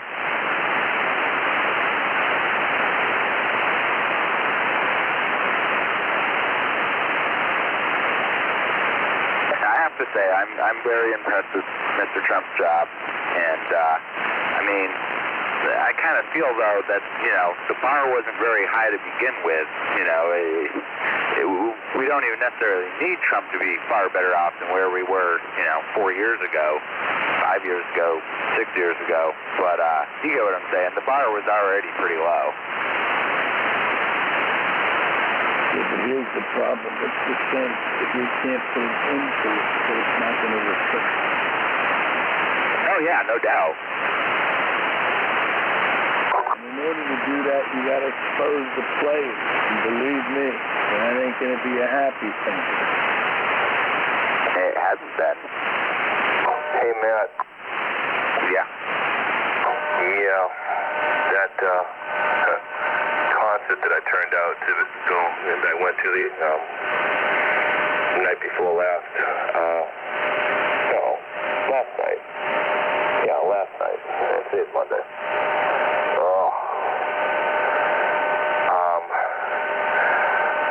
As you know, I think I told you I worked in Boston for 5 years, and and you and I both live, real close to the real fruity tooty state.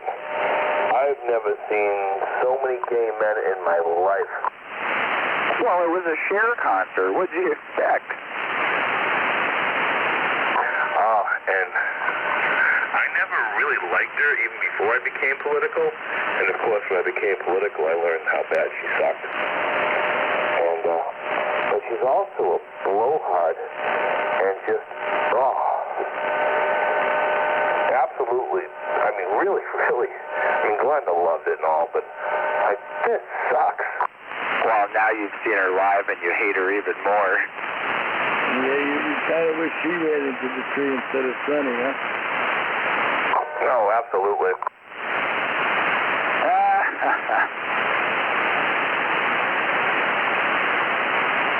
So, did you end up wearing that shirt down there? Nope. It was probably a good thing that I didn't.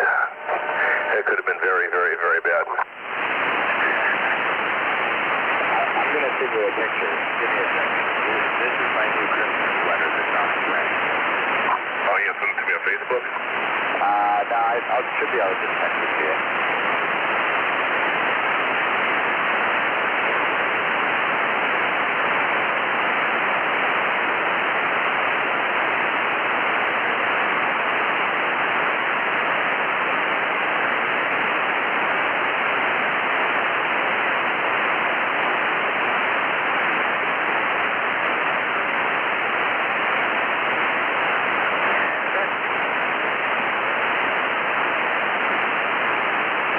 that's on its way, and once that gets here, we need to go to the barn.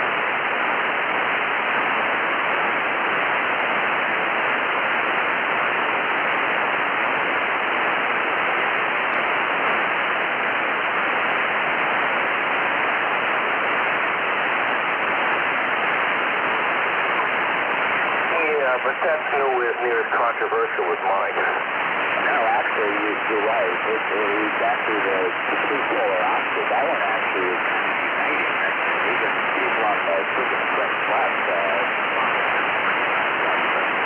some of my left card buddies, even they don't buy the stories, and they think Clinton is responsible.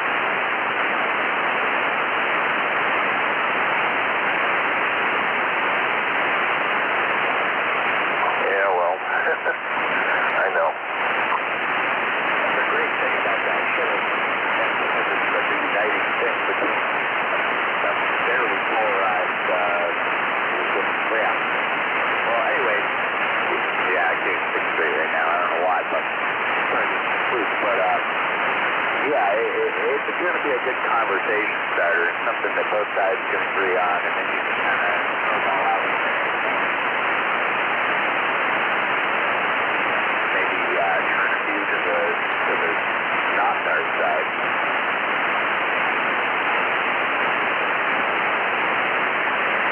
Oh, it's going to be interesting.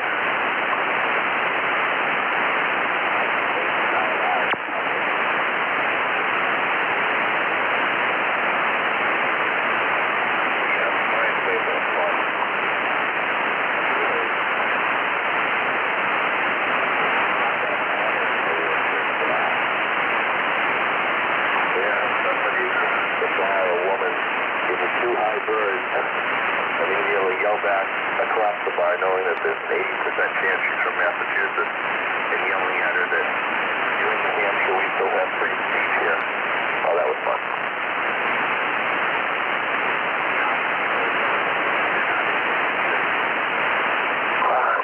Actually, you'd be surprised, Matt, and I speak with much more authority than you do on this.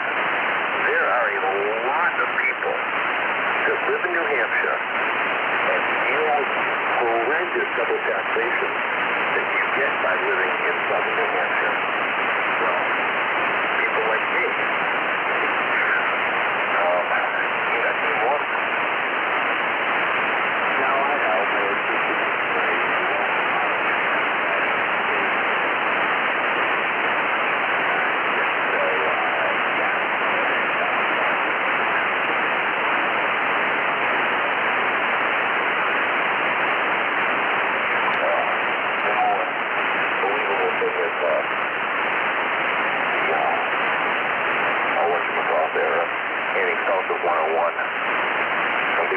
South of Route 4, and of course it works up, but south of Plymouth,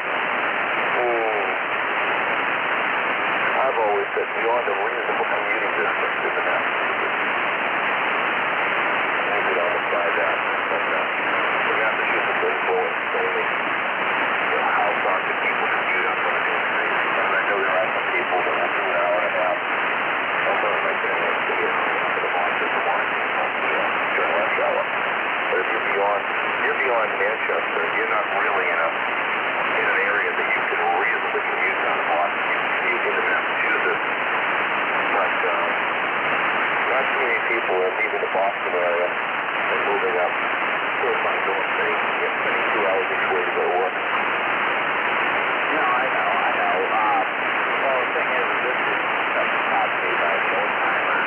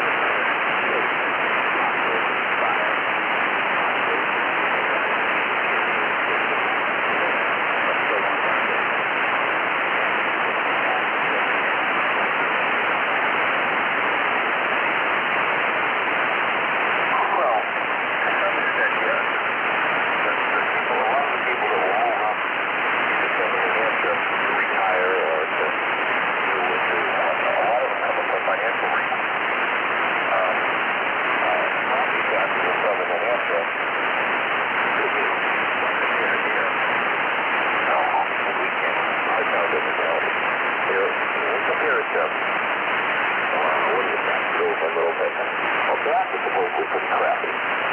But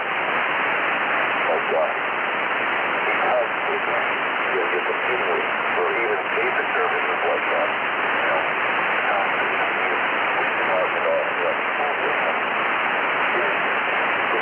people you're competing with them. So that makes it tough. But there's a lot of people that have money. This was the thing that moved to New Hampshire because, they pay, if it's paying $5,000 in property tax, so they pay 7 or 8 to come to New Hampshire. By not paying the income tax, they more than pay that right there. But anyway, we have a dividend tax. I've never bought a land on the only so we've got that. I don't know. Around seeing that? I'm sorry. And as you know, last week I do. I have an origin. I'm a vehicle person. I was a vehicle person for many, many years. But let's just say that the culture in this area is much more progressive than I thought it was.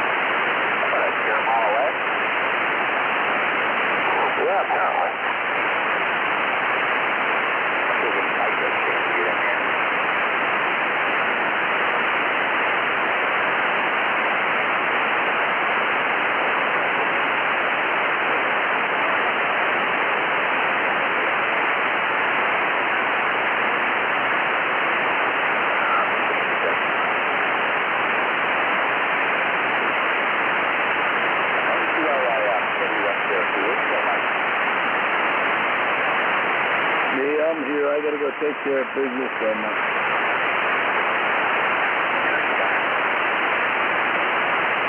I'll see how it goes. I don't know what the backplay.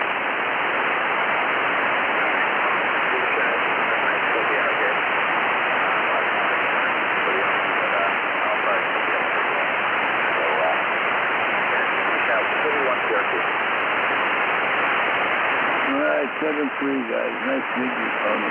AA1LCR N2OYM and 7-3.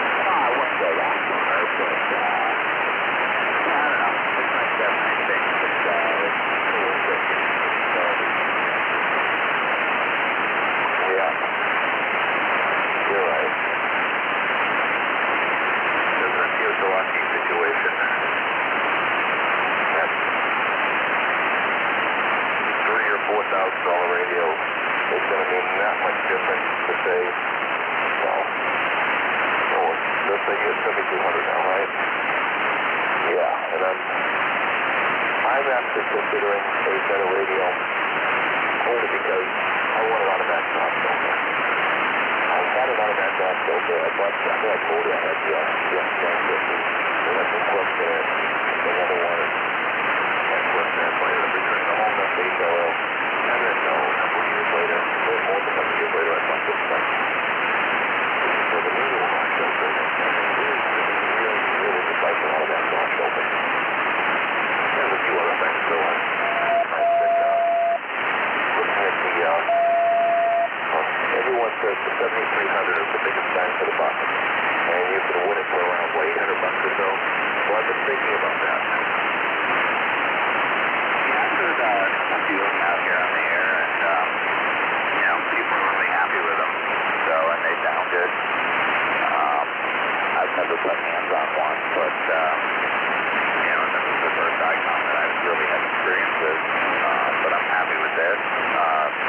Build quality is pretty good.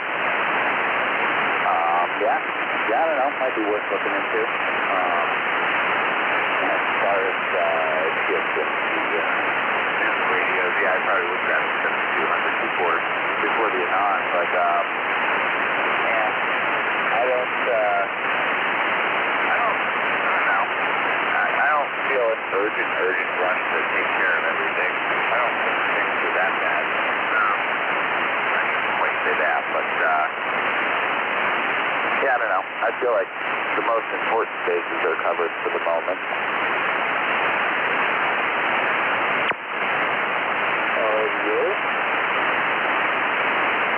Howdy, ho. Hey, Roger, I was just listening to you fellas on here talking, and I had a couple of iPoles up off center side, but not to style. And I was listening to you on America, and thought I would jump in here and see what you had to say. I was not signal out these days. Well, I don't have you very strong. You're right above the noise floor. I had an attenuator on too. I'll turn that off now, so when you do your next over, I can give you a real S meter reading. But you sound okay.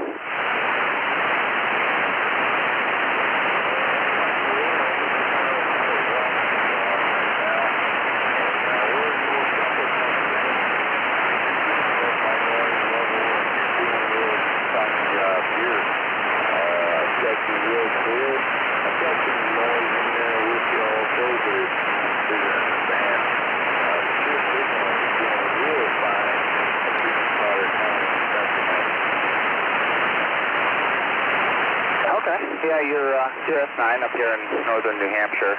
My name's Matt. Call is KB1CRQ, Kilo Bravo 1, Charlie Romeo, Quebec. And the band's kind of got a weird sizzling noise to it tonight. I had that last night too. It's been kind of up and down. Well, usually I get into PA pretty well, but the band, like I said, it's been kind of up and down for at least close-in stuff, or closer in stuff.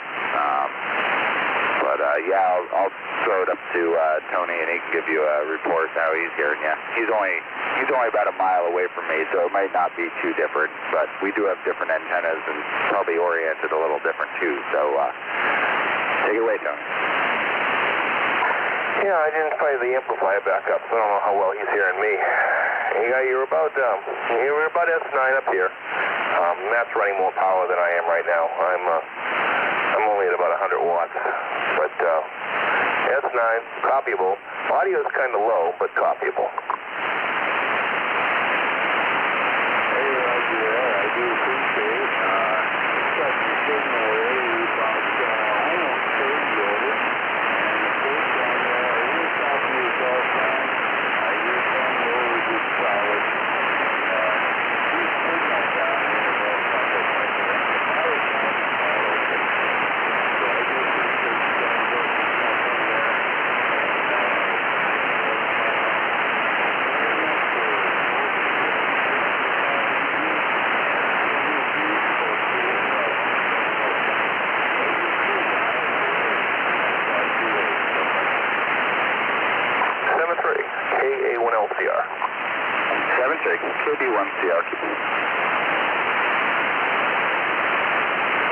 only running 100 watts right now. I haven't fired up the amp. I've got it on, but it's just in standby.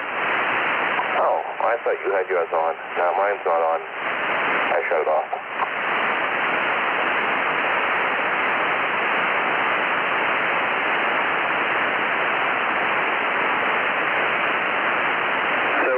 You going down to Nate's on Thursday? Yeah, probably. Glenda will be bowling, and they're doing their Christmas party and all, so probably go down there. I'm kind of, you know, we could switch up the menu a little bit. You know, it's, as you know, I've been pretty religious about going down there on Thursday nights, and you know, I keep saying, you know, get some steak chips on there or something like that. Oh, yeah. Yeah, well, he probably just doesn't want to put his, you know, put a limb out there just in case nobody else wants it or something. I don't know.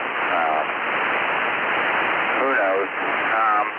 Shoot, their Christmas party. Well, hopefully my Christmas sweater comes in before then. I'm definitely interested in going down with you guys regardless, but I really hope my sweater gets here before then. Well, no, it's the Bowling League Christmas party, so don't know. Sometimes I go down there early, sometimes later, but I've not been all that excited with, you know, don't eat so much of the same stuff. You know, most of this stuff is good, but a little bit of variety would be cool. And it's, you know, tired myself trying. Oh, wow, it's that late already. I guess I stayed up later than I thought. I like to get myself back into, you know, staying up until between 11 and 12 every night. Looks like I made it. Yep, that you did. Okay, the Bowling League Christmas party. I got you. That's now that's the Women's League on Thursday, right? Yep. So the gal that sang La Bamba last year, or whatever, I'm not sure if you remember who I'm talking about, but she used to bowl on the Women's League. Is she there this year? I have no idea. Do you remember the name? I don't. Well, a whole bunch of women show up every Thursday night, so just show up. Yeah, Roger. Yeah. Yeah, well, that's the girl that night when she sang La Bamba at karaoke. I had pointed her out because she's the one that I had talked to last winter. It was a Thursday night. I went down there with my dad's cousin and ended up chit-chatting with her for, I don't know, probably a good hour or so. And she said she knew where Monroe was and everything and Hunts Mountain. I guess she goes hunting up there. I was telling her about the back shed. I was like, oh, you should stop by. She was going to, but never saw her. Who knows? Maybe she came over the summer. I haven't been there, so anyhow. Yeah, it'll be interesting to see if she's there, and maybe I can make something happen there.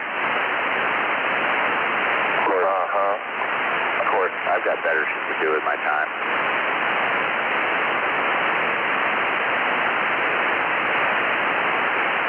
Might get on 3860.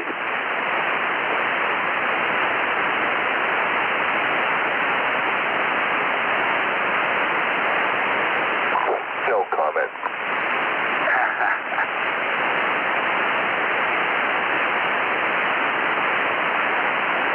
KA1LCR. For anybody out there that cares. I don't think they do anymore. I mean, if you've been listening recently, there's a whole lot of stuff going on which is way more egregious than not IDing every 10 minutes, and nothing's ever done about it. So, yeah, I'm not sure they really care anymore.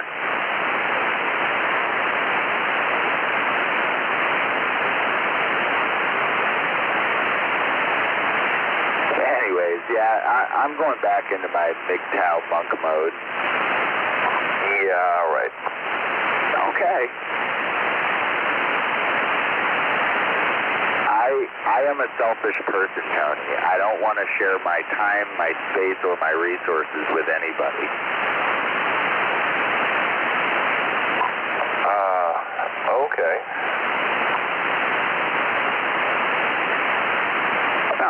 listen, if Shiitawaki happens, I really don't want to have to worry about somebody else. I mean, I've already got one of those, that, you know, another person that I have to worry about.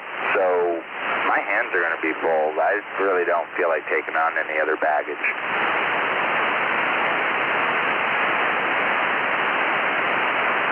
And it fails a cost-benefit analysis horribly.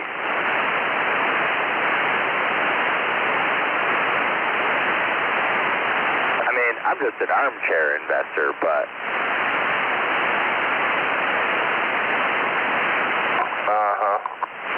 You invest in armchairs? Maybe I should. KB1CRQ at the Hillary Hour. W2HL.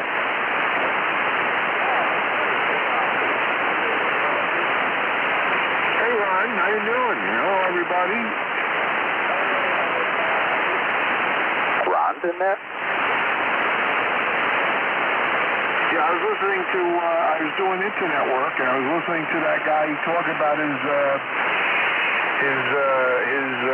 amplifier. Yeah.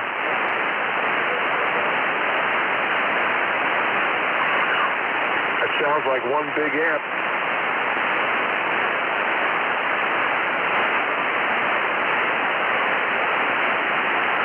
I don't know if some antennas will handle that kind of juice.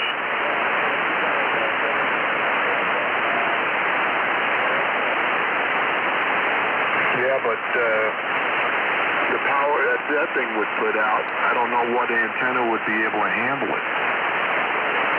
Just build it out of 6 gauge or something. Yeah, probably that's what he does.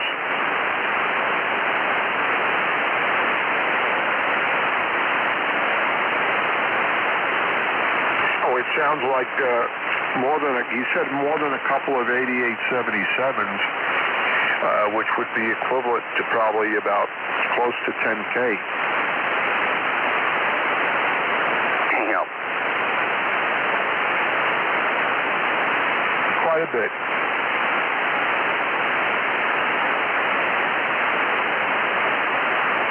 Yeah, but that only gives them 1 S unit over legal limit. A little more, but...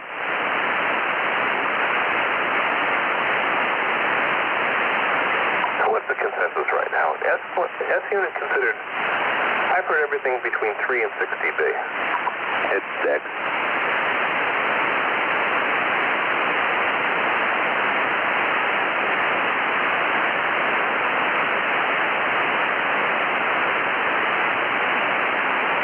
You got to double your power and double it again to get an S unit.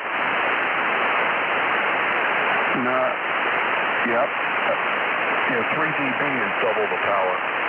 Yeah, so if you're at 1.5 and you double it, then you're at 3 and you double that and you're at 6 kW already, and that's only gained you an S unit. That's right. Then you've got to go to 12 to get another one. Yeah, that's crazy. Oh, wait, no, it wouldn't be 12. You would have to go to 24K.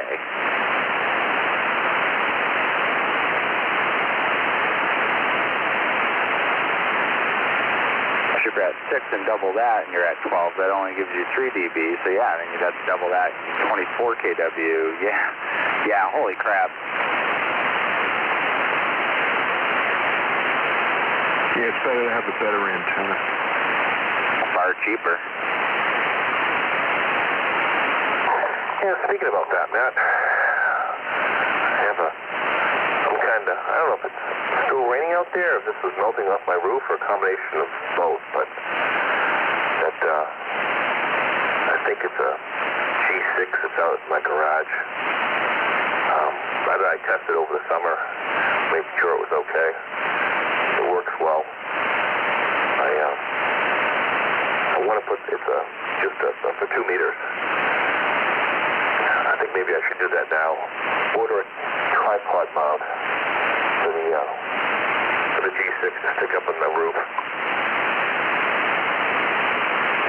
Oh, yeah. I'm trying to decide what kind of coax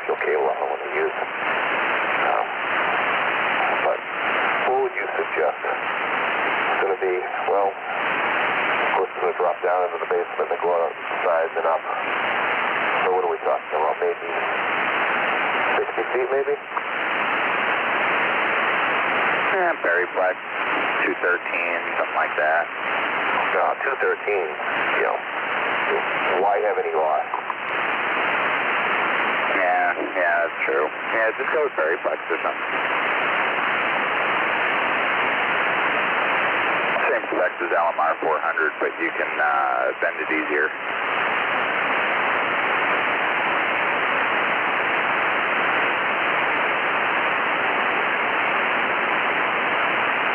That's better or worse than 9913 Flex? I think it's got slightly better specs. It's been a while since I've compared them.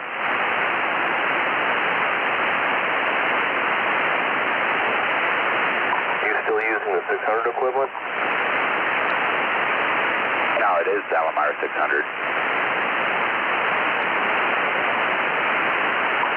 Okay.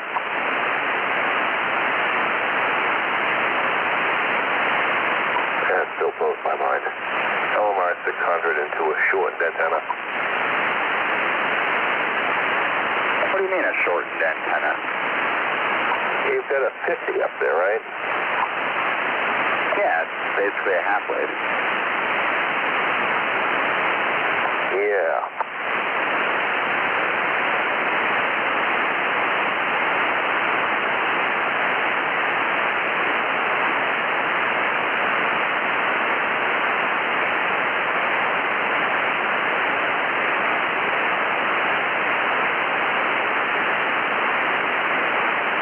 Saving yourself maybe a dB a loss, if that, with the length that you've got.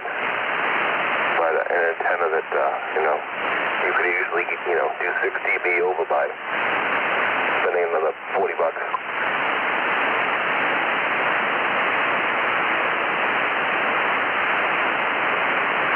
Oh shit, on 2 meters, I'm only losing like a quarter of a dB. Okay, you're losing a quarter, but you're running something that's the equivalent of a half wave, which is, what's that, 3 dB over an isotropic radiator, where you could run an X500 or even more so the 700 there, the real beastie one, which doesn't weigh much.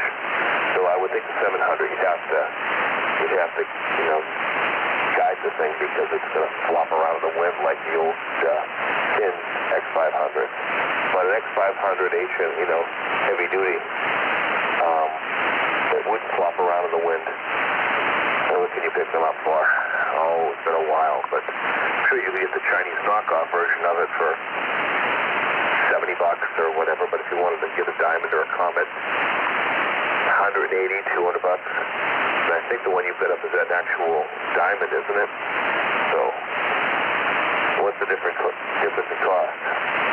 Maybe $100, if that, and you've gained 6 dB over what that thing is.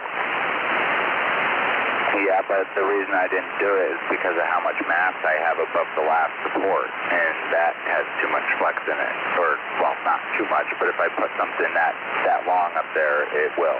So that's why I didn't do it, for mechanical reasons. That was my math. But, I do fine with it. I get out A-okay. So, and also I wanted to be able to have some higher angle stuff still because I do listen to some sats and stuff, so that's why I didn't want to go with something that was going to really squash the loads down towards the horizon. Well, that does make some sense. All the stuff that I've done, the extra 5 or 6 dB, especially on the receiving end, well worth it.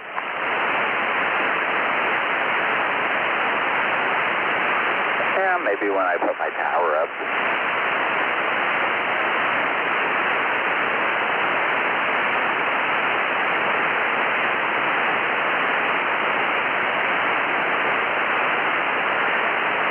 I'm just going to wait till you're short $200 or $300 for something you really, really have to have, and I'm going to score that tower from you. That's not going anywhere.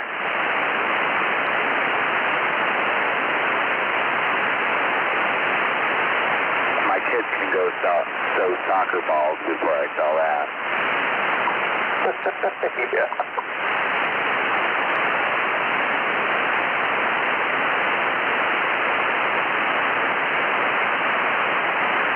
So I was pulling some specs up here. 100 meg, so on Veriflex on a 100 feet. Yeah, attenuation per 100 feet at 100 meg, you're 1.5 dB, 200 meg is 2 dB, so probably about 1.75 at 150. And let's see, what is 9913? I think 9913 used to be about 2.7 at 100 feet at, well, 450 megs or something like that.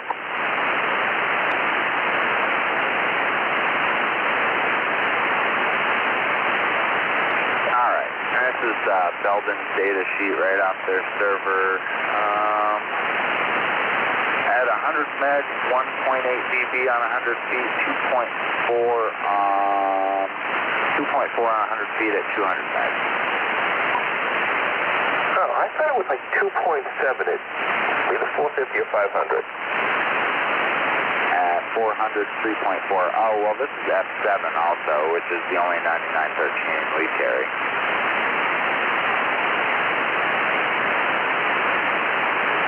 Yep, 3.4 dB at 400 meg.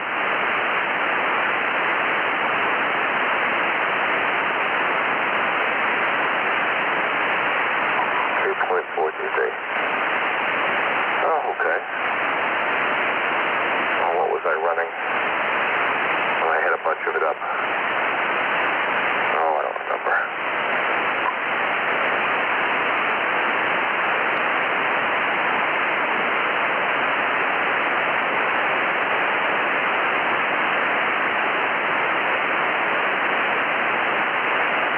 I've never really been a big fan of the 9913. 9913, the old stuff with the air dielectric stuff turned into a water pipe. The 9913 flex isn't bad, but no. I had a situation once that I didn't seal it up absolutely perfect, and then you still have condensation in there.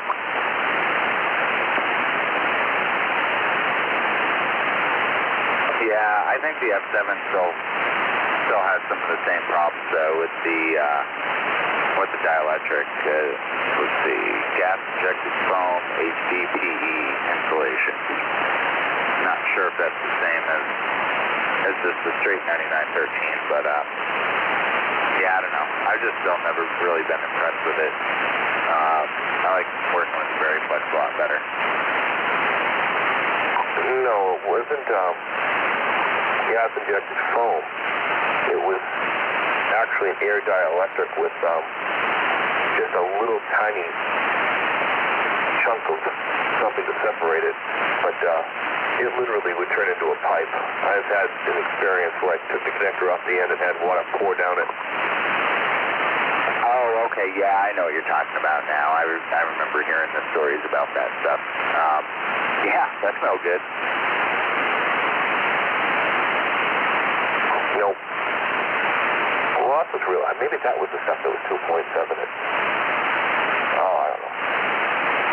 I don't like 2.7 at 100 feet from 500 megahertz stuff sticking out in my head.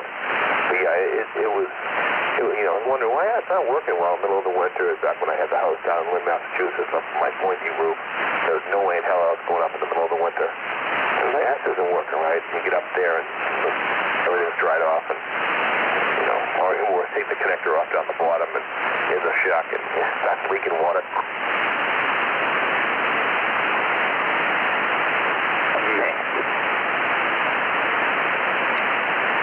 So for giggles, I pulled up the LMR 600 data sheet.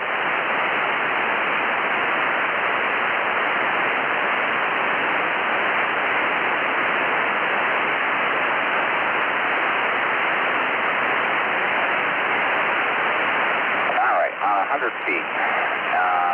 At 150 megs, it's 1 dB for 100 feet. So I guess it's a little more than a quarter dB that I'm losing. That's about a 50-foot run. So about a half dB or so. Let's see, at 450, it's 1.7.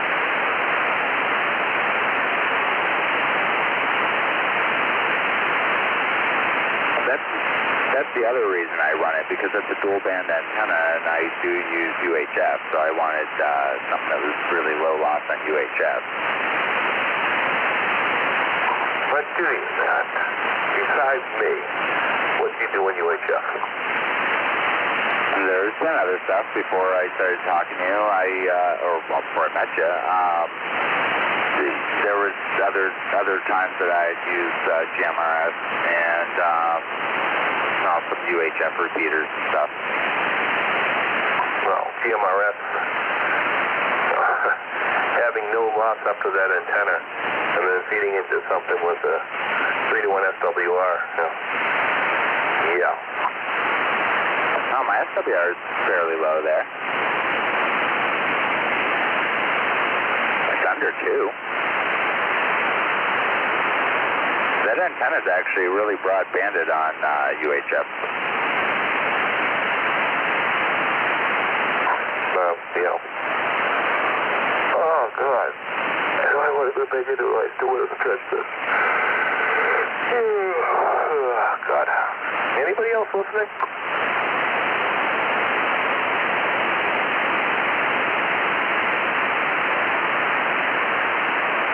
I know I'm boring. Yep, but no, I just don't want to be rude. Spook 'em.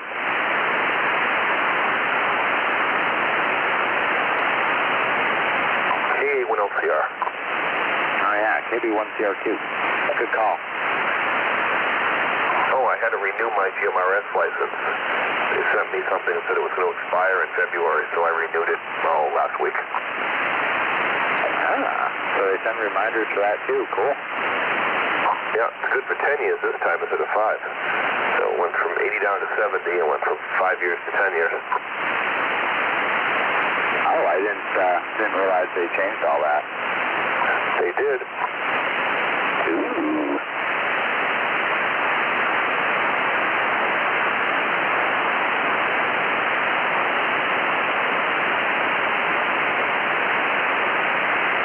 Hey, did you hear in New Hampshire's kicking around the idea of doing away with its vehicle inspection? I did not. Yep, I just saw that on Granite Rock. I think it was over the weekend I saw that, or maybe Friday. There was an article from him detailing all that. I think the bill is in committee right now. There is no way in hell something like that is going to pass with Democrats controlling both houses. I think it was actually brought forth by a Democrat.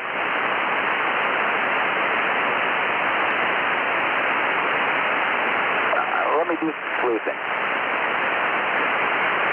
Not sleuthing. I did that earlier today. You were out scanning for gold? Not out. I was in my bathroom. Oh. I set up the recirculating sleuth in the bathtub.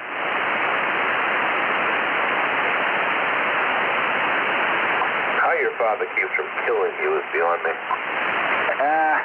No, nothing was, it was just, I had my panning tub was in the bathtub because it was easy to just set it in the tub, shove it up to the front, fill it up, and then the end of the sluice set on the edge of the tub, and the head of the sluice was up on the back of the tub. And nothing was in the tub, and even if it was, just a little dirt, just wash it down the drain.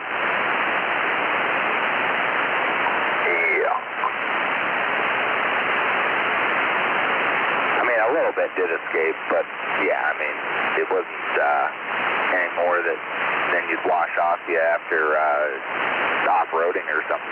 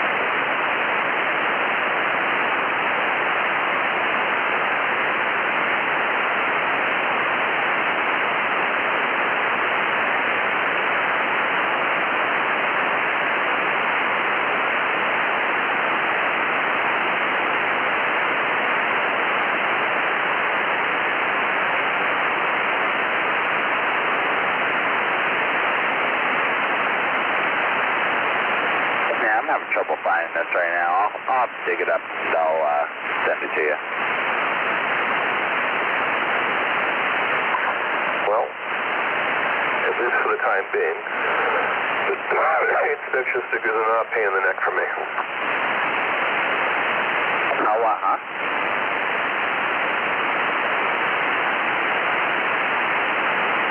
Nope. What? I said currently inspection stickers are not a pain in the neck to me. Oh, yeah, Roger.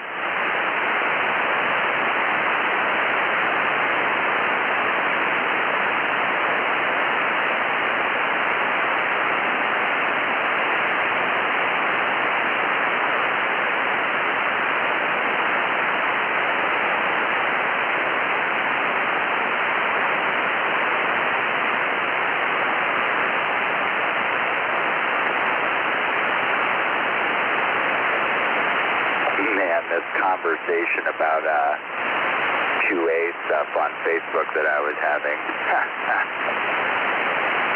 On your page?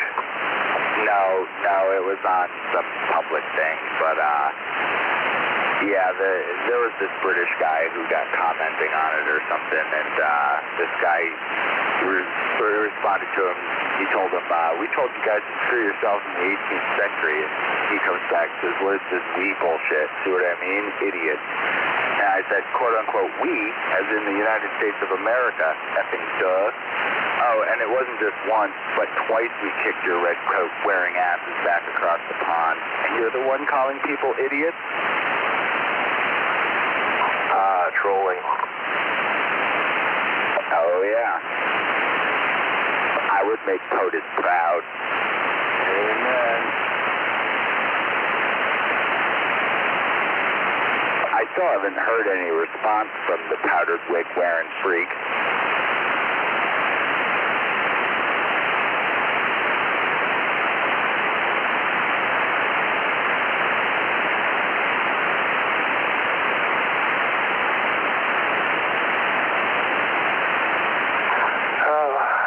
I thought I had installed and paid for malware bytes. And I got something saying that you don't have it right now, and it was gone. So I installed the trial one. And, this was last week, and my machine's been slow. So I'm debating whether or not I want to tear it out of the computer and then turn back on just Windows virus and threat protection.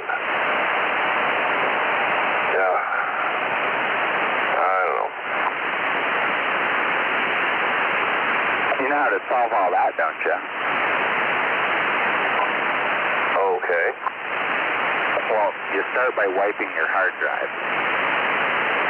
Yeah. Then you install the Penguin. The Penguin? The Penguin. You know, the Nick.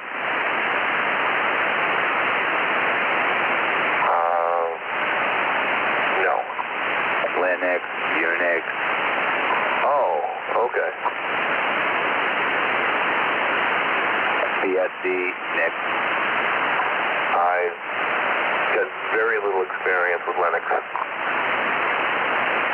Oh, it's easy nowadays. It's just like friggin' Windows or Apple OS. If you can run any of that stuff, you could run it nowadays.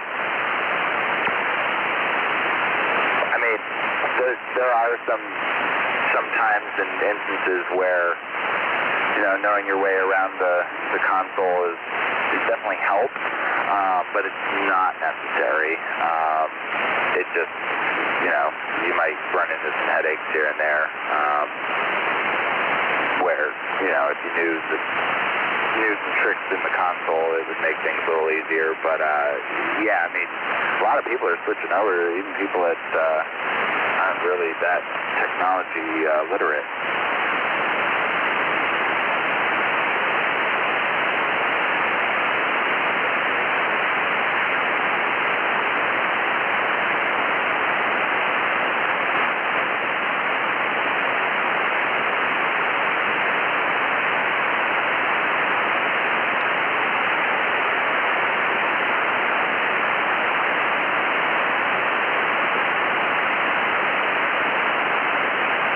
that's been my go-to solution when people come to me with computer problems with Windows for years. Yep. Anyways, I gotta get some stuff done in here and then go to bed. I'll probably catch up with you tomorrow. Yeah, I was going to say, people don't ask me for help with their computers anymore. All right, Cody. Yeah, we'll catch you tomorrow. Maybe throw your radio on in the morning if you're going to be around, so I can give you a shout while I'm on my way into the office, quote unquote. Yeah, have a good night. 7-3. Maybe we'll catch you tomorrow. KA1LCR, KB1CRQ. You're going to work on Wednesday?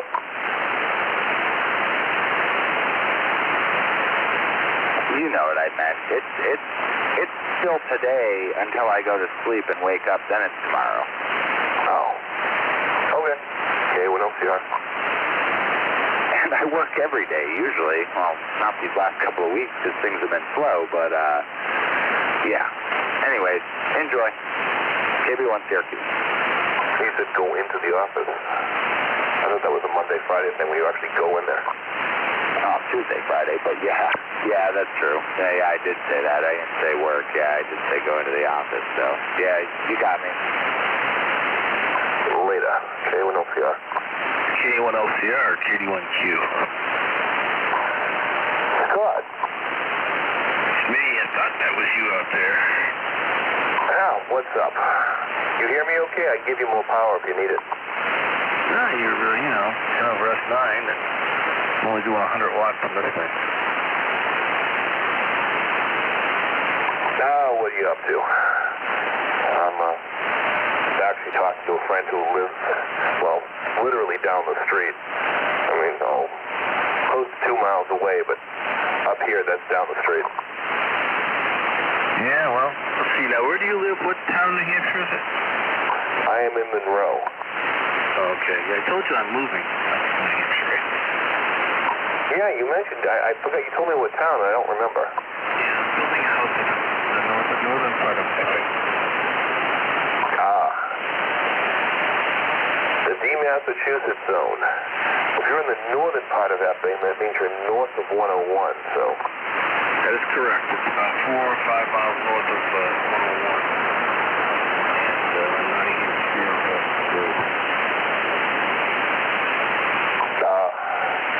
Well, it's a great improvement from where you live now. Oh, you get that right. Yeah, and actually it's in the development that's off that road. It's about a 2-acre parcel. It's not huge, but it's nice and it's up on the hill and it's beautiful.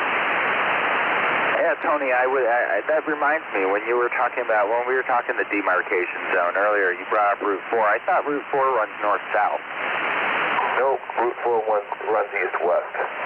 Basically cuts from, I think, Portsmouth to Concord. If I remember right. Oh, and Scott, Matt Scott.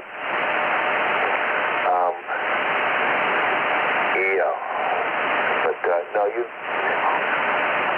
taxes and Epping aren't too bad, but those millions of dollars you're taking from your government pension, you'll be in good shape, Scott. A million. I'm not in that system. I'm not in civil service retirement, my friend. I'm in the FERS. Big difference.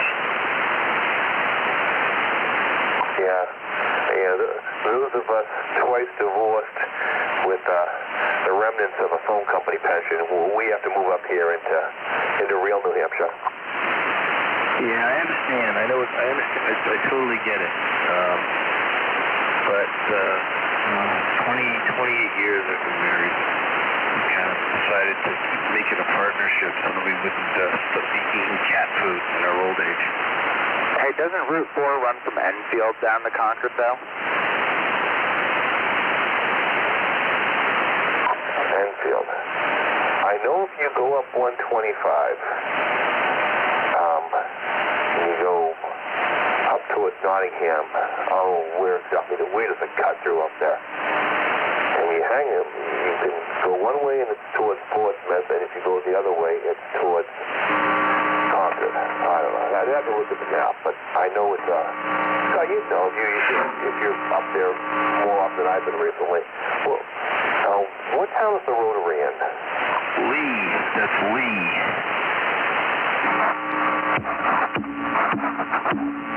Yeah, so from Lee. And I know I'm pretty sure you go all the way to Concord on Route 4, can't you? Not Concord, rather, Portsmouth. Go to Portsmouth. There's that rotary up there that's in Lee. And that's north of us slightly, where we're going to be. But I'm just happy to be north and away from Massachusetts. Well, have you broken ground already? Oh yeah, foundation's in the ground, man. Well, if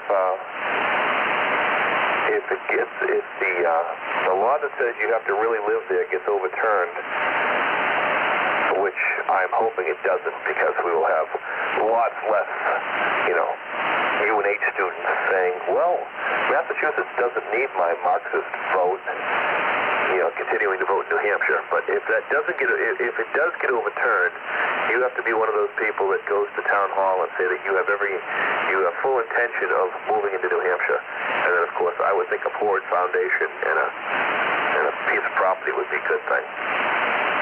Because that's the primary reason that New Hampshire went flipped.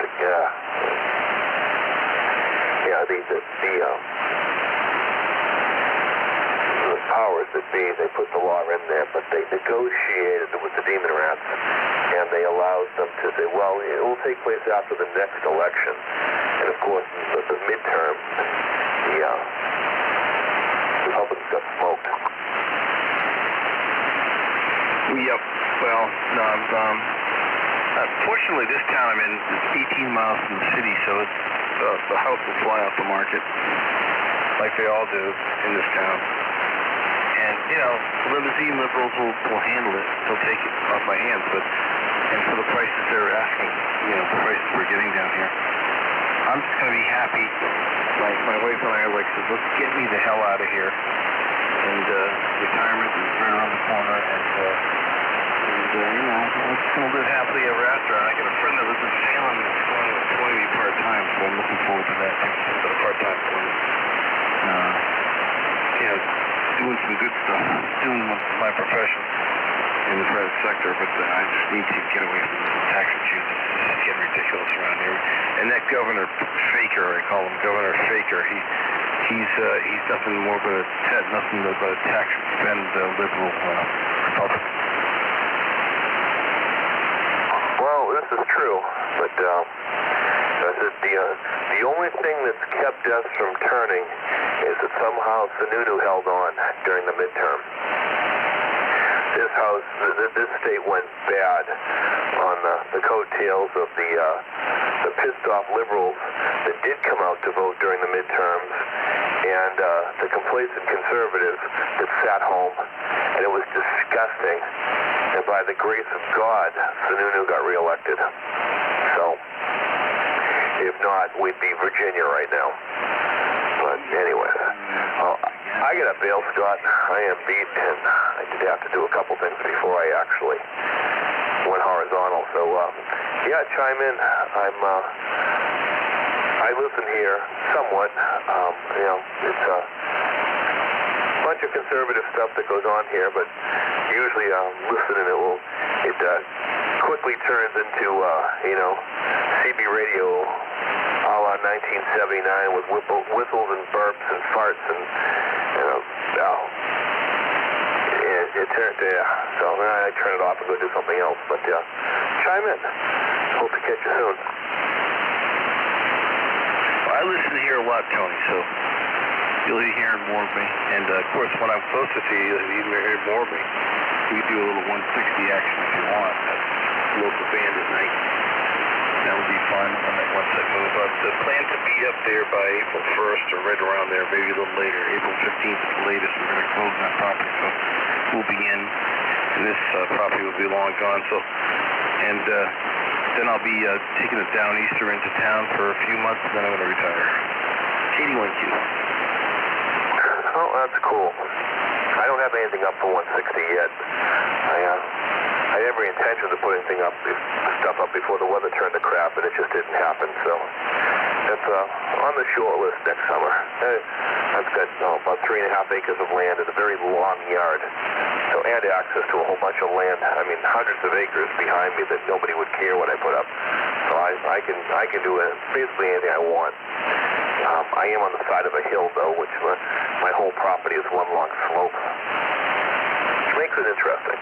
73, 81Q, KA1LCR. 73, Tony. Same thing. Backed up against the farm that's hundreds and hundreds of acres. And my property is wide. It's about 1,000 feet wide. Pretty cool. All right, man. I'll let you go. Correct. A little working on. Start down the journey of pulling the ripcord. So have a great night. Talk to you later. K1LCR in the group. KD1Q. Later, Scott. Good night, Matt. K1LCR. Yep, 73 Tony, 73 Scott. If you can hear me, I lost him in the noise. KB1CRQ.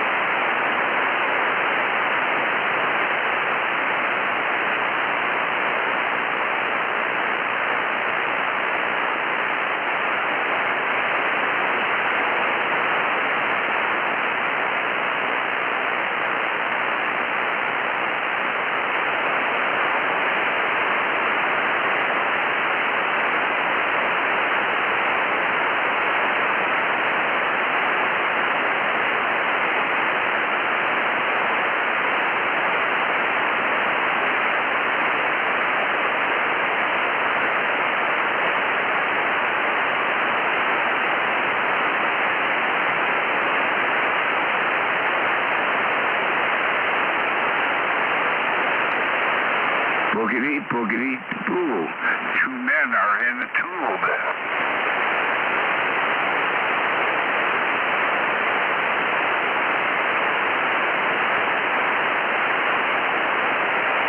Boogity, boogity, boo.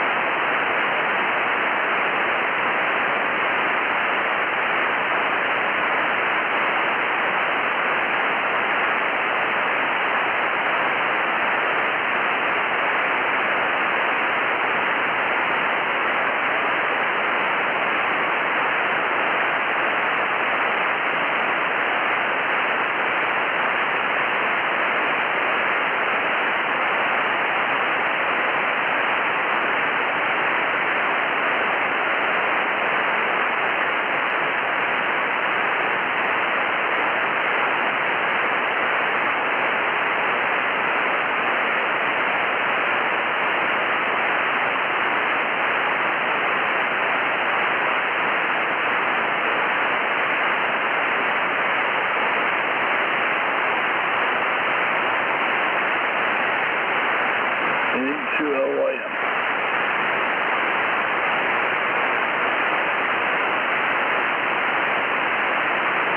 Where you been?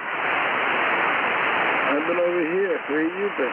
Where the hell both you been? I was sleeping. I was over here. He was over there. Where were you? I've been up here. Oh, that makes sense. Shoot, the other guy cleared off about 12:30 or so, and I've just been sitting here reading. The volume turned up. I haven't heard anybody. Yeah, Roger. So it's been a quiet night? For the most part. That corn guy was here again. Who? The children of the corn. Okay.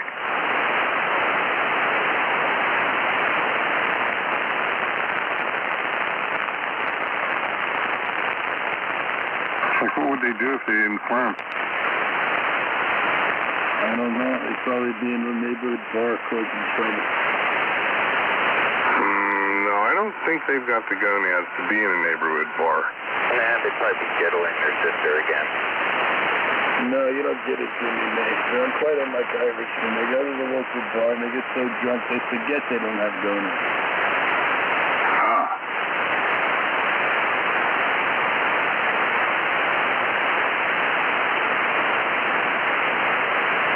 You said that makes them Irish? No, I said they're not like the Irish. The alcohol, I don't think, does that. No, we either get real mellow or we have a fight just because it's fun.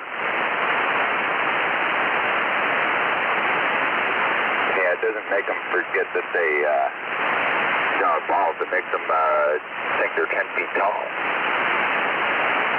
No, it induces them to use their balls. There you go. KV1CRQ. Oh, yeah, W3JMD. Hey, this IG report proves that Clapper, or I think it was Clapper or Brennan, one of them lied about whether they used the steel thing as a basis for anything. Okay, so they actually came out with the kind of proof in there? There's a lot of things in there, but the press has lost them over. They just want the people to read the headline. Well, I know the press is basically trying to say it's what the new thing is, a big nothing burger. Well, according to Barr, other information that they have, this is just a tiny little part of it. Other information they had makes things very clear as to what went on. Okay. I think from what I read, there were 17 specific violations that they found immediately in it. Durham has all that information, plus. Okay. Yeah, 17. Where have I heard that number before, Matt? 17. What letter is that in the alphabet? Care to wager a guess, Jim? Oh, my goodness. But it is always followed by a U. U? No, I said it is always followed by a U. Followed by an R.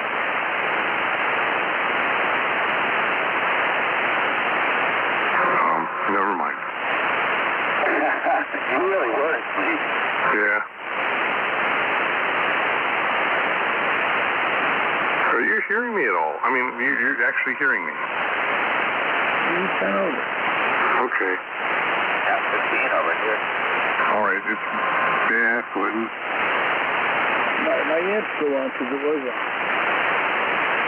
Okay, yeah, it's a real nice night. Yeah, I'm barefoot. And pregnant? No.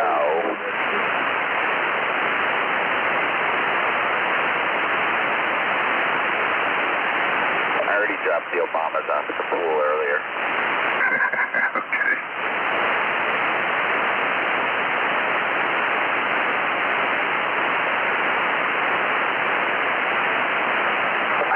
the most hilarious freaking video on Facebook a little while ago.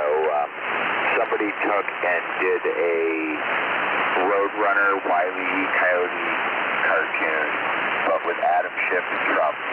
Oh, yeah, that's cool. Yep. And I mean, it's pretty obvious who's the coyote. Yeah, it was like a week ago. I didn't send that to you. Was that you or Sid or who? Was it a CGI one? Yeah, it was pretty good.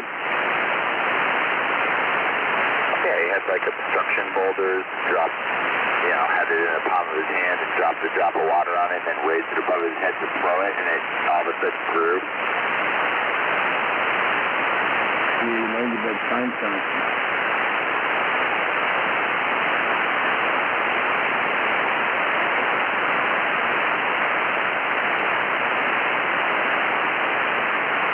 Sent you an email. Oh, yeah, I saw that this morning. I just didn't get a chance to do anything with it today. Okay, but you did see it, and it's totally up to you. Okay. Well, thank you very much. I will utilize those. Okay, it's up to you. What I did, I found a method where people can change their own passwords on the email, Mike, and that way I have no idea what they're doing with email, which is what I prefer, and it's all secure. With the chat board? Yeah, and it's not on Google. It's all within the ERPN or something like that. Yeah, but who hosts that? I mean, eventually we're going to find that, like, Soros is at the back of everything. I don't know.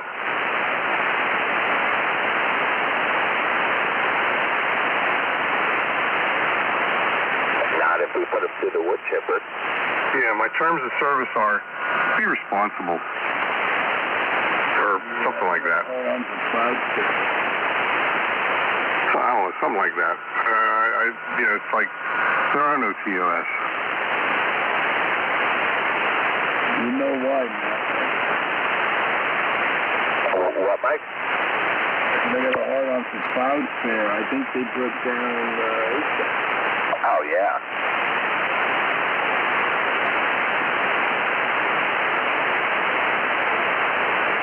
And I had all my devices singing in it.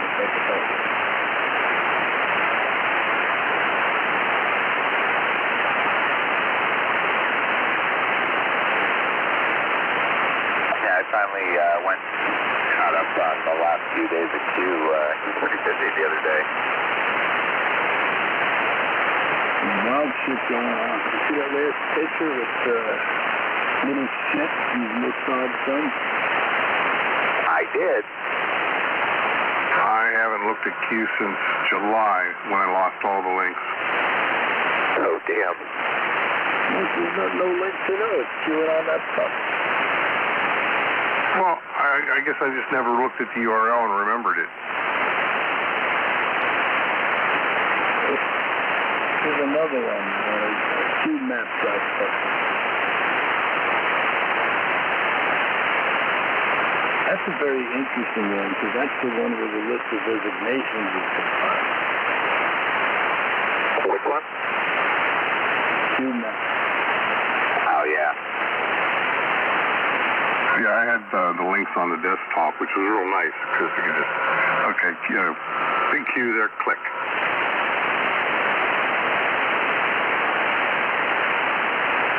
And then I could read them and get all confused. Well, that's still going on. And when the time's right, the info drops out.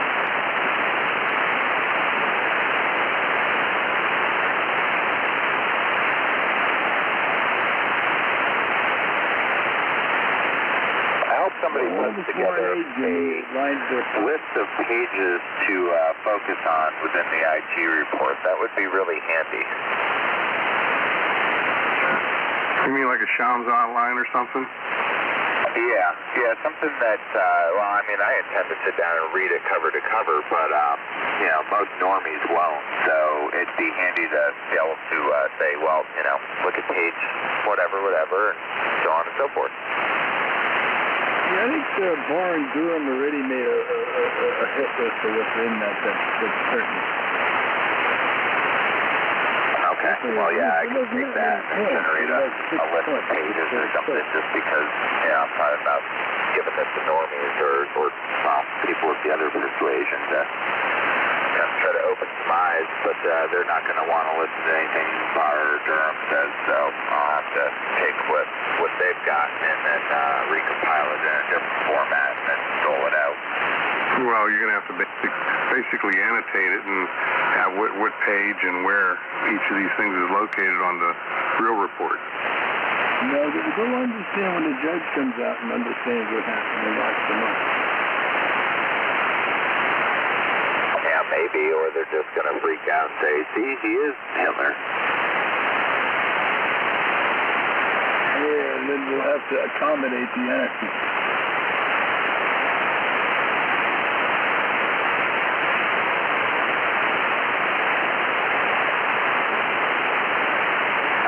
As Truman told the Japanese, fuck around and find out. I think Truman said that, right? Oh, I think that's heavily paraphrased. But it's essentially accurate.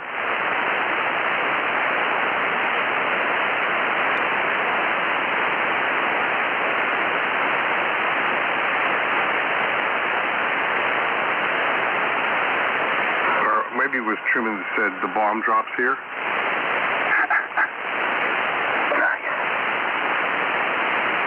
Little boy making Rice Krispies decades before Kellogg. Rice Krispies? Yep.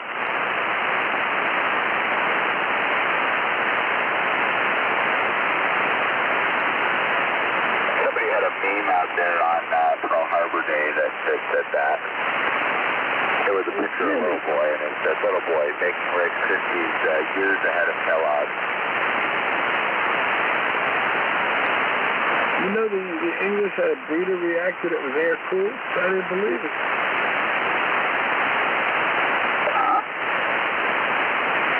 The Brits had a breeder reactor that was air-cooled, and it had fiberglass filters on the top. The thing had to be huge. It was huge. There was some speed radiation all over the place. I would imagine. And fiberglass at that, I wonder how long it took before that became too brittle. It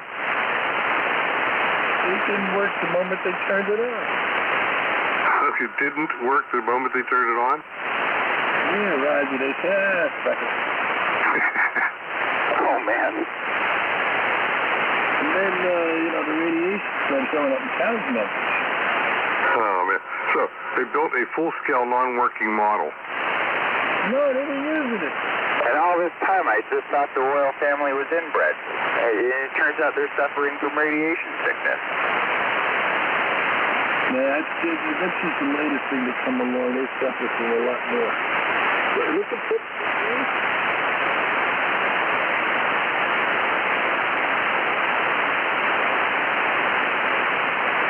What happened there? Did my head shut?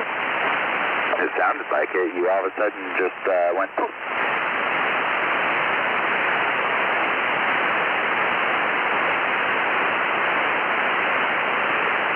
Yeah, you missed it earlier, Jim. It was a calm enough night that my neighbor came out and joined us.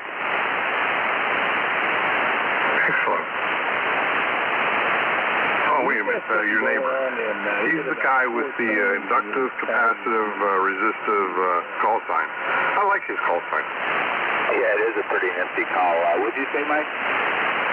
Yeah, so he had something going on. There were like 4 tones in his signal when he didn't talk. Oh, yeah, I heard that too. Yeah, I don't know what's going on there. Yeah, not sure, but yeah, same guy, Jim. Looks like I might have to go help him with his ADA. ADA? getting the LADA. He was only, he could only get, I forget what he said he could only get out of it, but his plate voltage is only sitting at like 2600. Okay, ATA. My brain heard the Alpha Delta Alpha, and that's why I was like, what? I'm so asleep, Matt. Yeah, sorry. Well, yeah, we're on ATA. No, you said it fine. You said it fine. My brain was just not. The key piece of information is it was 2600 volt plate voltage. It went down to 2100 when it peaked. Yeah, that sounds like Kappa's kind of gone kaput. Yeah, that's what we thought. Got a doubler in there, so definitely. Yeah, American Dental Association. I don't know why I thought that.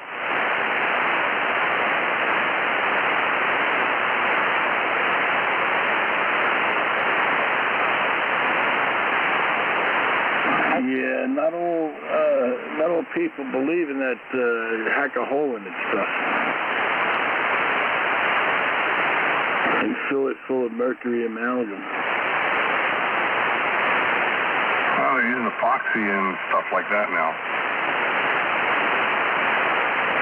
Not the last run-in I had. How long ago was that? I don't know. It wasn't that many years. As of, I think about 10 years ago, I know Star Dentist was using the Fast Cure Ultraviolet on an epoxy setting compound that he has been using. Well, that's what I've demanded, but they were charging more for that. That's what my dentist uses. Well, there was a time that didn't exist. Well, yeah.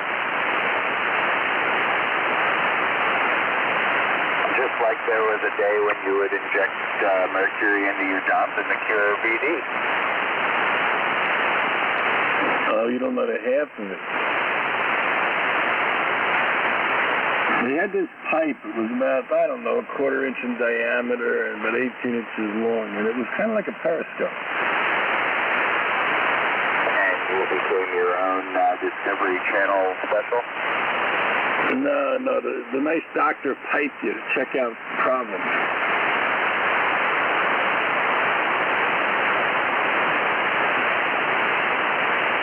Ouch.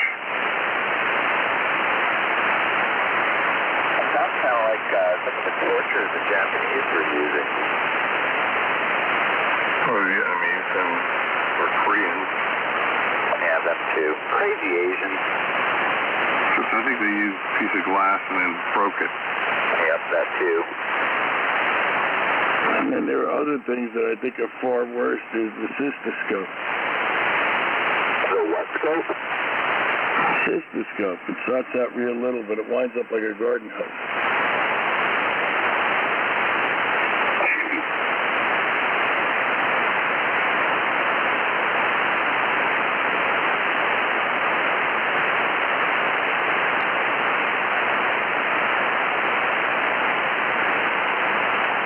You guys showed up at a real opportune time. I was just getting ready to jump into bed.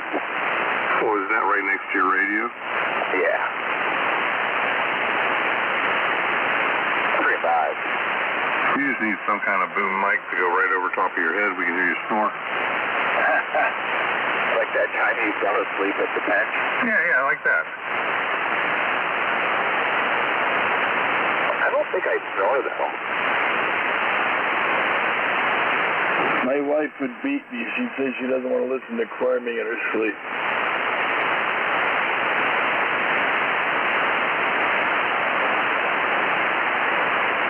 What, you snore?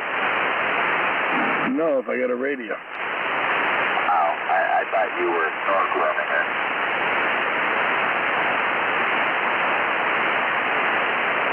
She doesn't want to hear the antics on the frequency at night. I can't blame her. Let's just say she has a special soft spot for Joe.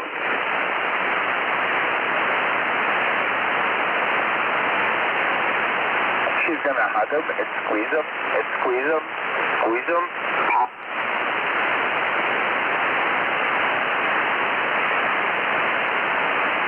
She thinks she's a fine, upstanding citizen.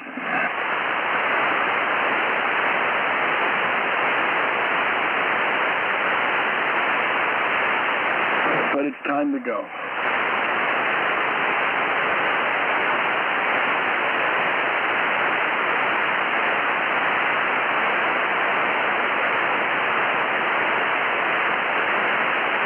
Whatever happened? Last I heard, he was selling his amplifier on, not QRZ, the other one, QTH. He had put it up on QTH twice. They said no pickup, ship only. Challenge that. I assume you're talking about that. Yeah. The first one was pickup only. I forget how that went. The second one was ship only, or maybe that was both of them. I don't know. Oh, I don't know. The first one was pickup only. Definitely, I remember that. No, wait. The first one was ship only. You weren't allowed to pick it up. That's right. The first one was ship only. The second one, he would meet somebody locally for pickup. Oh, yeah. Okay, yeah, you were right about the first one. I haven't seen this listing, but... Yeah, but there's some people he wouldn't meet. I wonder who those people would be. I think a lot of people took him up on it, and he just finally pulled the ad again. Yeah, I should have rang him up and said I wanted it. Pick up.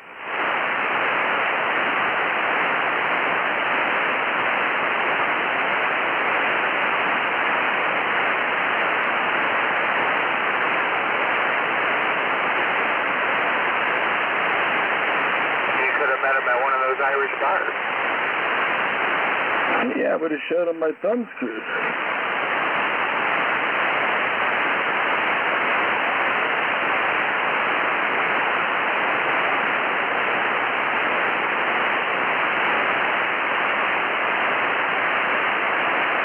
Been rather inconspicuous lately.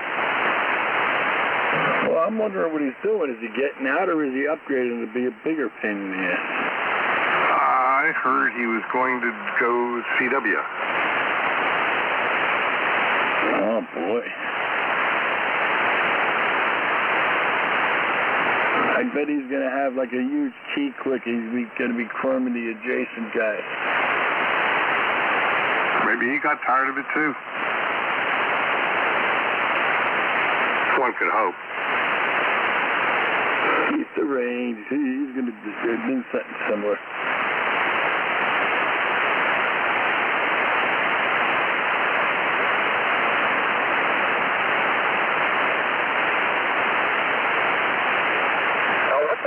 With the QRM on 62.5 mics way earlier tonight when I first showed up. He didn't like what we were talking about, so he decided to corner. Oh, you guys were already down here on 60? Roger. Okay, because I turned the volume up, and I didn't hear anybody here, but I only listened for maybe a minute tops.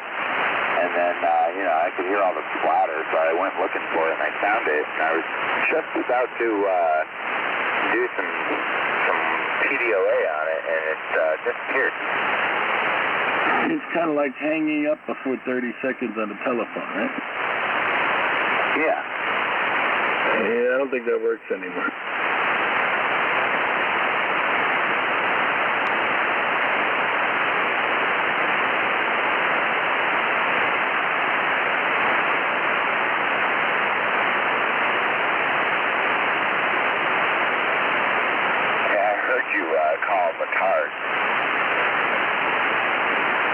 Yeah, I trigger them. I can't help it.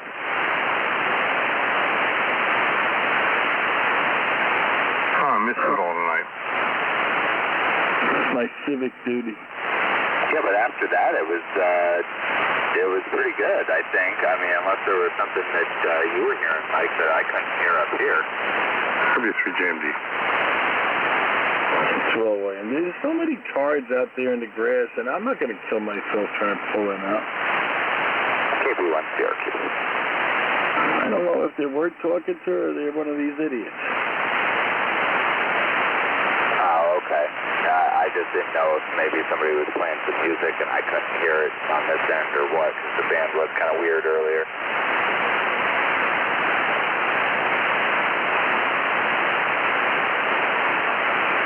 Now, there definitely were a bunch of guys down in the grass, but I think most of them were friendly. I mean, shoot, a couple of them ended up jumping in and having friendly conversation.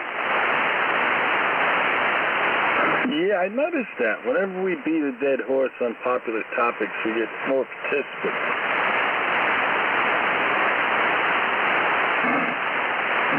I get emails from SWL listeners asking me to put them on my email list. That's cool.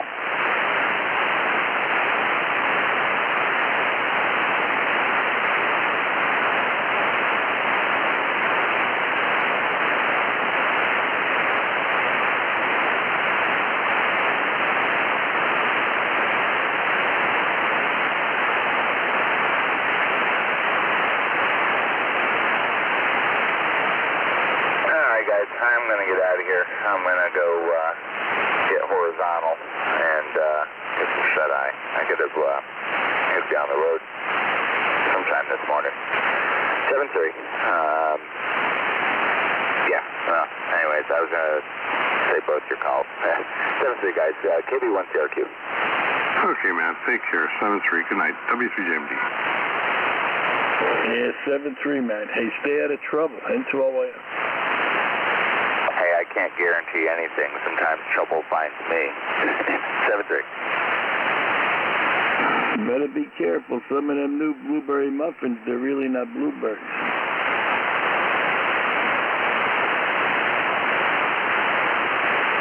I'm a McTill monk again. It's a little wax snot that pretends it's a blueberry. The blue pill? Yeah, with essential oils and food color.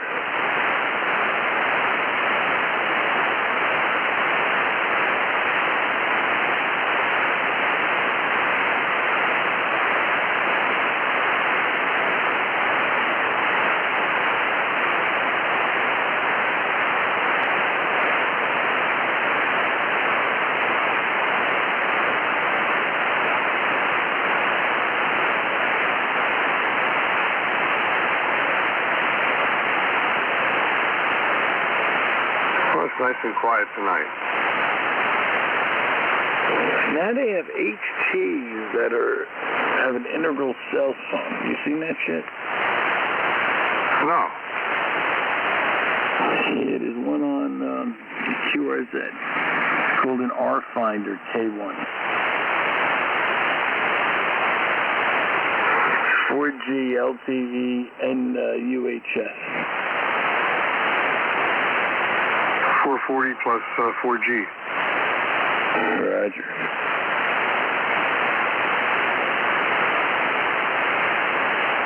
Interesting. This is analog and DMR.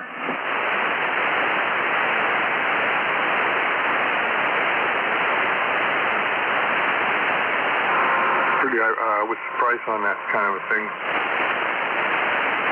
He's selling it used here. He wants 500 buckazoids, including shipping.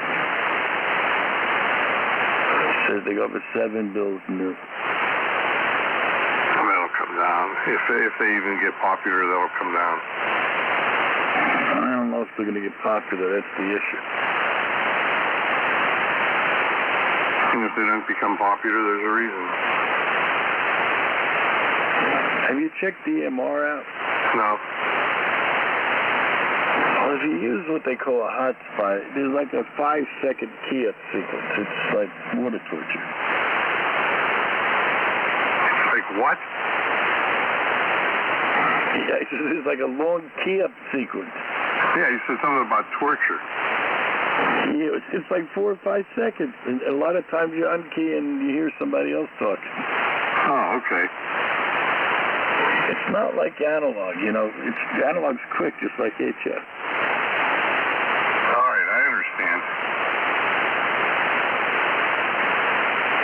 So anybody that likes to put snappy comments in, like, you know who, it pisses them off.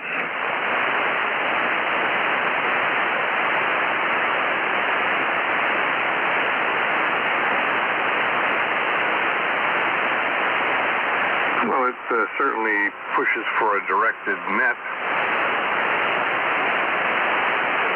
Yeah, but here's the cool part. You ready for this? Good.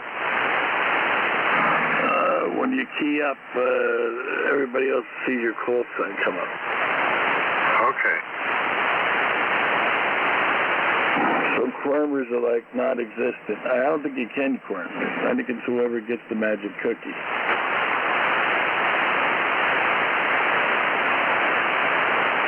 Wouldn't quirmers just put in a bogus call sign?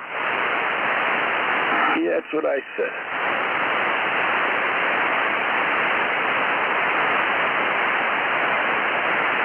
So on your side, you can like determine what call signs are received or not? Yeah, it comes up in 2 places. One on a web page that the hotspot serves, and one on the HT. And if your hotspot's got a display, probably there too. All right, I don't know enough about this. I'm going to have to take a look at it. DMR, Delta Mary Romeo. Digital mobile radio. Okay. A picture of Raspberry Pi Zero and an RF board slapped on it. Okay.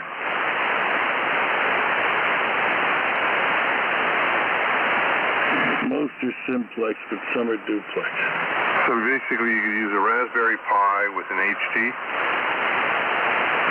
Yeah, and go out over the internet. Okay.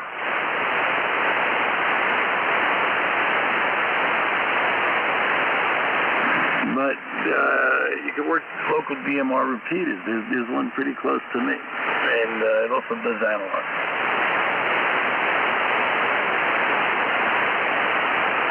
All right. No, I'm going to have to look into it.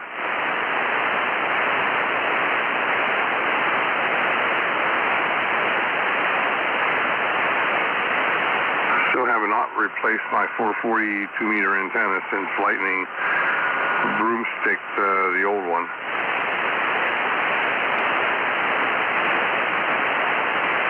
I'm surprised you haven't Rube Goldberg. It's only a fiberglass tube, but a dipole in it. The top section of the fiberglass was gone, and the next section was basically just shredded outward like a broom. Oh, it saw some action. Yeah, it got hit. The coax coming off of it, only half of the insulation was on the outer. Only half the outer insulation was on it. That shot came all the way down here. Did you have it grounded? Somewhere. Oh, you no dedicated ground, huh? Well, it was kind of difficult the way it was coming in. It wasn't dedicated. It was grounded when it got screwed in. But anyway, that chunk of coax and the antenna became no good.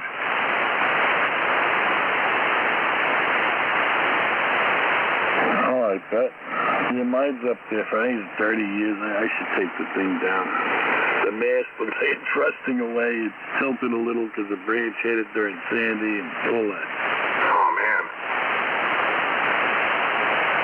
That didn't hurt nearly as much as the one that tree that came down through the house. I got another antenna. I just haven't put it up there. Running the coax, not a big deal. Basically, when the builder built the house, I had him put a tube going from the attic all the way down to the basement here, in the thoughts that I would be using that for data cables and RF. So we just feed it through that tube, and it comes right into the basement. Yeah, I would have isolated those two. Yeah, I guess it would have been nice if I would have thought about having him put in multiple tubes, but I thought I was doing myself good just by even thinking of it in the first place and having one tube put in. You want them in different places. You want to minimize coupling. Yeah, you're right. Fortunately, that was the only thing going through that tube at the time. It would have coupled the lightning right over to everything else, and a bunch of other stuff would have gone too. Yeah, I don't know how PVC is as a dielectric. I forget.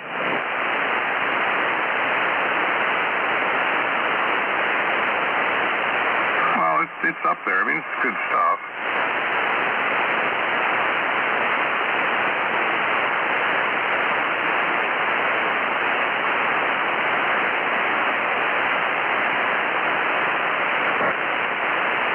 Was the antenna wire, the coax, when it came in the basement, ran in the trough with the modem line. I blew the modem out.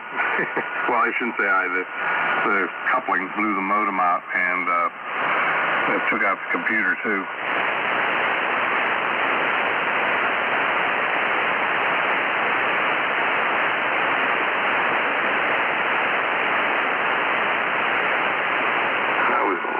Back. Yeah, I remember when that got you. Well, no, I got the one hit just this last July, but this one I'm talking about now, that was over 10 years ago.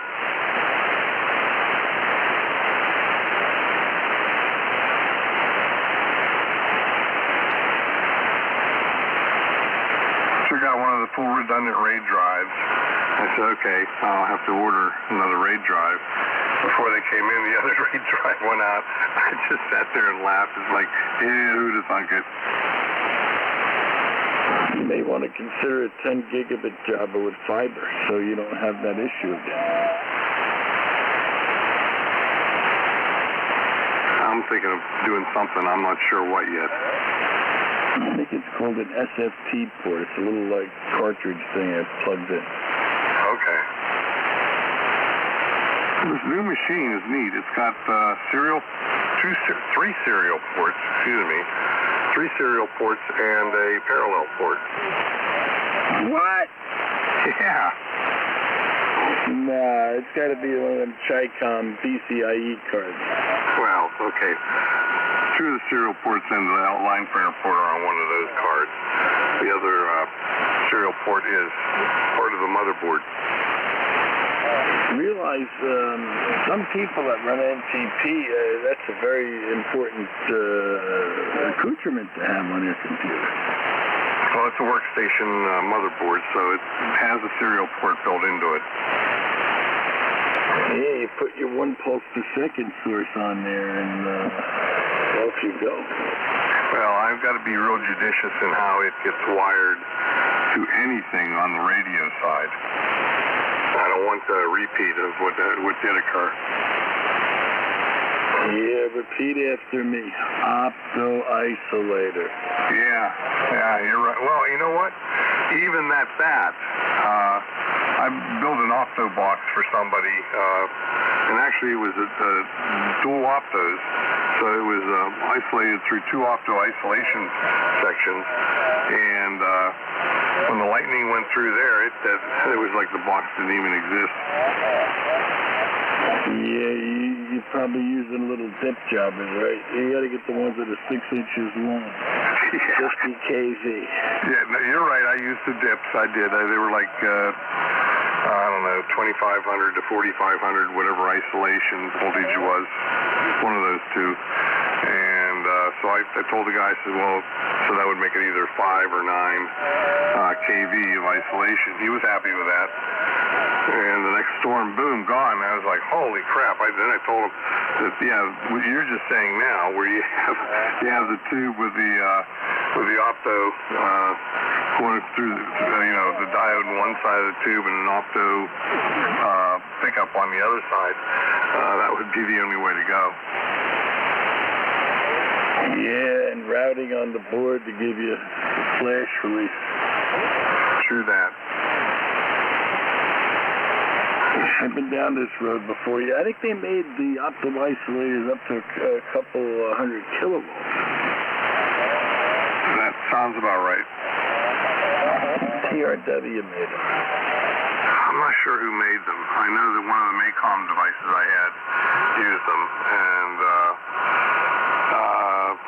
I guess I could have built them into, because I made the box special for the guy.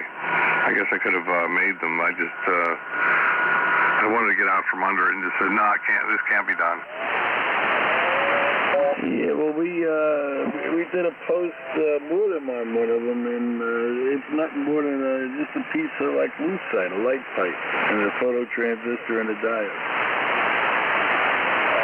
Okay, the one I saw, he had a plastic tube, black plastic, and inside the tube were the photo transistor and the LED. Yeah, well, this had an external black tube over all of this. Okay.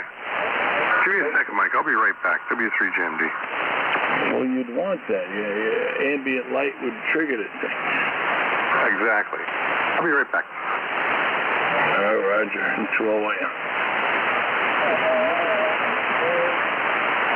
The Tards is still here? It's the Tard.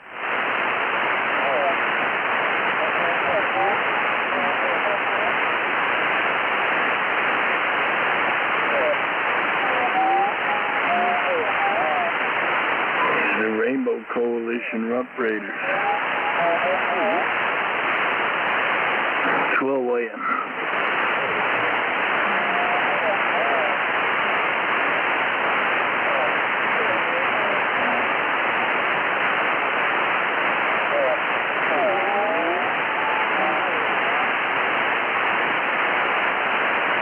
W3GMD.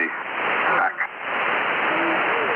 Yeah, mouth was totally dry, and I don't have any beer. I forgot to get beer when I could, and I don't know, may not have any beer this week either. Beer. Yeah, I enjoyed drinking it. Yeah, I go through phases. So now I got something bubbly, and it's, what do they call this stuff? Sparkling water?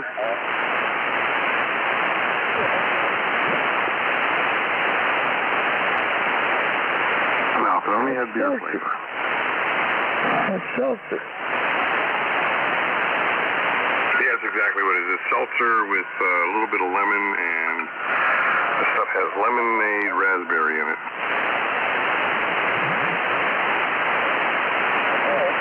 Not that you can taste it.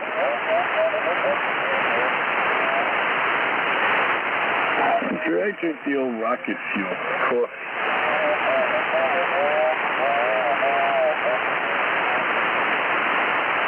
Normally, that's my main drink is coffee. But it's I don't feel like going upstairs and heating up a cup. You gotta give you one of them yuppie scum faggot thingies, cup at a time. Oh, a Keurig.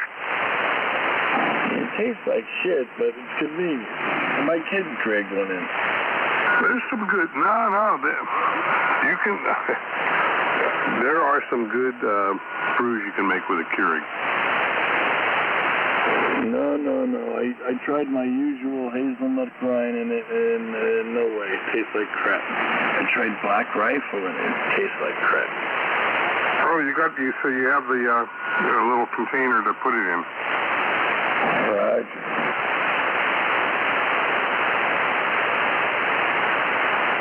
Plastic being in contact with everything, it kind of freaks me. I understand. I think that's why you get that aftertaste. They let you know you're being poisoned. Okay, well, I got to. There's a whole bunch of different plastic ones out there.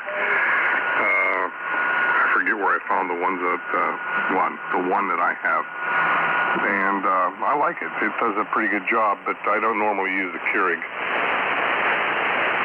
This came with it. It's an actual Keurig. Okay, that one. No, I got an aftermarket one that's a bit different, and I like it better.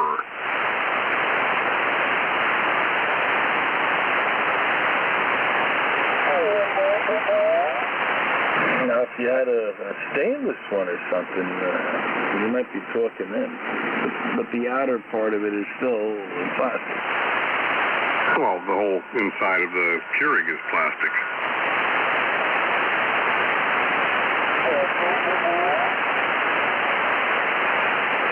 No, I still prefer to drip coffee. I put it in a thermos. We may have doubled. Yes, I prefer making drip coffee and putting it in a thermos. That works real good.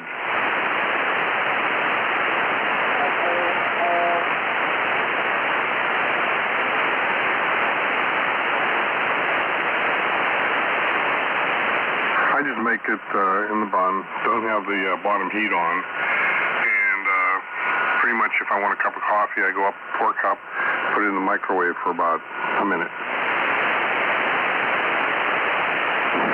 No, that's one thing. Matter of fact, we still don't have a microwave. In the back house, we do. Okay, well, I mean, I understand. It's like, different thoughts. I told you the story. The kids were young, and they went over and they're watching the popcorn bag turn around on the carousel. Yeah, you don't want that to happen, because those things leak. You know, I showed the wife.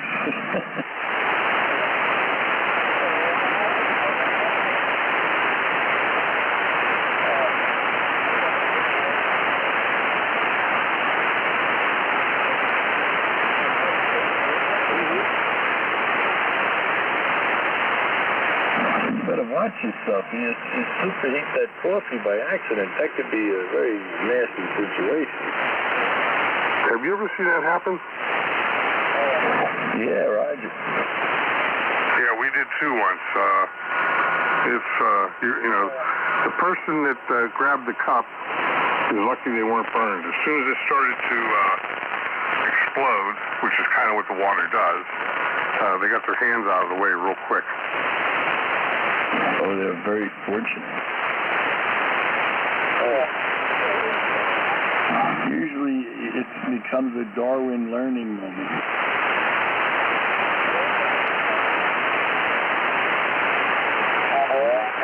But I've only seen it happen once.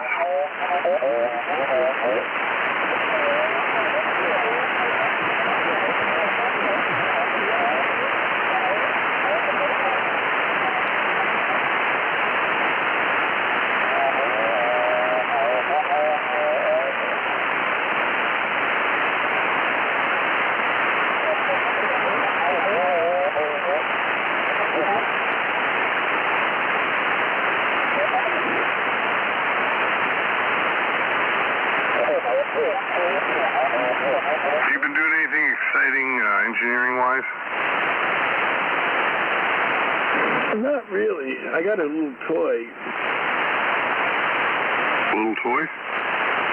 Yeah, it's a little doodad. You can hook it up to transistors and look at their curves.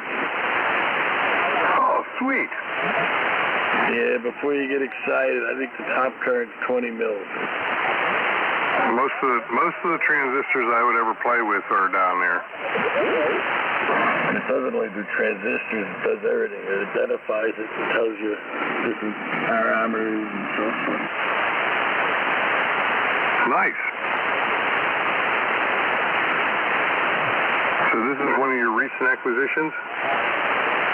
Yeah, Roger. Well, I got this like 3 kilowatt active load I'm working on, and I had to look at the gain of a set of devices. 3 kilowatt active load. Okay. Well, Jimmy May, you got to realize, I built the Polish Paris Plex, so I got to prove that before I go hooking, expensive devices to it.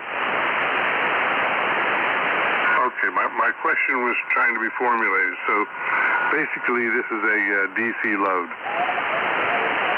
Yeah, to exercise the Polish Paris Plex. The Polish okay, whatever that is. You forgot I sent you a picture. You did? Yeah, 6 kilowatts of 50 volts in a wooden box.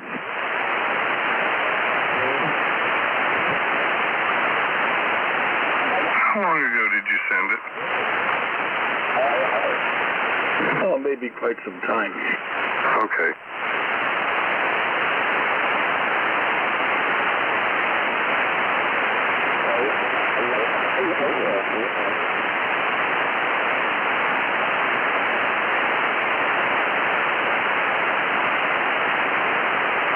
So about 2 weeks ago, email was down. In fact, you would get a bounce if you tried emailing me. What did you do? Switch providers or hosts? Basically had a reset done, ground up.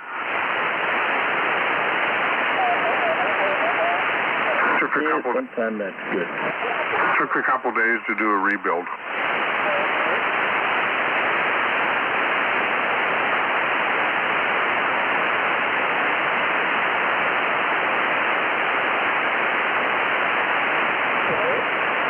Now everything's working properly.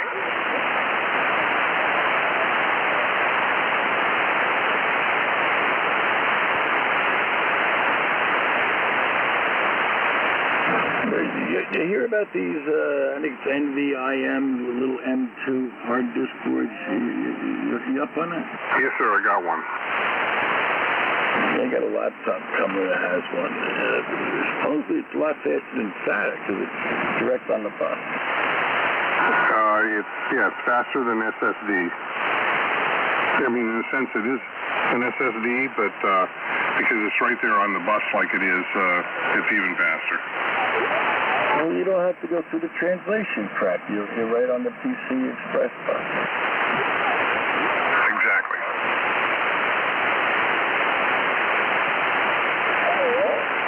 People say that they can see reduced boot times to where the boot time is like 4.5 seconds. Really? Now, that becomes a function of your BIOS and a bunch of other stuff, too.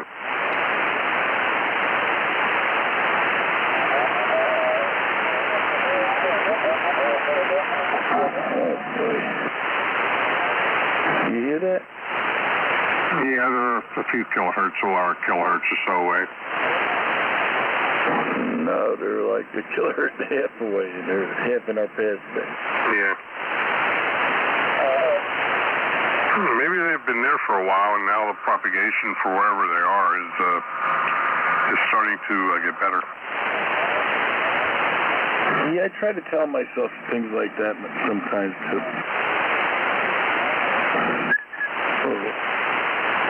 What's going on here? W3JMD at 3. 2OIM.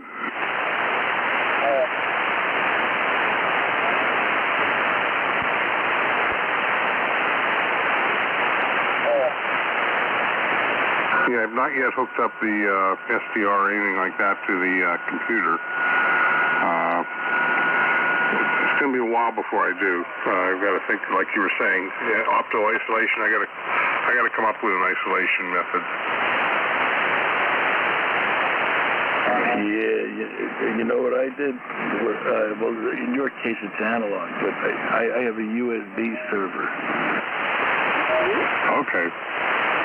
It's a little box. It's got an Ethernet jack on it and 4 USB ports. And an opto isolate? Roger.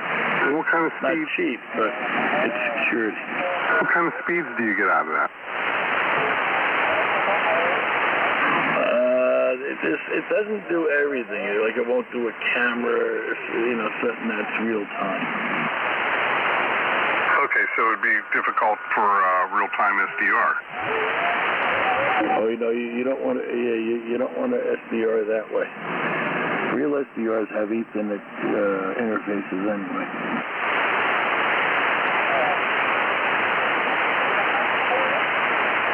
Well, I have a fake one. It's an RSP play. Yeah, we did. We started out with USB, but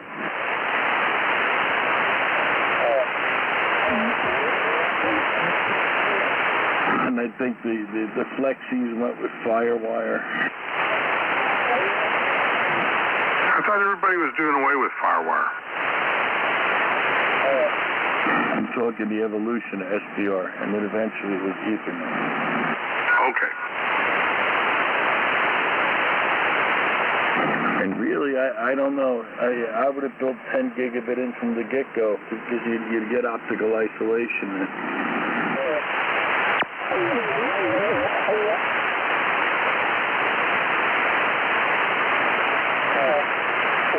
Well, my computer has a pair of 10 gig ports on the back. Yeah, RJ45 or the other thing. 45. Yeah, you don't want that. You want SC or LC. It's a pair of fiber jacks. No, I don't think I have a fiber jack.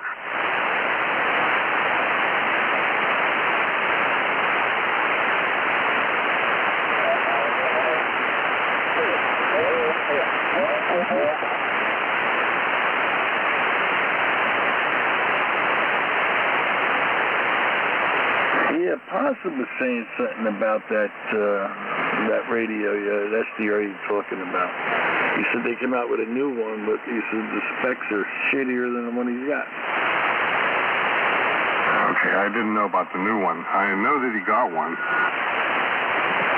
Yeah, that was a while ago. It was last year.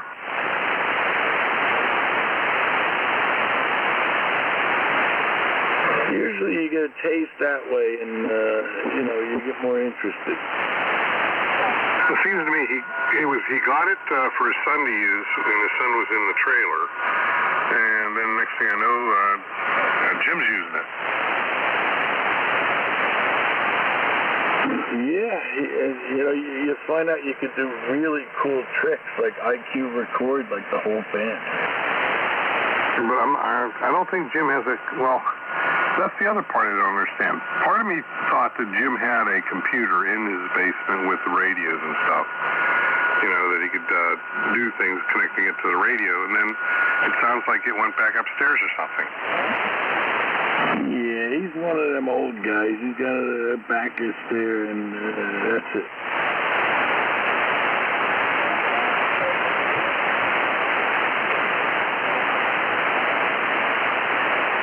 What he does. Modern hands, they got a computer right in front of them. Yeah. Well, I don't have a choice. I have to. You like laptops, so I like the desktops.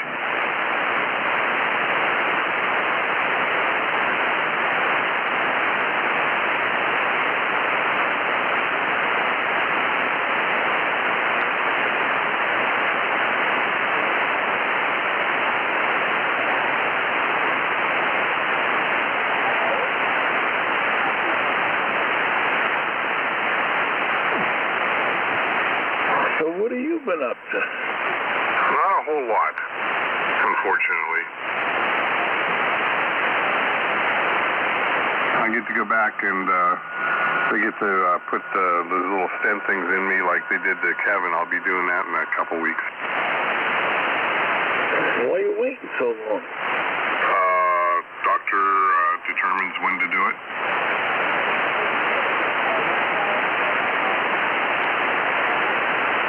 Yeah, well, at least you're catching it ahead of time.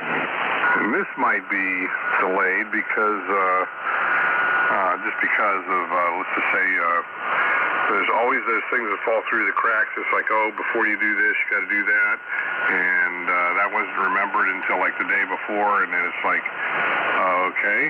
So you go out and get those tests done. And since the results aren't back, you can't get the other test done. And that has to get rescheduled. And so this whole thing might get rescheduled. It's wild.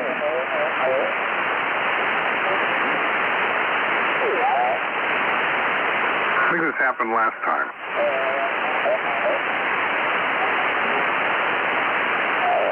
I get the prescription to get the blood test work done, and that's the day before I'm supposed to get the other stuff done. There's no way that results are going to be there the next day, and that had to be rescheduled last time too. Oh well.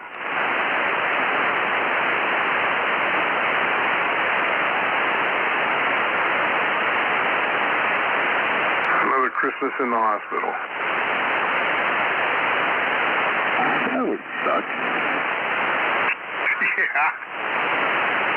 Well, stints are a pretty quick thing. I think they throw you out. As long as your incision's not bleeding. No, they said this is going to be a 2 or 3 day stay. Oh, Roger. Are they going in your leg or your arm? Leg.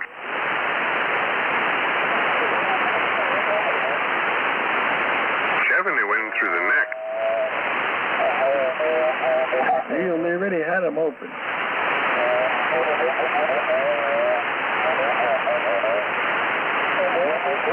Yeah, I'm surprised not hearing him tonight. I usually gets on. What time did we get on?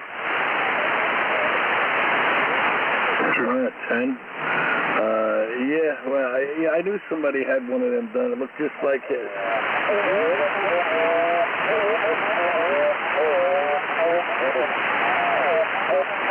It's like, you looked at a Frankenstein stud, right?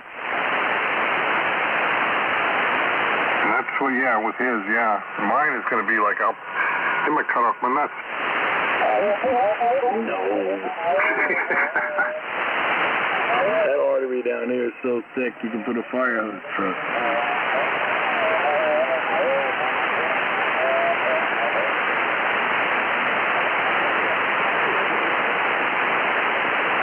What blew my mind when I learned that you could put an artery in the wrong direction. I never knew that. Oh, because of the little valves they got in them. Yeah, the hair.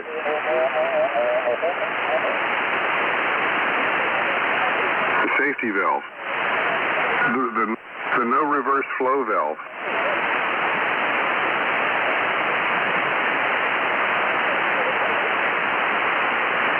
I think there's more of those on the veins. I didn't know the arteries had them.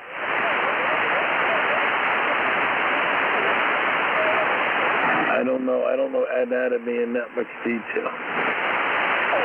Well, I went because I was working with biomedical. I'm not saying that I know it because, I just enjoy learning it. But we were doing a thing called a foot pump, which was basically an air pressure cuff around the bottom of the foot. And, of course, then it's like you learn how the whole system works, and basically every time the foot gets filled with a bit of blood, the thing is timed to, basically increase or inflate real quickly. This air pressure thing, this goes back into the 80s, and that would push the blood out of the foot and then up the vein, but it wouldn't backflow because of the valves. That's what you learned. You just didn't use common sense to turn a patient upside down, right? Well, you wanted the blood flow into the foot, but you also wanted it to return. Yeah, you rig them up out of the century. I guess that would work.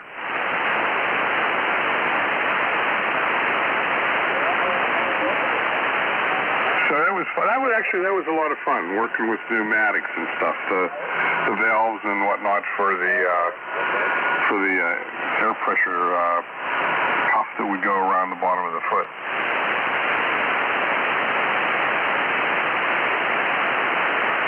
Yeah, they got cute little micro-machined pressure sensors, all kinds of crap for that. Well, that was, no, Motorola, at the time, those little Motorola pressure sensors were available. You know, those 3 terminal jobbies? Yeah, Roger.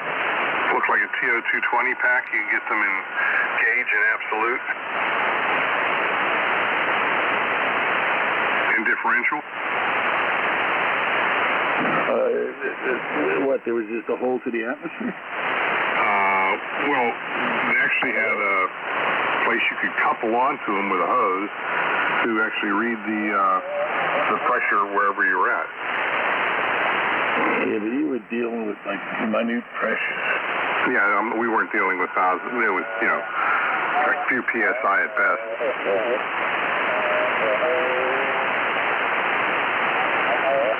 Could have done that with a Borden tube. Could have done that with an aquarium pump and a little twist valve. You know, to measure the pressure, a Borden tube would expand and hit a micro switch. Oh, okay, yeah, that's true. That would work. You'd be surprised how often that was used once upon a time. Give me a second. I'll be right back. I'm getting a quick refill. Okay, W3JMD.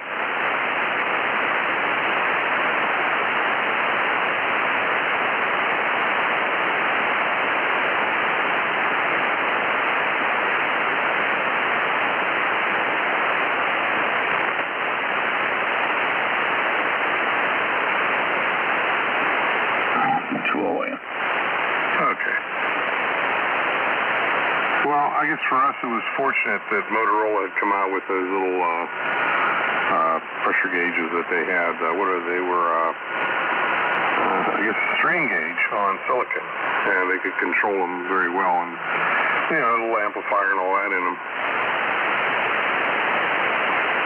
Yeah, they got real cool mem stuff now. They, who is it again? I think it's a European outfit. I think Bosch. They got one that's temperature, pressure, humidity, and some of them have a chemical ability too. Yeah, the humidity ones, I remember looking into those not too long ago when I was working at Varian.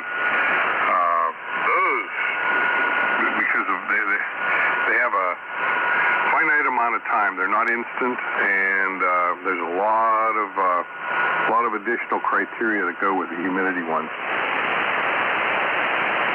You need the temperature, right?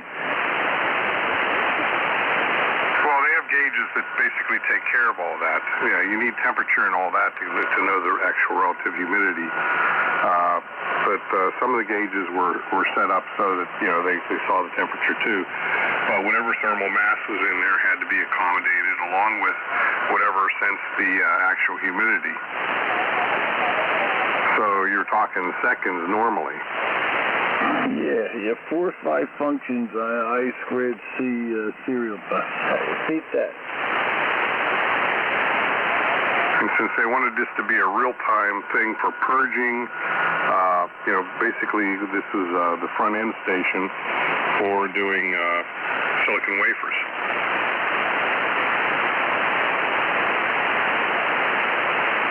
It's got a tiny little hole in the package. Uh-huh. I assume it only exposes the cell inside, not the whole thing, but who knows? Well, yeah, but think about, you know, with that tiny little hole, there's a net amount of time for whatever's surrounding the ambient stuff to get in through there, so that it can, you know, read the relative humidity properly and everything else. Yeah, it may have a novel approach, a little here or something.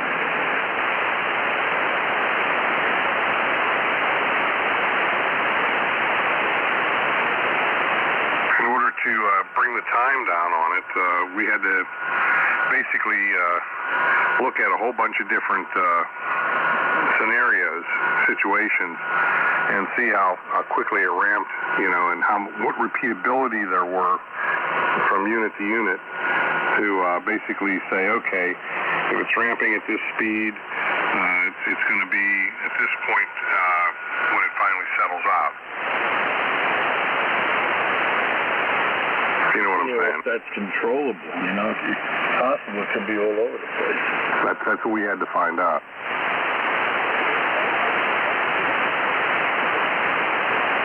In order to cut down the time so that you know, things could get processed faster.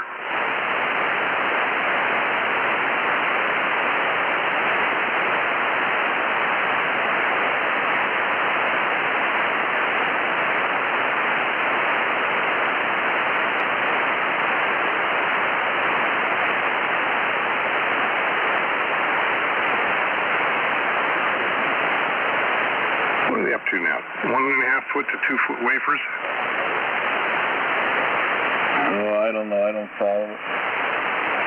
At that time, we were looking at 18-inch ones coming in, so I know they're up to 1.5 foot. I have a 12-inch wafer. It looks like a mirror. Yeah, Roger. I have no idea. It's probably all robotic now. Smart thing to do. Oh, yeah. Basically, these things come in a sealed case, in a sense. Case goes in, and then it's automatically opened, and each wafer is removed individually and run through. You build it, you put all your plasma generators and shit in the hallway. So, you know, if you got to service that stuff, you don't have to disturb the cleaning.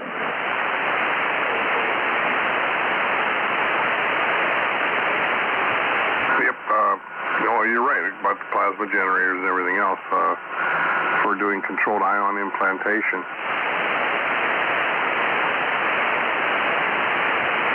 More guys getting them and converting them.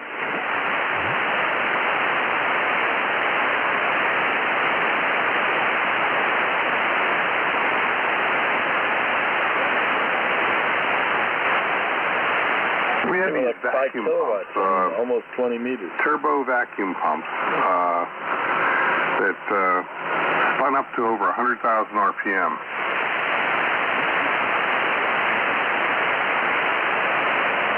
Yeah, Roger, on the vacuum pumps. They change them like fuses.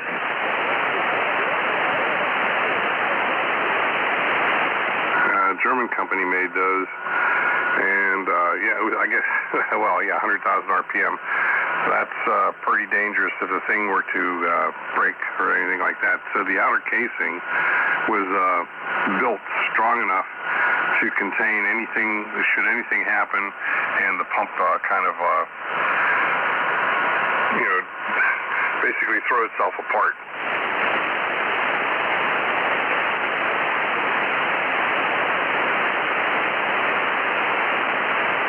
That was to take the vacuum down to sub-micron level.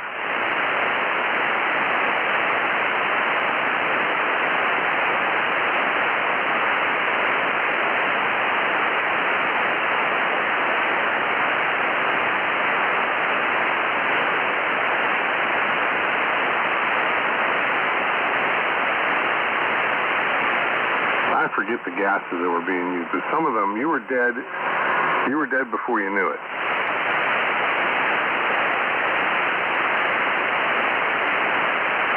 Yeah, I know. And basically they said if, when you're going through the safety stuff, it's like if this alarm goes off and you're in the area, get out, but there's probably nothing that can be done for you. Because the gas is odorless, colorless, et cetera, and if it's detected, you've already got too much in you.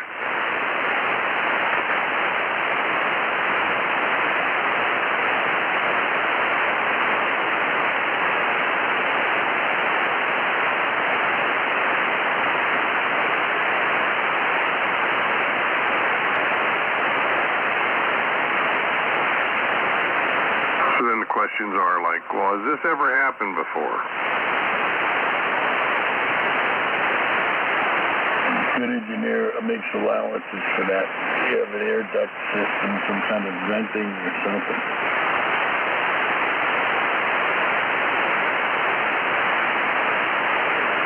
Well, everything was supposed to get vented up through, because there were a lot of ducting up to the top. We built the equipment that others would use, but in testing things with all the different stuff, you have stations that would have all that, but in case something broke.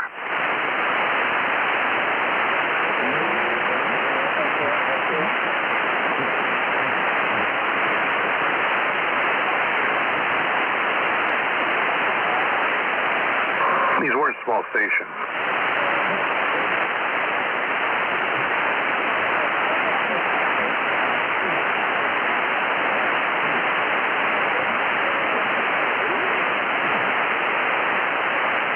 On 61.5. What a clear frequency. That's where they're at. Let me check. Oh, I'm eyeballing it.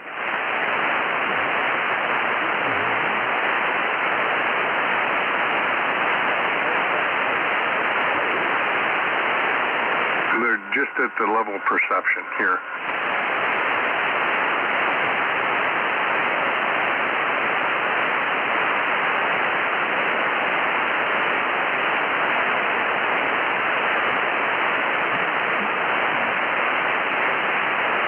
So they're not really bothering me. 73 GMD. And 12 AM.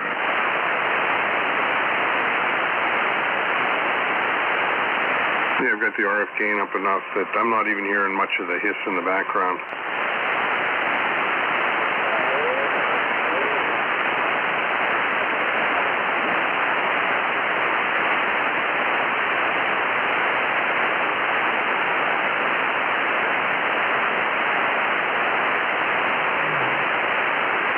Yeah, the noise floor has been hairy the past few nights.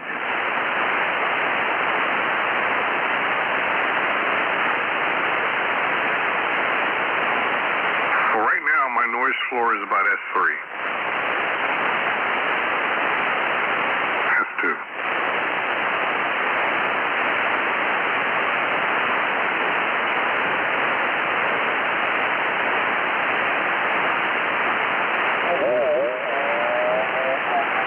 Yeah, I'm a little noisier at 4-ish, 4.5. Okay, you're in a more population dense area too. See, now by turning the RF gain down until my S meter shows like S8 or S9, I hear just about none of the stuff in the background, and you come right through real clear.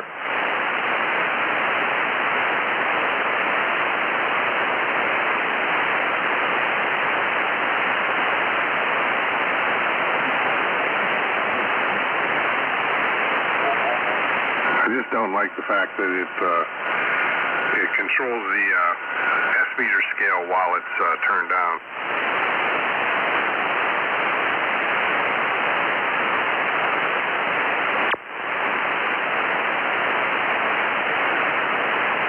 Yeah, I usually run 0 attenuation, but I could switch attenuation and it corrects the S-meter.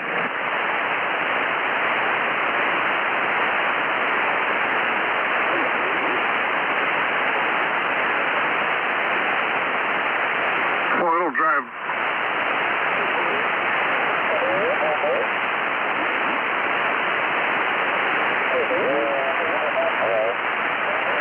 No, attenuation doesn't do a thing. That's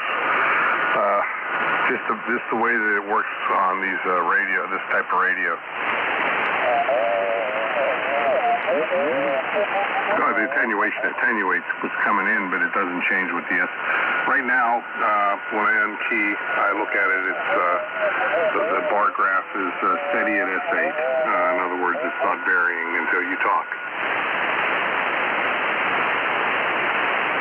That's the ASU radios did something funny with the RF gain. As you turn the gain down, the meter went up. I forget the detail. Yeah, that's how this one works.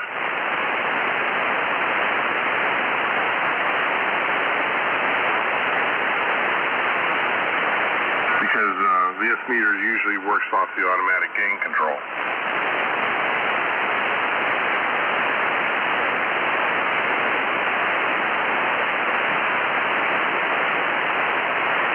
Probably where they go wrong. They should use a real log detector. Yeah.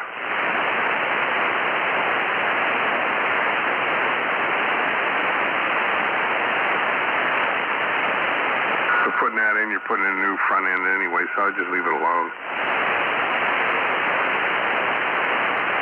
Mr. Mike, I'm going to call it a night and hope to hear you on tomorrow. It's been a good time talking here without any some extraneous bothersomeness, and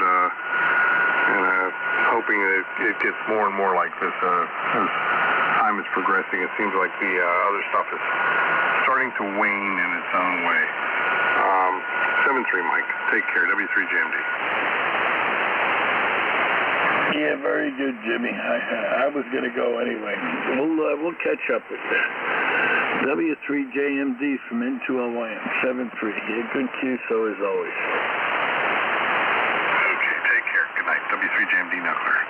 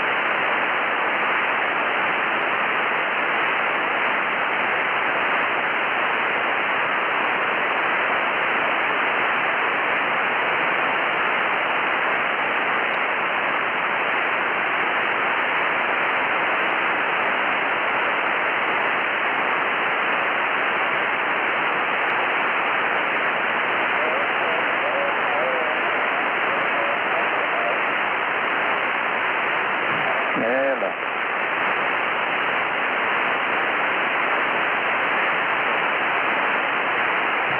Hey, Flappy.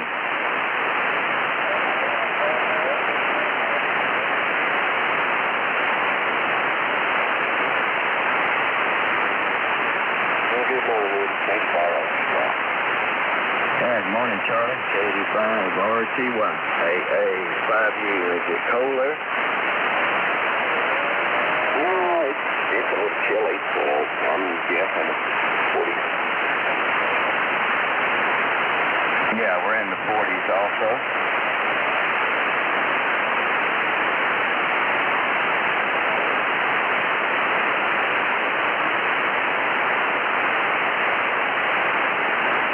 Yeah, you're the first one I heard this morning.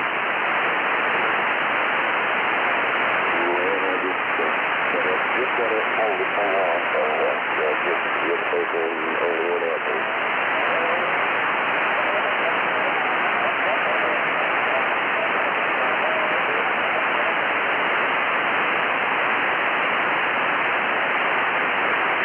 Somebody way off. Not comparable. Yeah, I think they're on 3864, I think.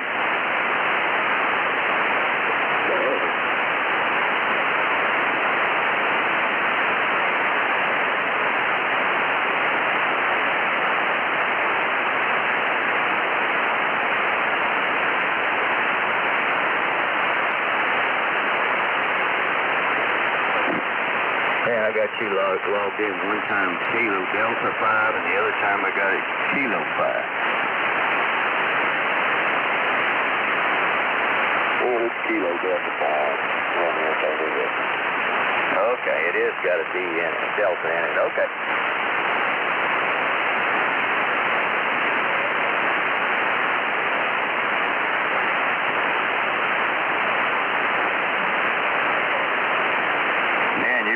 TS 570 as usual. Yeah, Roger. TS 570. Yeah, well, barefoot. Wow, good signal. Yeah, I've got my amp on there, but it's doing maybe a little over 800 watts this morning. It must like the settings this morning.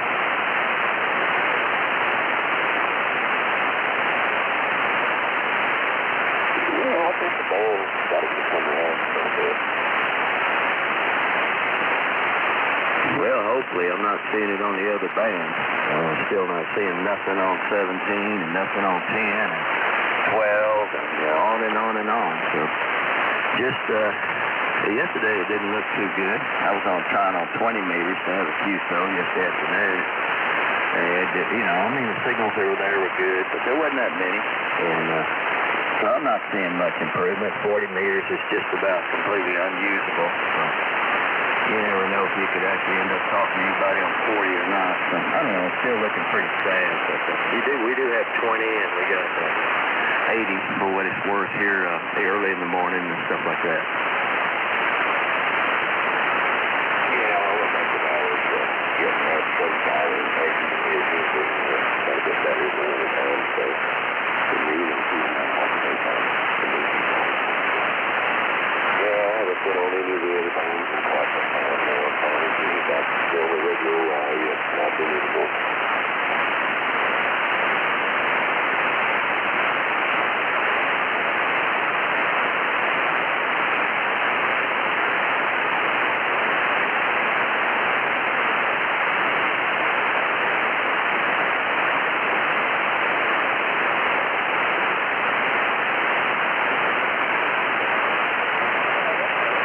You're not going to go out and shop for a big radio right now? Boy, they took a beating in value, so you can buy these big radios pretty cheap, man.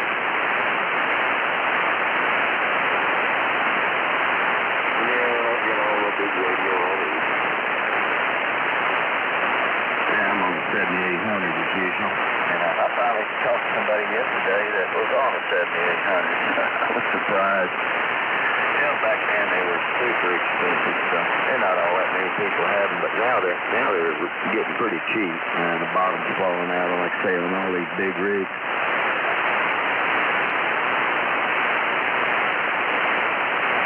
Well, I what I got. So I'll do this on the... You guys got a good, clean, clear audio there. Yeah, what mic you running on that 570? Well, it's a Heil Gold. Ah, no wonder. Okay. Yeah, I'm on a Heil Gold Elite. One I'm on the Gold Elite. Yeah, they had these this is about 70, I guess, when it came out. It was the most thing, you know, they threw a couple on higher than it was. But anyway, I ended up buying the microphone from the guy that bought his. And I used it on my GS430, I believe, or maybe a couple 430s. And then he got ready to sell the 570. Yeah, that's a good deal there. That's a good deal. Is that your only transceiver? Yeah, exactly. Oh, you got some older ones. Okay. Yeah, this is my only transceiver right now. I've usually had 2 to 4 of them in here at a time, big rigs, you know, but nah, I'm just down. This is for a transceiver. This is my only one. Yeah, I've got, I guess 3 of the hybrid Kenwood, 820, 830, 520, and mobile. Well, that's about it. I'm the same guy. I got the 530 done. Actually, I bought both of them at the same time. So, they were on.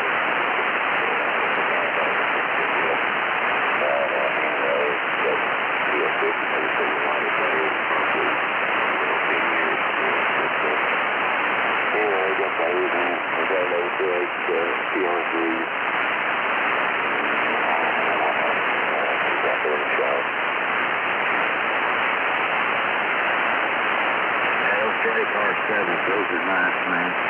There's about 3 of those receivers for sale, you know, Drake, when they had the TR7. They also made an R7 receivers, strictly receivers.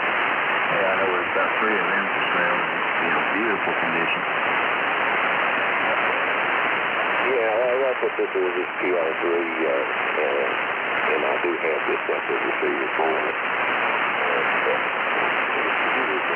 361, 46 miles, so that's right after it.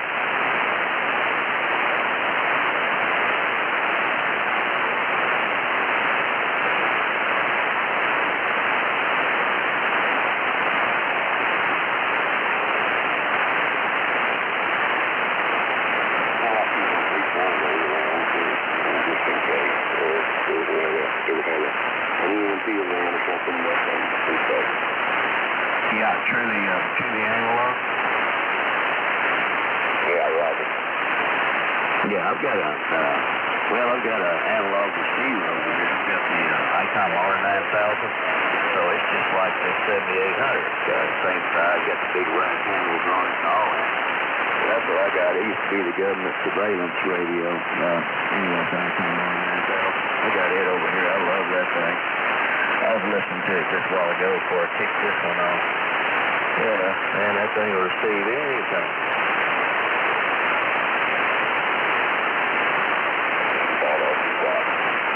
Hey, 5U. Anyone else in there this morning?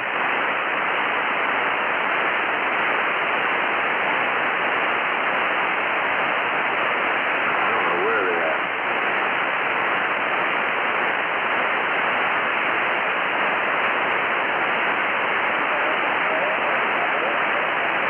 Let's see, this is a Tuesday and it's the 10th of December, I believe.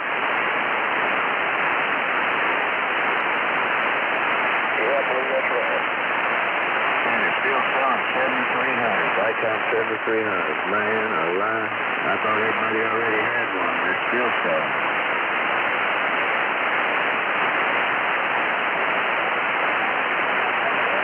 Why own a $6,000 rig when you can get your 7300 for $800 something?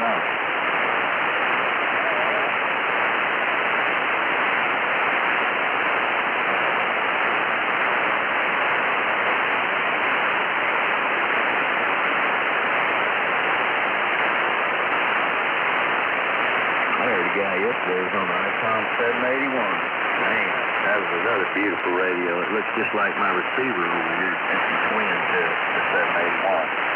Matter of fact, I heard him say later in his QCO that he had two of them. So, wow, man, I wouldn't mind having one of those that works right and keeps working.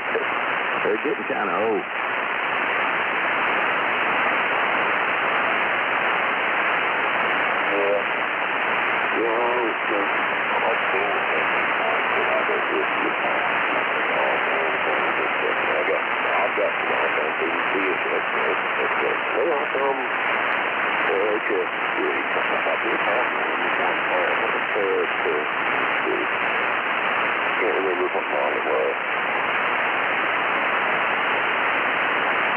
They had some nice rigs in the past. They had the 756 Pros.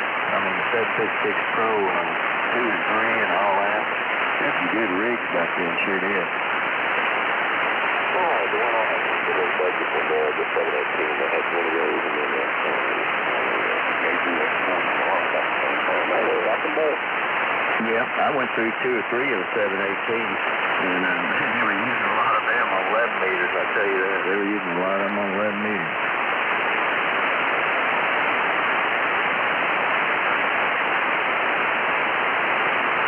We took a 718, me and my friend, he had one too. We did the same thing. And we put the W2IHY, the 8-man equalizer, we put those on those 718s and a real nice microphone like the house.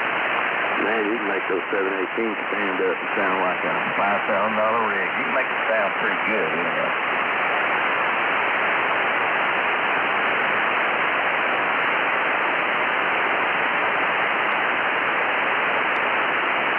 Yeah, if you think 718's a little weak or a little flat, and you can tune that thing up with those equalizers.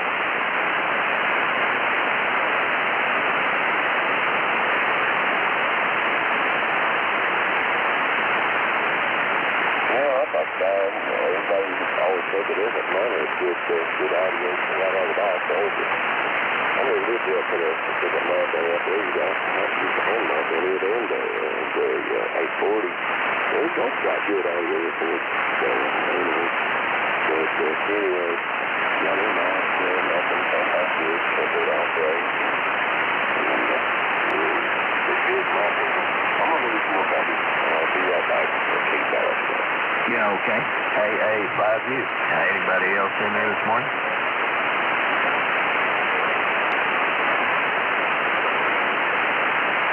Anyone else around? 3.860.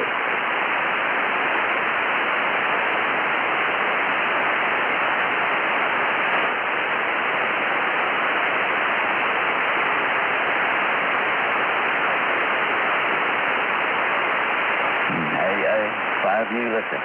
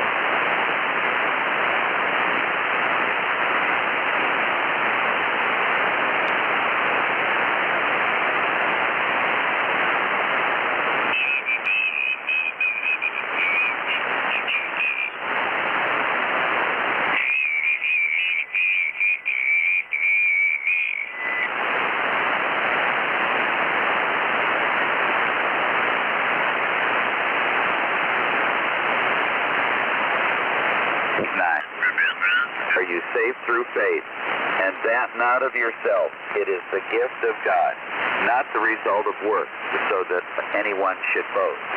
And I'm going to read. Two. He's running a close second to Buck. Yes, he is. That 450, that's a single tube amp, isn't it? It is single 3,500. It'll do about 900 or 1,000 out. Morning, Dave. Good. 8.0 And I got the power supply caps to rebuild the power supply. I just hadn't done it yet.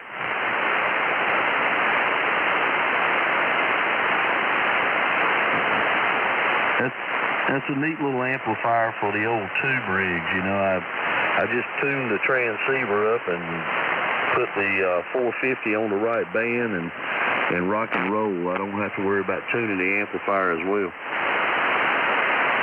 Didn't Holiday completely go through the ABC 20 Yeah, it's got new. He's rebuilt the power supply in it, and he bought it brand new from Billy Edwards. He's had it since day one, and he's had this amplifier for 20 years, I know. Yeah, I remember when he bought it. It's had whatever. I think Bill did some type of bias mod on it or something, and anyway, it's been Billy Edwardized. Billy cleaned up the wires a little too. Their wires just a little squashed. Billy cleaned all that up. He got one of the curious things.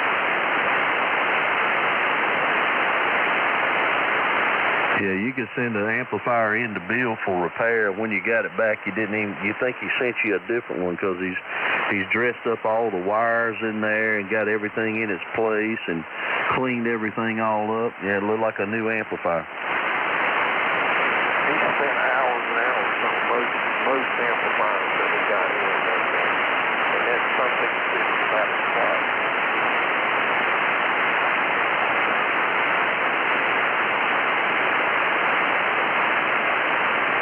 I miss Billy. He always had a joke for me. Yeah, I miss him a lot too. We talked on the phone at least 2 or 3 times a week. I mean, he'd call me up out of the clear blue and come up with something off the wall. He was a character. 630 in 481. KG4D.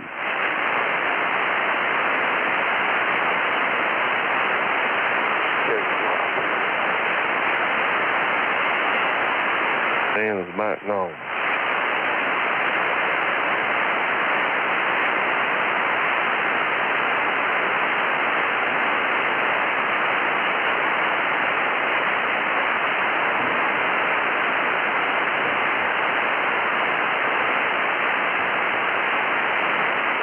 Dave, what'd you do with Brother Craig today?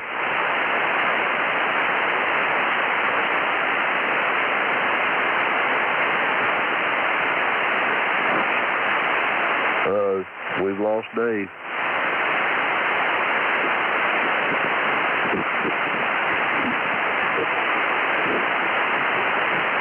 Dave, we miss you. Where'd you go?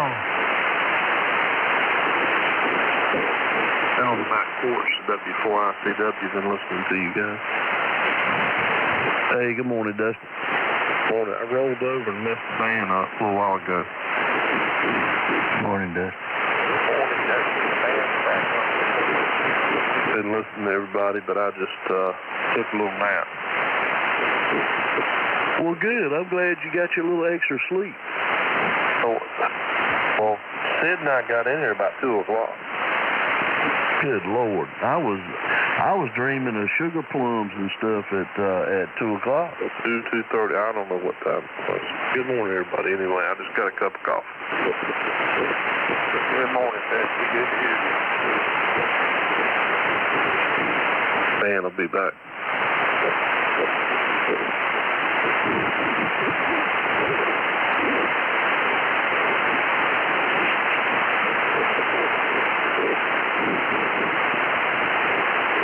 Well,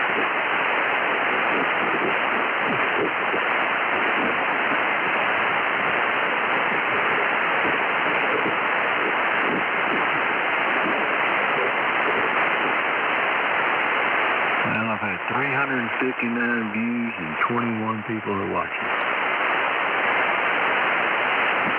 ePay? Yeah. Well, good luck. That 87A that I got. Oh, okay.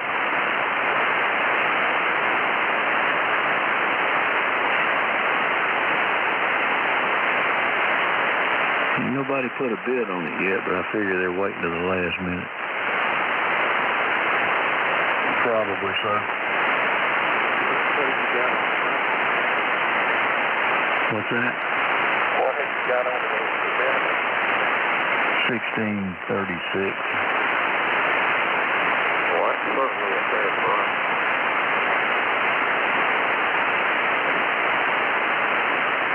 Yeah, I don't want to get rich. I just want to make a little money back.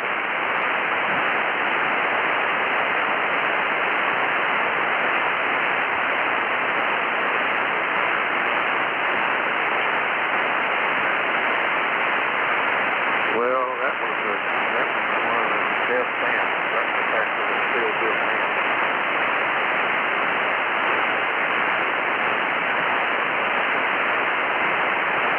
I got the 9500 now. Never knew. Have you heard of problems with them?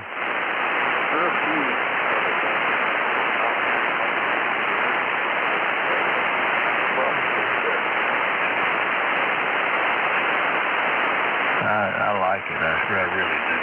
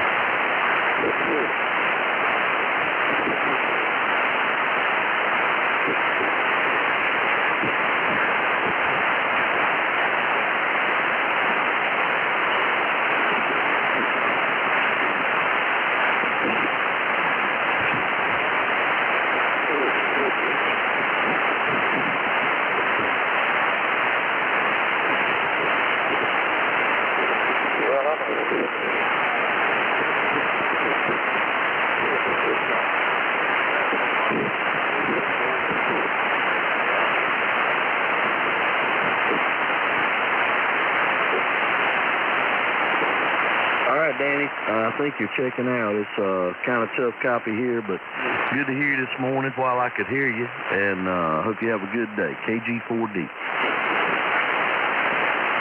7-3, Danny.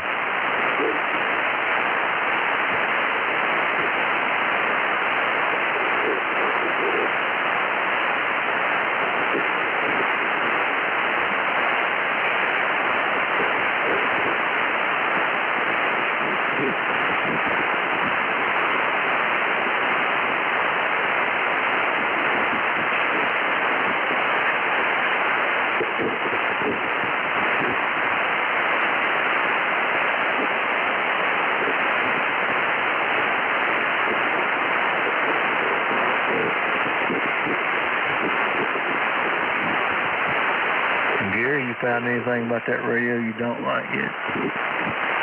Not yet.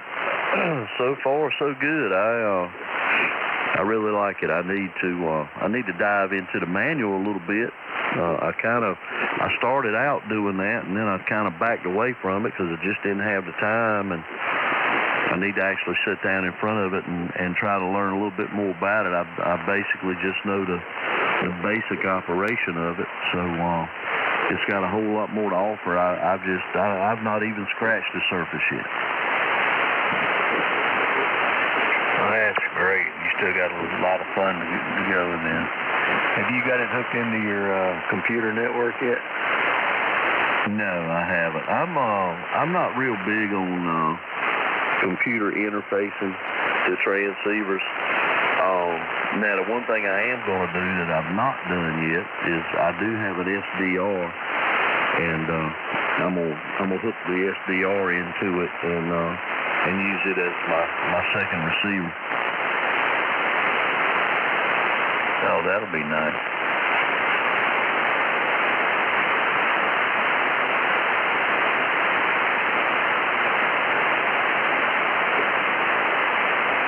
The nice thing about having it hooked into the network is it keeps the clock on set, so you don't have to worry about setting the clock.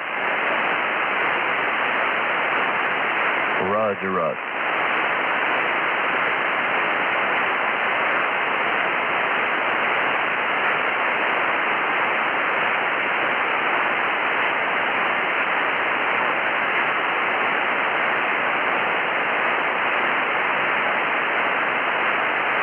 Well, I think it's about that time for me to go find the shower. So, good morning to everybody. Hope y'all have a good day, and we'll see if I can go make $1 or two. KG4D 73. Good talking to you, Gary. 73s. Have a good day, bud. N480.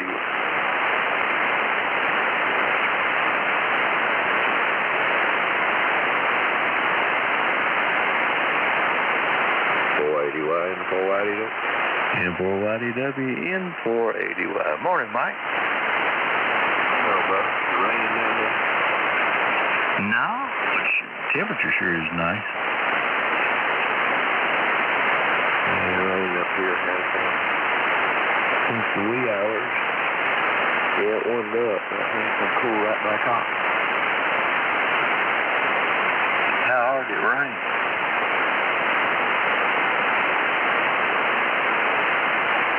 Hard enough to wake me up. See how much it was.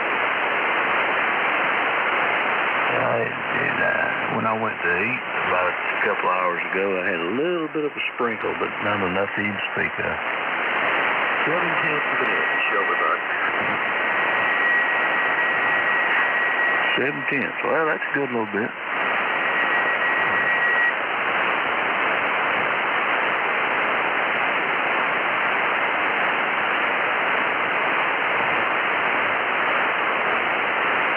What's it supposed to do the rest of the day? April rain and turn cold. Yeah, all right. Okay, my new monitor came in yet? No. Last time you and I talked, you were waiting on it. Yeah, it came in all as well. Much sharper radio display on it than that old one.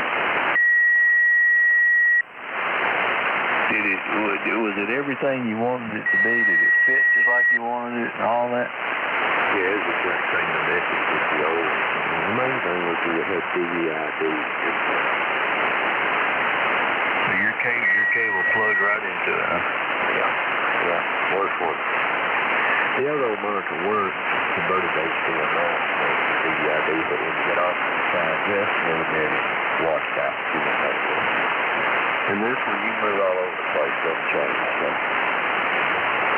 and I don't use them with a stand. I take a stand off and mount it flat. It fit in the opening just fine, so I'm happy. Man, that's great. You got things set up just like you want it now.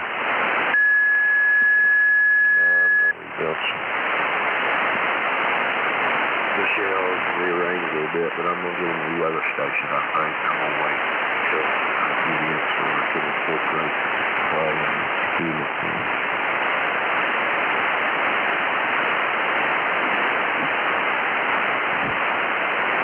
You got a separate display for the weather station, or does it feed into the computer? No, mine's got no display.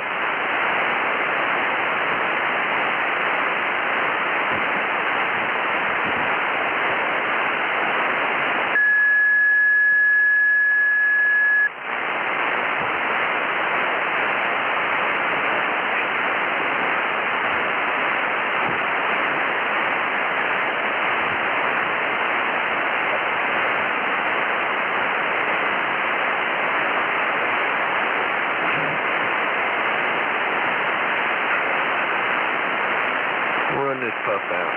I'm here. He's sitting at the door giving me the eye. Look. I thought you'd been info at it. Okay. Yeah, you don't want to upset Ferguson. Ferguson, I don't know what he goes by, which one he likes now. I can't remember. All right, go walk the dog. Talk to you for anyway. He beat Ferguson. Ferguson, all right.